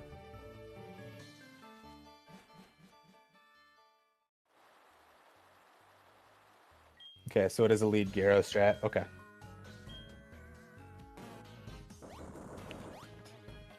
If I could see what their HP is, I would punch it into Minnow's little tool that kind of tells you based on the determining factors, but my stream preview is unfortunately too low quality.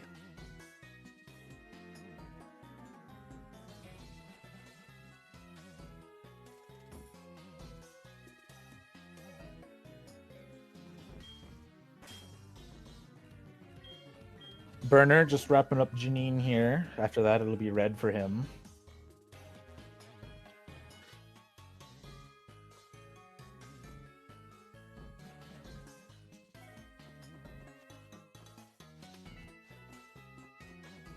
Burner is probably on PV pace still, yep.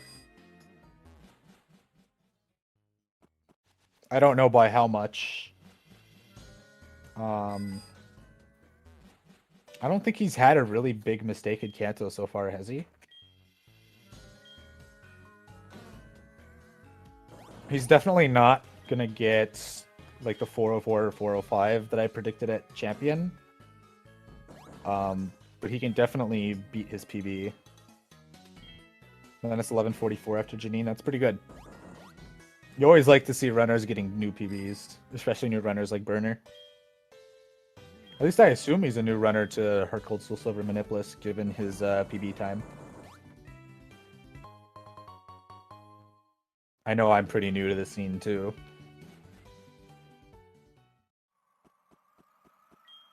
I'm pretty sure he's optional list, yeah. So because, as we mentioned at the very beginning of the run a long time ago, we set the date to a specific day where there is no hail on the top of Mount Silver. So that way there is no hail on the battlefield and Blizzard is not a 100% guarantee.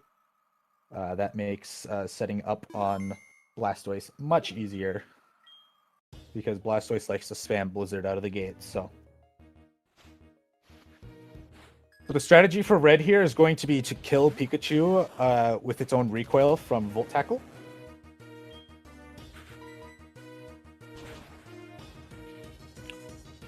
Pikachu is going to use Thunderbolt here, which isn't ideal. We usually like to see Volt Tackle, but that's alright.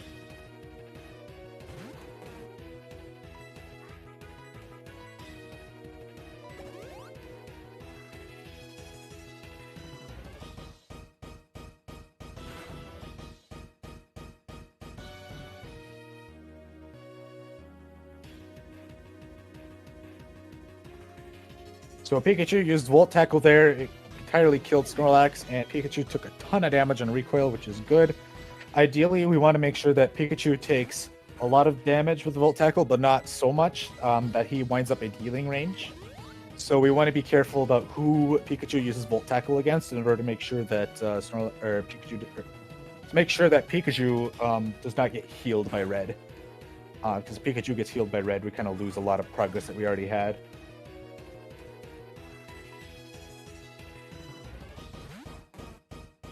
Some strats will intentionally go for the heal, but most don't. So for example here, we're going to have Snorlax out and then switch to Snorlax to kind of bait Pikachu. So Pikachu will use Volt Tackle and kill half a Gyarados and take a little bit more damage of Volt Tackle, so now that hopefully a full Snorlax would kill. If I'm reading the room right on which strat he's going for. Or he might be going for Giga Impact strats, but I don't think so. If he survives this, he did use Crunch, so that way hopefully that'll finish off Pikachu, if it doesn't kill. So it doesn't kill quite, but he uses Crunch, and then that actually kills Pikachu. So if you're in an awkward situation where Pikachu could end up being healed, you can kind of back it up with 2 Intimidates from Gyarados. That drop Pikachu's attack just enough so that it won't kill Snorlax, and then Snorlax can kind of get the last hit in before it dies. So then we just let Snorlax die to Blastoise here, so we can actually get Gyarados out and set up. I'm going to start with a couple of X Special Defends to be able to tank Blizzards easier, because Blastoise will love to spam those. There may be some specific cases where we get really lucky and can get Flail off of Blastoise. Although it's kind of a thing you don't always want to go for. It just kind of depends on what Blastoise does.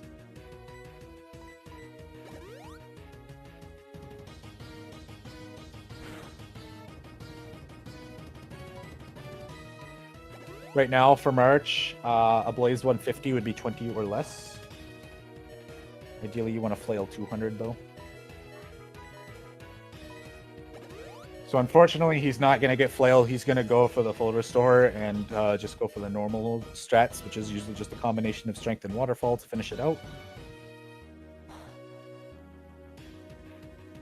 Hopefully, he can walk out of here with a sub 4. He's got to sneak in one more X attack, it looks like.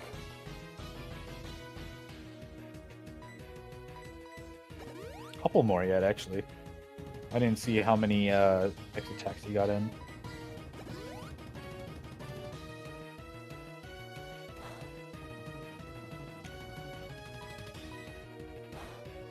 All right, so now that we're all set up, we'll just go for a combination of Waterfall and Strengths. Venusaur and Lapras could still be a bit of a problem. You had to go all the way to +6. That makes sense then.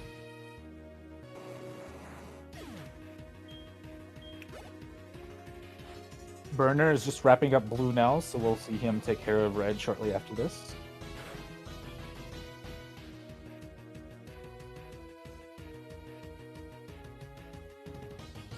Unfortunately, it looks like March is going to get just over 4 hours for his race time here. Time for this run is the fade to black before saving after red leaves. So there's kind of like one fade to black where red leaves, and then there's one more when the game actually goes to save, and that's when you time.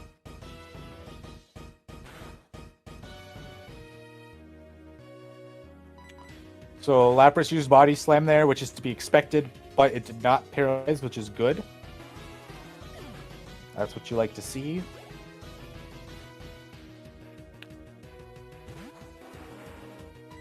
Charizard with the X speed is free. I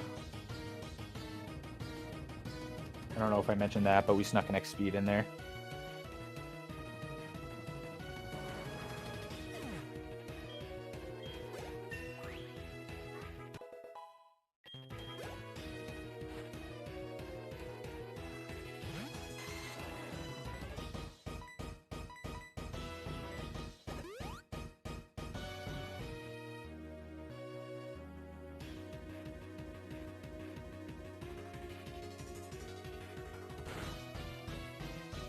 Went for a full restore on Venusaur to play it safe. Unfortunately, got the poison.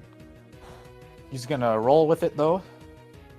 Venusaur is the last mon that he has to get through, so as long as he can tank anything from Venusaur and poison, he's fine. Hopefully Red doesn't choose to heal this. Unfortunately, he does.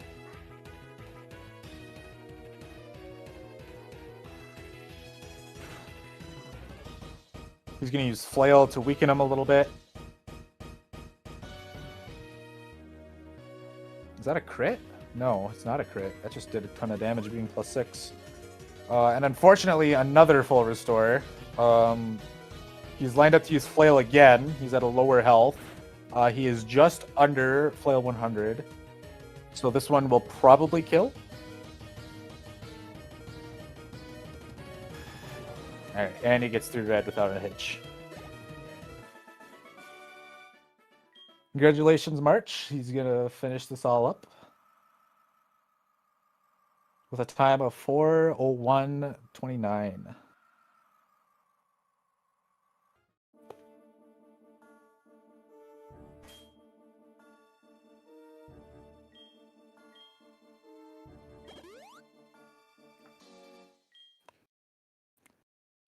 An invite should be sent to you really shortly to join the VC and talk about your run, if you so choose.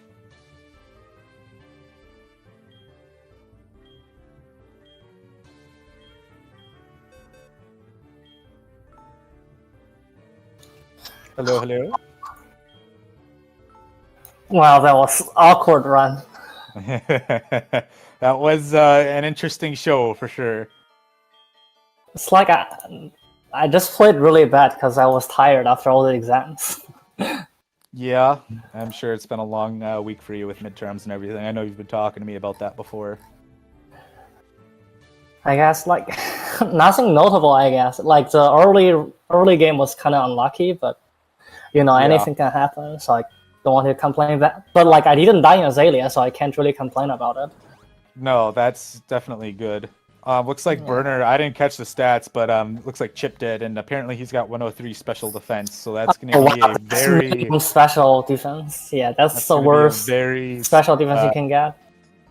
Yeah, that's going to be a really bad time on Red for Burner, so hopefully Red plays nice for him. There's going to be a lot of RNG involved with the strategy, I think, here. I don't even think he wants to do Giga Impacts for Red, because like with minimum special defense, he's like more likely to die to Thunderbolt than not. Right. Time to learn chip strats. Yeah, exactly. And we got the man right here to tell him what to do. think I kind of know chip strat. It's not bad at all, especially when you have like minimums. Because like if you're only like 1 in 16, 2 in 16, or something to die, like then, you know, obviously you can just try to get you can just try to go for Giga Impact, but Chip says 103 is still too bad to go chip strat. no, you can go for cheap strat, but it's just like 103 special defense just bad no matter what. Right. But real quick before we get to the real big show with Burner's Red, what are some highs and lows of the run that you just did? God, I wish the Magic Carp didn't take that long. Yeah, the Carp definitely was an equalizer in the early part of the game. What can I say about it? I guess it's like I played the first half kind of okay. My turn frame was bad because I was on my bed. I couldn't put the DS on my table. Oh, okay. So that was slightly awkward. Are you playing in an original DS? No, sorry, 3DS. But Okay, still, you are like playing on not being able to put it on the table kind of suck. Yeah. Yep. For sure. The worst of strats playing from bed. My Kento, you know, was just bad. I can't really say much about it. Yep. Burner going in without saving. Wow. He just ran right into it. This guy's got huge Giga Chat energy right now. But your Faulkner was really bad, wasn't it? Didn't I you got get like spammed 10 by roost. so bad. I think I got 10 roost. 10 roosts? That's awful. Yeah, I mean, like, none of my early splits were like good or anything. They were like average. Actually, I got pretty bad luck at some fights. I ran out of healing item, despite that I picked up the super potion and the slowpoke while I still ran out. Yeah, it definitely looked like you were struggling early game for healing items. Yeah, after Whitney, I had 0 healing item whatsoever. Oh, no. Yeah, that is definitely very concerning. I got trolled a little bit on Morty. I got like my flame wall got disabled. I didn't get a range. And then the mega troll from Magikarp, you know, that kind of thing just happens. Mm-hmm. And because I had no like super potion or anything, I lost a lot of time on lens. Yeah, having a full restore there definitely sucks. Yeah. Did you have the Oran Berries to maybe think about it, or? No, Oran Berry wouldn't be enough. I have 2 Oran, so I could heal to 50, but the problem is I wouldn't be able to kill with like 1x speed and 1x attack. Just not gonna work out. Gotcha. Looks like Burner went for waterfall range and missed it. So now he's up the paddle without a creek. He's gonna have to wipe here and reclimb Mount Silver in order to finish this run. Oh, he still has a max revive. Never mind. He can still. He needs to max revive Snorlax, I think. He went for the max revive on Gyarados, and I believe Gyarados in this case is going to be slower than Pikachu. Yeah, he needs to hope to get a Giga Impact. Cool Lava Quick Attack? I don't think that kills. I think he needs to try to get a Giga Impact. Well, he pulled out Gyarados, and Gyarados got Thunderbolted, so that's gonna take care of Gyarados. Actually, Pikachu is not... Wait, why is he not healed? Did he already use a full restore or didn't pay attention? Yes, he already used the full restore on Pikachu, and then he went for Waterfall. So he missed range twice. Okay. You're right. Pikachu Quick Attack would be faster than Quilava, I suppose. He's got a lot of max revives. How many did he pack? Holy smokes. Oh, and he revived Gyarados again. Gyarados is just going to die to Thunderbolt again, isn't it? Yeah, I think he has to revive Snorlax. Just check the VOD, it was 103 special defense. Okay. So he just got lucky. He kind of went in with a YOLO red. He needs to get Snorlax in. There's no other way for him to... Still how many max revives does this guy have? Holy smokes. Okay, he did just max revive Snorlax. I mean, if you pick up every max revive without getting too much out of the way, you can still have 5. Yeah, that seems to be he picked up plenty for safety, it looks like. Okay, please send Snorlax. Yep, so he sent in Snorlax. He's going for Giga Impact. He's risking the 10% chance to miss here. Wait, he did get impact? He just need to crown from there. He opted for Giga Impact instead. At least he got the hit. Okay, yeah. He didn't need to use Giga Impact there. Missed the Blizzard first turn. He's thinking about if he wants to switch directly. He's gonna max revive? No? He's thinking about it. He's just I mean, gonna it go for would be Giga nice Impact if he and see what can- happens. It would be good if he could regular revive something. So if Gyarados get crit, he gets one more chance. Yeah, I think that definitely Like would have been the play. now if he has nothing in his party, he cannot revive Gyarados if it gets crit Right. and die. Although Blastoise has used one Blizzard and missed already. Now he's missed two.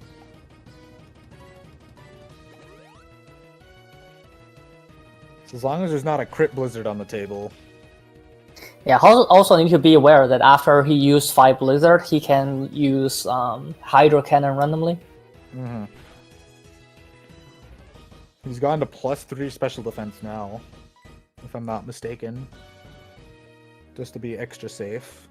His next play should be an X speed. No, he's tanking up on X special defense. He does not want Blastoise to do anything to him. Yeah, I'm not sure that's Hit optimal. Blizzard. And killed Gyarados. That's unfortunate. Wow. You hate to see it. I think he has to go for Shockist right now, that he doesn't have Max Revive anymore. Yeah, he's all out of max revives now. I don't know that there's much that he can do at this point because he didn't save. He pretty much used all the max revives he could.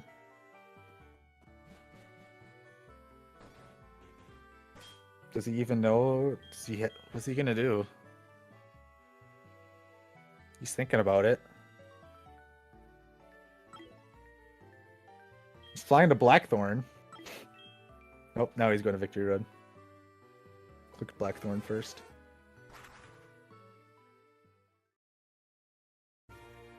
Actually, unsure what he's trying to do. So Can went he for the get 80% another- Manipless. Oh, he still has one. I mean, he needs 2 to guarantee a Pika. Actually, Right. I mean, with these Snorlax, it's hard to say. Yeah, he really did get an unfortunate Snorlax for this situation to be in.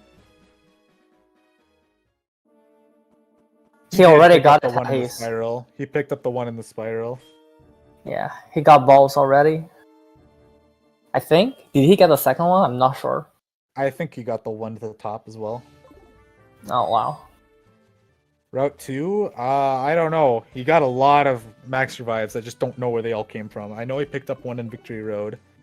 He played Heart Gold, so there's probably one He in the actually World needs to Islands he buy can more go Max get. Repel. He doesn't have enough Max Repel. Oh, he doesn't even have repels? Oh no. Yeah.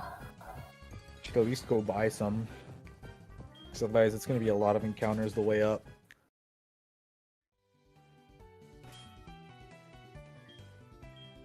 Well, he's got some supers left over still, so... Kind of annoying because you'll have to activate more, but... Not sure what his plan is here, because I don't either. Snorlax strat is not going to work out with 1 Max Revive. Unless there's a point where he uses Quilava and Sentret as like 1 turn or something. I don't know. I don't know if he can get away with that. No, that's not enough. I think the play for him here is just try to get Giga Impact off like Pikachu. Yeah, if there's a Giga Impact strat. With his special defense, it's a really low chance to live. I didn't pay attention to his HP though. He could have good HP.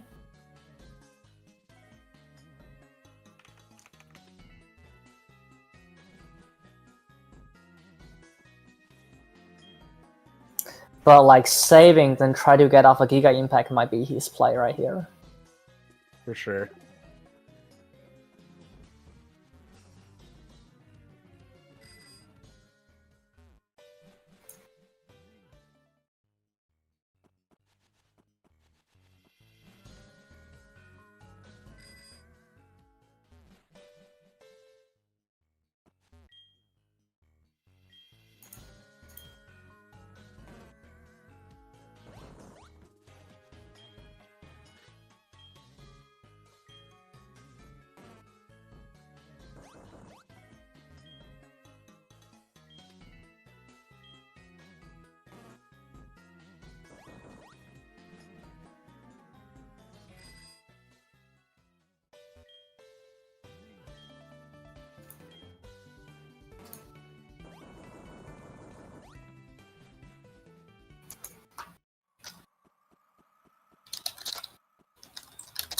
Does anyone have his full Snorlax stats?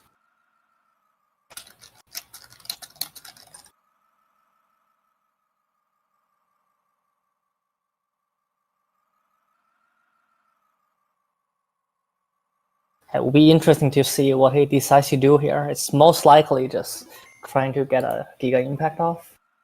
Yeah. At least he saves this time so we can hold on to that one last max revive he's got. Yeah, but like our both of our Gyarados were bad, so Pikachu is a range. It's unlucky that he didn't get a range.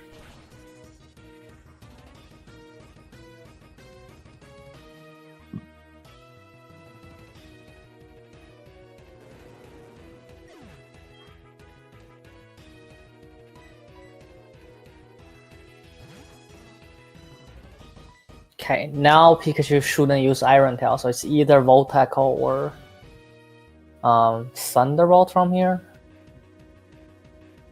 Like a Thunderbolt off the rip, at least. So he just hoped to leave this. He did, with 1 HP and Paralyze. Oh, wow. He goes through Paralyze and then miss. That's really bad. No, don't use Max Rev on Gyarados. I think that's the wrong play. His HP is like his Snorlax HP is really good, so that definitely helps him. Yeah. Max HP of a Snorlax is like 135. Sorry, 235. Right. So that's really good HP. So at least that kind of helps him to try and lead the Thunderbolt. I think that's just a reset, because he has nothing to kill the Pikachu right now. Yeah. This is definitely a very unfortunate predicament you don't want to find yourself in. Yes, like nothing, like not that much you can do with a Troll Snorlax. No. Especially when your Gyarados also have bad HP. I mean bad attack. Yeah. This is definitely an example of the ugly side to this run. Yeah. Honestly, my blood run cold after I spin on the water for 6 minutes for for that Gyarados. The Gyarados was really bad. Big update, Elbow is awake. Oh. I feel bad for Elbow. Yeah.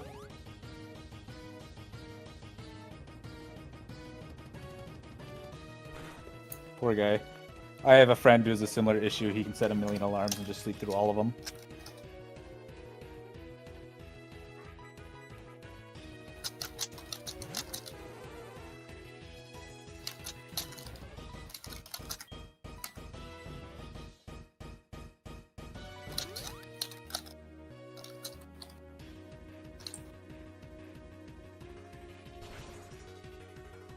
Okay, he's got a Volt. He's got 2 Volt Tackles on Pikachu, I think now. So he's kind of set up for Giga Impact strats now. If they hit, he can get out of this, I think. I mean, Volt Tackle is also good here because then he gets. Wait, is this Gyarados alive? Yes, he was alive at half, and he just used a full restore on it. Oh no, he should have Giga Impact there if he gets Thunderbolt. Yeah, he did get a Thunderbolt, and I thought Giga Impact would have been the call too. Unfortunately, Thunderbolt did kill him. Yeah, unfortunately, that's just another reset.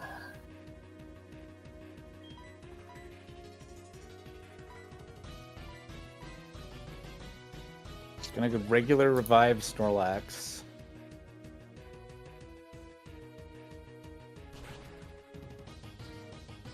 Got a Volt Tackle on Gyarados, but I think that's gonna send Pikachu to healing, and unfortunately Snorlax is gonna be out while Pikachu heals, and that's not ideal.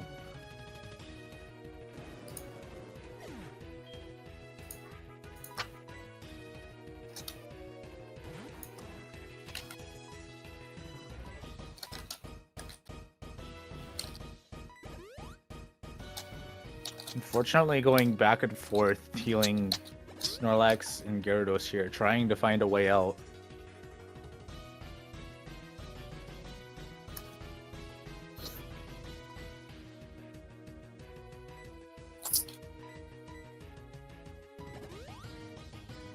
Opting to full restore Gyarados as Snorlax gets hit with Thunderbolt.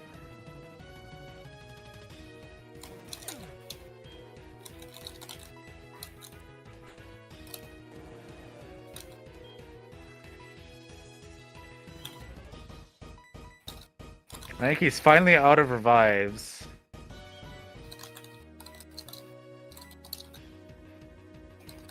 So unfortunately, he just has to go for it. But Pikachu gonna opt for Thunderbolt now, and being 4 times weak to Thunderbolt is not a good, not a good thing. So now he's gonna reset.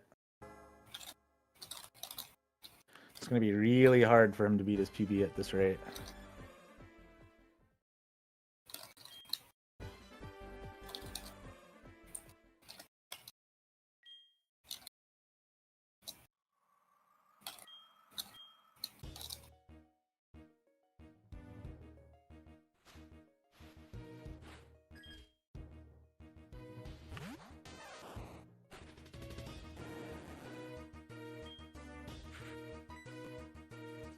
I also feel bad. It's like it seems like in our recent tournament, like it's like mostly new runners that get a troll Snorlax. They probably also like don't have much idea how to handle them. Yeah, when you are a newer runner and end up with a really bad Snorlax, it's kind of hard to know how to play around it. And it's even harder to know how to play around when you're down a max revive like this. You sitting there thinking for a second who he's going to swap to with Gyarados in the lead.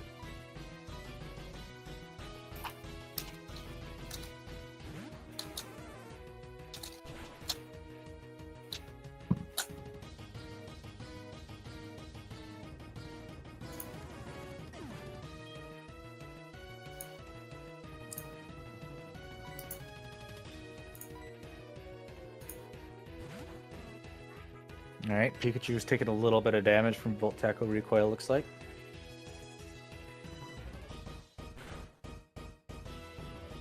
Unfortunately, Pikachu goes for Thunderbolt here.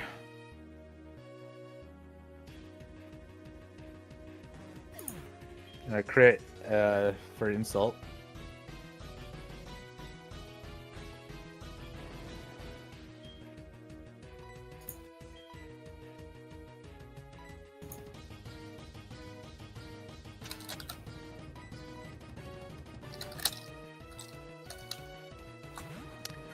I'll swap Gyarados into Quilava and get a Volt Tackle. We'll do a little bit of damage to Pikachu.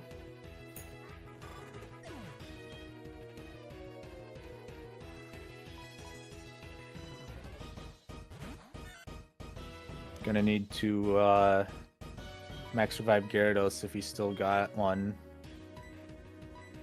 I think would be the plan, and go for Giga Impact. I don't know if it kills at this place.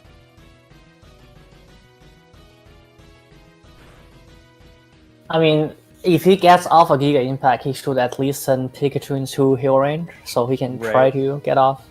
Right. You know, try to get off a waterfall. Right. Unfortunately, he opted for a regular revive instead of a max revive. Oh, that's not good. So he's gonna go for the full restore. He needs to hope for a Volt Tackle. If he gets a Volt Tackle, it's a good thing. He did get Volt Tackle. Is that I don't think that's heal range actually. Not too sure. I don't think that'll take him down the healing either. And he survived with 1 HP. If he gets a full restore and Pikachu, well, Pikachu's gonna go for quick attack, but if it goes for Volt Tackle after that, this could be it.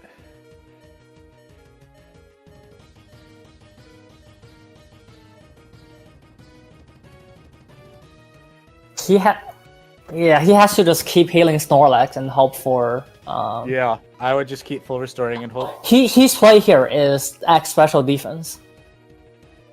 Yeah. He's not gonna leave Thunderbolt. No. Especially when Yeah, he's already minus defense was the attack. play there. I think it's going to be harder and harder for Pikachu to want to choose Volt Tackle as Intimidate comes out and lowers its attack. Because eventually it's going to come to the point where Volt Tackle won't kill, so it won't be considered as an attack to use. Actually, I think Pikachu already can kill Snorlax with Volt Tackle right now. So it will just use Thunderbolt every time. Right.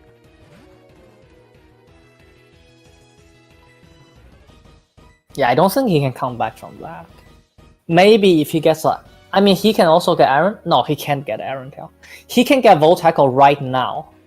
And it would be... I don't know that it would kill, though. With this health. But it will send him into heal range if he Right. Volt Tackle. Right, and Okay, then you no would Volt waterfall Tackle. the range, but unfortunately, that's not the case here. That's really unlucky. Yeah.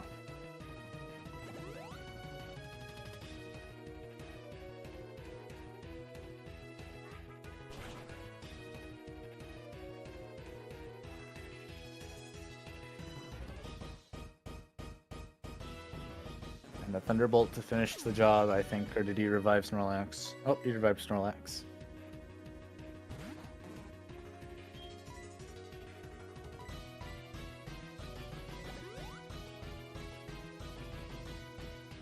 I mean, in a way, he's kind of doing what you would do if you got nothing. Just keep swapping back and forth and pray for Volt Tackle or something. I think that was too many Intimidate that Pikachu was not killing. Yeah, I don't think Pikachu half. is going to want to use... Yeah, Pikachu is not killing the Snorlax from half with that many Intimidates. No. Wow. Very unfortunate. Now he's over his PB time.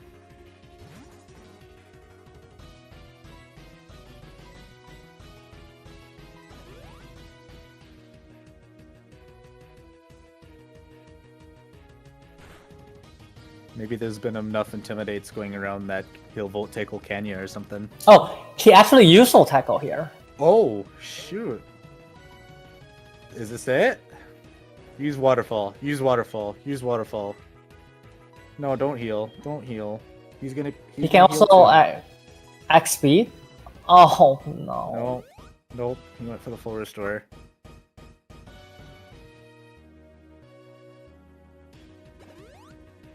All that.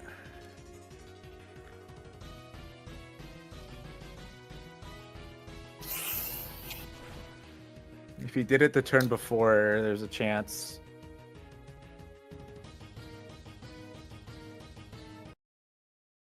Unfortunate. I wonder what the range is with his Gyarados. Let me check. Is do you know his attack? Yeah, I have all his stats if you need them. His Gyarados. His Gyarados is I mean, 89 definitely attack. 8-9 attack. That's actually not bad. It's a 12 and 16. Right. So Or 11 75% and 16. chance to hit Waterfall. So it was actually really unlucky that he missed the range twice on his first attempt. For sure. You hate to see it.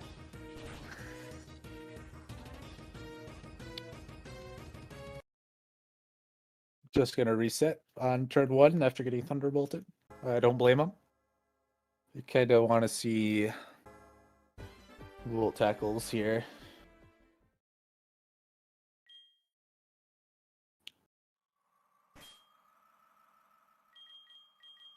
If you switch Snorlax to the front, I don't know if that's going to get him any luck. Maybe Pikachu will think about a Volt tackle. We'll see.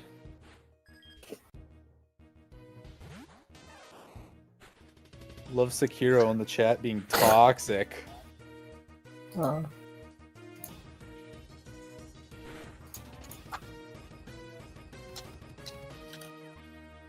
Snorlax landing a Giga Impact turn 1 into healing. Red immediately going for a full restore while he recharges. I don't think sending Snorlax there was good. He wants Snorlax to die. Well, now he got a Volt Tackle on Snorlax. Did he get like Iron Tail Miss, or what did he get? Yeah, I think it was an Iron Tail Miss. I just looked over and Snorlax was getting a Giga Impact off. Brought it down the healer range.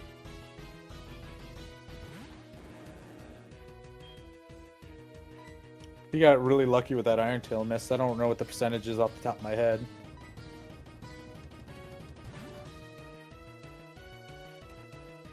Not sure what the Giga Impact ranges look like either to put it in the healing. Can you Volt Tackle? You like to see that. You really like to see that. Now you just max revive Snorlax and hope that you get Volt Tackle, right? That might still be too high. No, he sent out Gyarados for the Intimidate. I don't know about that one. Max. He doesn't have another Max Revive, I don't think. Oh, did he use it already? Okay. I think he used on Gyarados. Okay, had Gyarados out, baited Quilava in for a Volt Tackle. That's really good.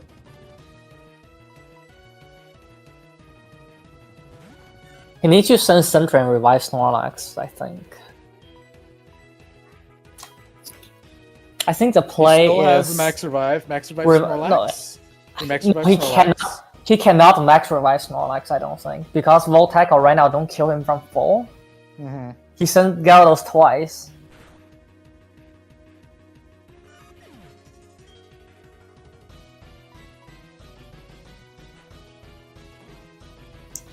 Okay, I guess just hope to leave Thunderbolt or just get a Volt Tackle.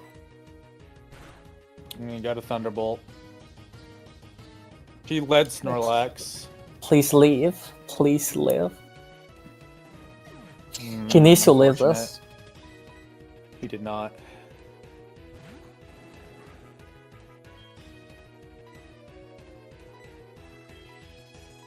He still has a Max Revive or no? No, he used it already. No. He just used it. But now he's reviving Snorlax regularly. Oh, he got a Volt Tackle on Gyarados. Is this gonna do it? It might die, it might not. I don't think it dies. He killed it! He got through Pikachu! Oh. He did Wow. it! Okay. He's gonna set up on Snorlax, but he did it!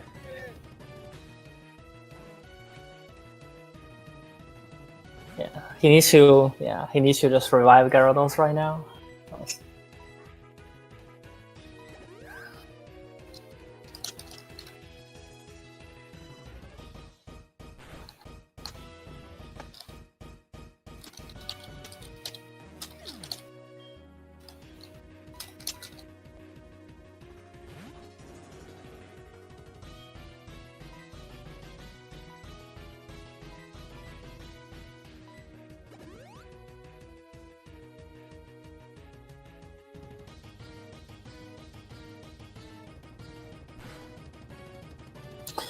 I think that's too late for me. I need to go to sleep. I'm really tired.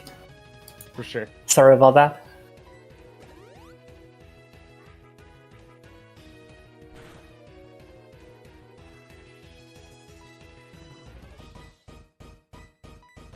So I'm unfortunately catching word from the speed gaming guys right now that we do have to wrap, unfortunately.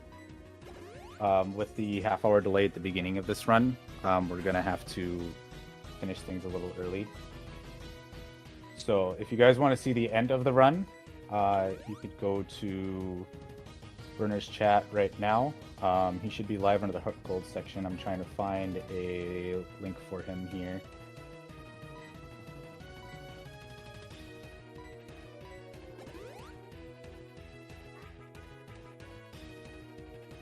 So if you want to cheer him on for the end of the run, you can find him at BurnerGG on Twitch or on Speed Gaming France. But that's going to be it for this stream, unfortunately.